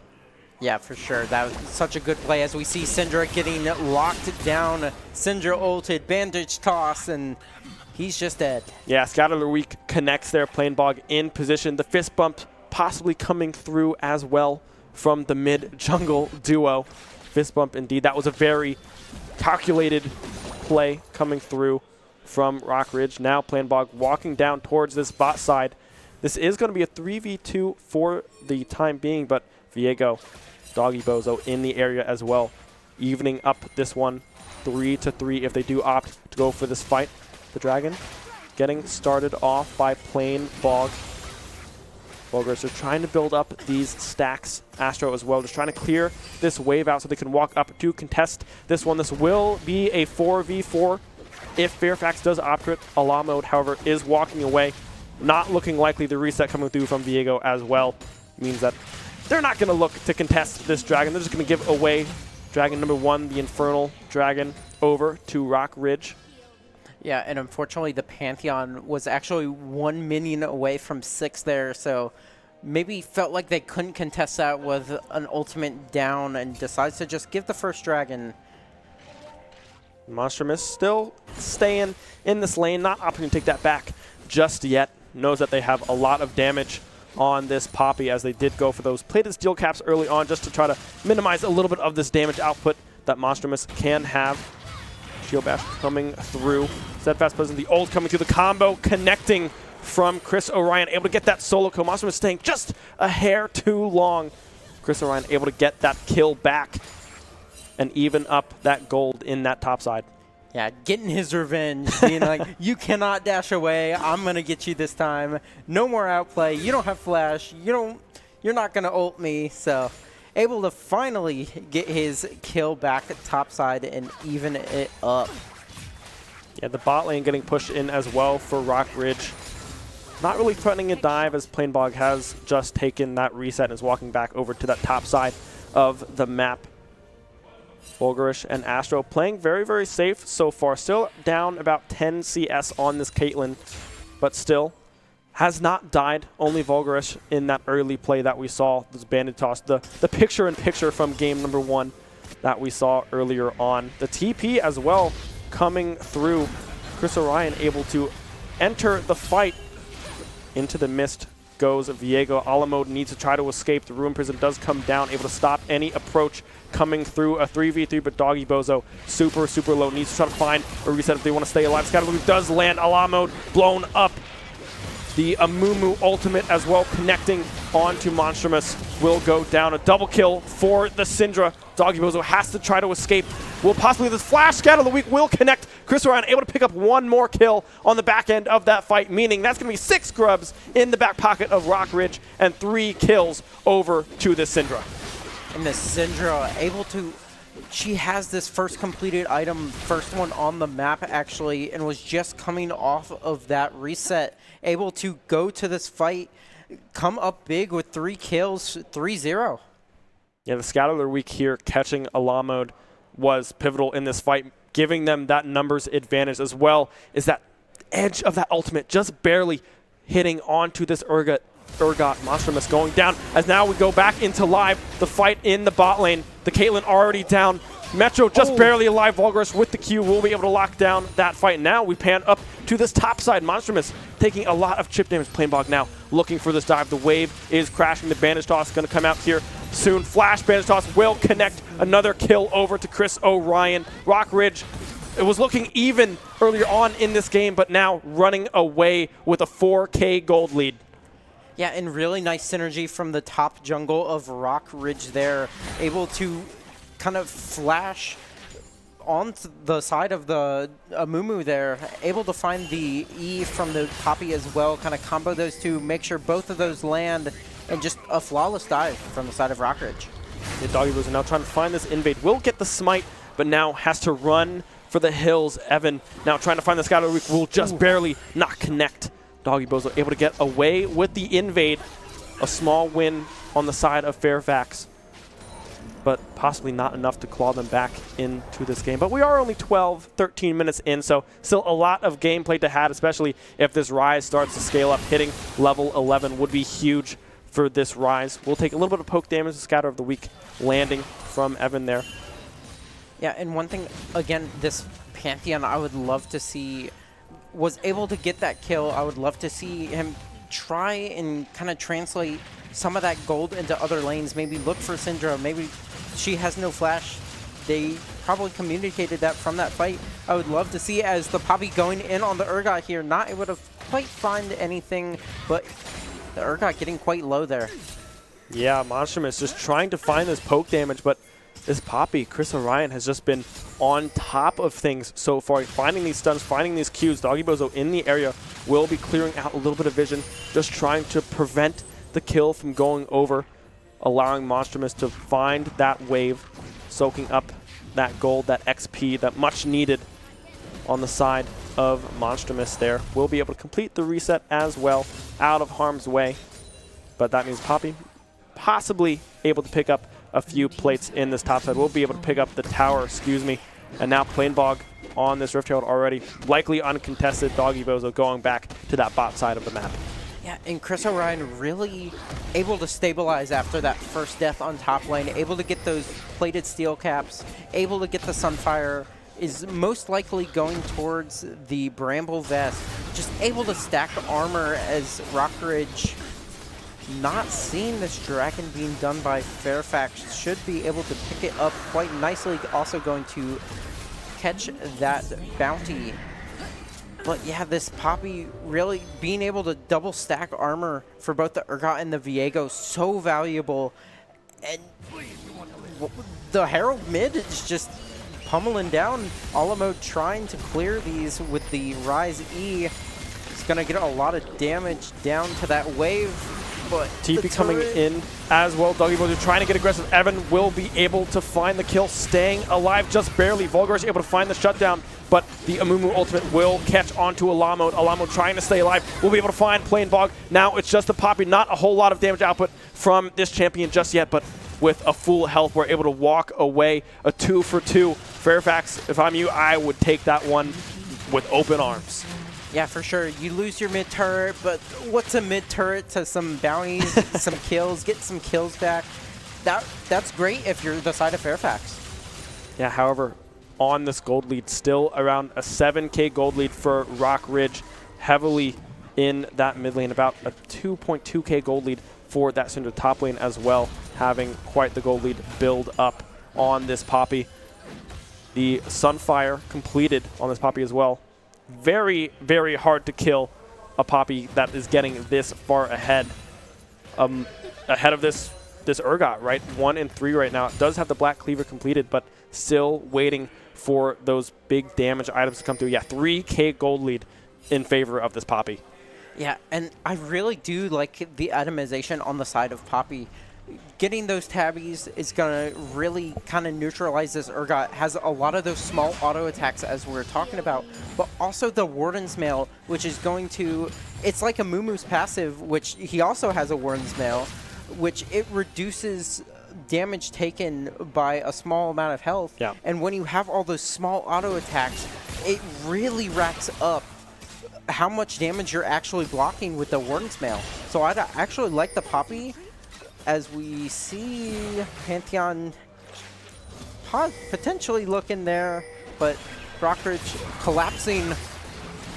In 2 fights on 2 fronts, Alamo trying to stay alive. Planebog does enter on the backside. The ult coming through from Nyla on the opposite side as well. The Rise looking to go down, will fall, but so far Fairfax on that bot lane fight able to stay alive, but the flanks coming through. Astro needs to try to get out of there, but the flash coming through, the readjustment. Metro very, very low, super low in fact, but the body block coming through from Planebog. No one dropping just yet in that exchange. Only Alamo going down. Doggybozo now trying to escape the clutches of the Poppy. Will be able to blast Cone away. Blinking health bars on both sides, but at the end of the day, just going to be a 1-for-1. Yeah, and the Caitlyn almost actually... Not a 1-for-1, sorry. Rockridge, no one down on the side of Rockridge. But the Caitlyn almost dying at the end there, but really nice from the Caitlyn, able to net back and then flash away from all of Nyla's damage. Honestly, really, really nicely played from the side of Caitlyn.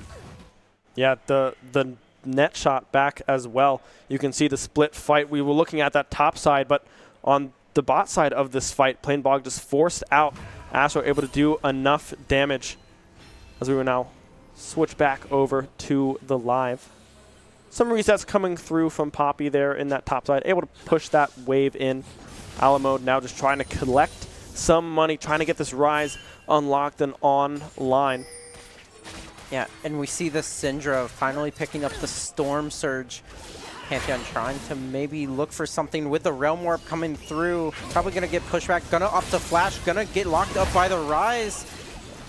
And going to finally fall to the Rise, picking up a kill. Really nicely found. Yeah, a very, very good play developed there by Vulgarish, right? Ulting behind into that river. The Flash also burned on the side of the Syndra. A good timer to be able to keep track of there, because if they can find this Syndra yet again and blow them up, that is one of the main sources of damage on this Rock Ridge lineup. Then it would only just be Nyla. While we're trying to get aggressive again, the bandage toss just going wide. Doggybozo now trying to find this Nyla. The ult coming through, will connect onto one. The TP coming through as well. Nyla doing so much damage, finds one. The Viego already down. Vulgarish able to find the kill, the shutdown. The Poppy ult getting channeled, knocks one away. That's Alamo gone out of the fight. Now it's just Monstrumus trying to get some damage down, but again, the bandage toss. There's too many players in the area, in that bush, all huddled together. Not much that Urgot can do when there's 4 people on top of you. 3 for 1 at the end of the day in favor of Rock Ridge. Baron spawning here in just 10 seconds. Yeah, Vulgarish able to find the kill onto the Metro Blox's Nyla there, but they just don't have the damage for all of these just beefy tanks. You have the Poppy, the Amumu, the Alistar. They just could not kill them. Yeah, they will be able to secure the Hextech Dragon as well. This is a Hextech Soul, so a lot of opportunity to get back on the map after some of these resets. The Baron did just spawn, so that's possibly next on the list for Rockridge as we now look back into this team fight. Yeah, and I really do want to applaud the Viego, even though he went down, was able to find a nice stun onto the Nyla there, which made it possible for her to get blown up by Vulgarish. But unfortunately, 3 falling for the trade of just the one Nyla. Unfortunate for Fairfax. I like the view at the start of the team fight, but yeah, just not able to get it done. Yeah, Chris Orion as well, finding that Poppy ultimate to connect onto a law mode. A lot of damage off the board with that Rise out of the way.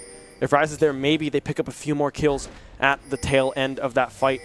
Vulgarish now getting aggressive onto Evan here. Does a lot of damage themselves, 3 and 2 on this Pantheon, but as they go in, they get dove upon. Planebog landing the bandage toss as well. Will go down. Monstrumus now finding themselves in deep trouble. The fight still going on. The ult coming through from Amumu will go wide, but Monstrumus barely able to escape with their life. Doggybozo has to sacrifice their life to keep their top laner alive. Astro as well, Evan finding that ultimate on target now as Chris Orion has to try to find the kill. The knockback does come through, but not before the Q gets cast. Alamo able to find the solo kill in the bot lane, a shutdown over to this Ryze. But it's still a favored play for Rock Ridge because the Baron now in your back pockets after that topside fight.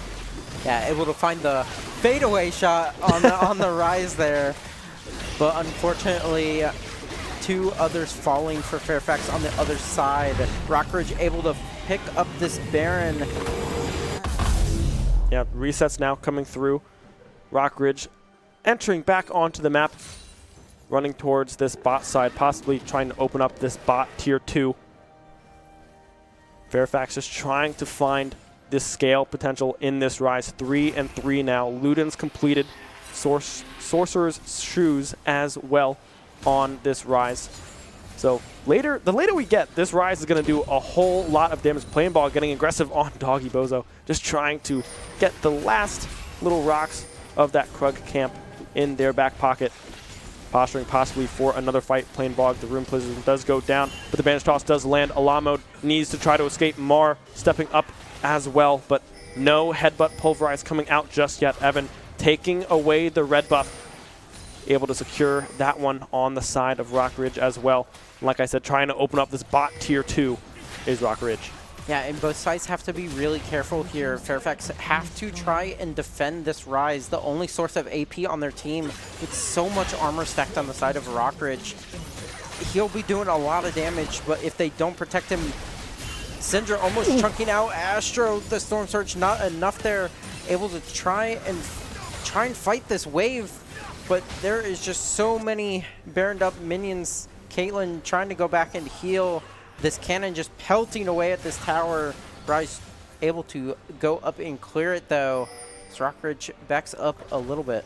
Yeah, Astro just barely able to stay alive. Maybe if Astro goes down there, that is the green light for Rockridge to try to pull off that dive. They had ultimates available, but they still were able to get that bot tier 2. Still money in their pockets. This Baron power play working very, very well in the favor of the red side right now. 17-7 the kills in this one. Still about an 8k gold lead as they now try to collapse onto Chris Orion. Alamode use the Realm Warp to get behind them. The W coming through from the Viego does go just wide. The flash used as well, but still Chris Orion already used the Poppy ultimate. Now he's going to try to TP out, but the stun coming just barely up in time for Doggy Bozo, able to find that kill onto Chris Orion. But now the mid lane is getting sieged, but there's no wave in favor of Rock Ridge, meaning that these resets can come through from Fairfax, and they can look to respond across the map. Yeah, the Poppy not able to get out there. Trying to TP, but just too much CC from all 3 members there. Really nice catch from the side of Fairfax as they try and defend these baroned up waves. The dragon spawning in 20 seconds. Gonna be not quite soul point here, but we're getting close. Yeah, pretty close to it. The Scout of the Week as well will land onto multiple members. The Amumu ult, Doggy Bozo already down. The Viego out of the way. Alamo will go down as well. Vargas trying to stay alive, trying to find these angles with the headbutt back into the rest of the team. Rockridge finds 3 before the dragon spawns. This could be an angle to possibly find an end here. It's only Astro and Monstrumus left alive. If Astro goes down, the Scatter just barely missing, but the headbutt pulverize will be able to connect the Banish Toss as well. Astro blown up under their mid-inhib turret. 1 left standing. Monstrumus, the Urgot has to come up huge if they want to try to stay in this game. Possibly just try to find the wave, find the kills. Dive already coming through. Scatter will land everything exhausted onto this Urgot. Mar will go down in the end, but it won't be enough from Fairfax. Rockridge looking to complete the 2-0, the sweep in the semifinals. Respawns coming through. Vargas and Doggy Bozo trying to get something done. Alamo as well, trying to find these waves, but Metro Block's just so strong on this Nyla, able to seal the deal, find these kills. No one's hitting Nexus just yet other than Plain Bog. Now, Respawns again, Astro trying to find these kills, but it was already going to happen. The inevitable does come to fruition, and Rock Ridge will advance to the finals against Chantilly. Yeah, and just superb gameplay from both games here from the side of Rockridge. I do want to touch on that last fight, though. Marmar coming up big on the Alistar for his team, able to hit a double headbutt pulverize, and then the last 3 members headbutt pulverize them too. Yeah. So Yeah. Coming up big on the Alistar, but everyone on Rockridge really pulling their weight, really doing a really nice job. Yeah, especially in that little bush trap that they had set up, that scatter hitting 2 members, Doggy Bozo going down so early in that fight means that that Viego cannot get online, cannot find those resets in that fight to really try to turn that one around. Great effort coming through from Fairfax. Looked very good in the early game, but the scaling power, the Nyla, the Syndra coming online later for Rockridge, having a very, very commanding 2-0. Yeah. And we see Rockridge will be facing off against Chantilly in that finals match. Yeah, that will, I believe, be everything for us here at SU. We will send it back over to, I believe, ODU will continue to cap it off here for the VHSL Championships. Great job from both sides, right? All the teams playing today. Good luck here in the finals for Rockridge and Chantilly, and we will see you next time.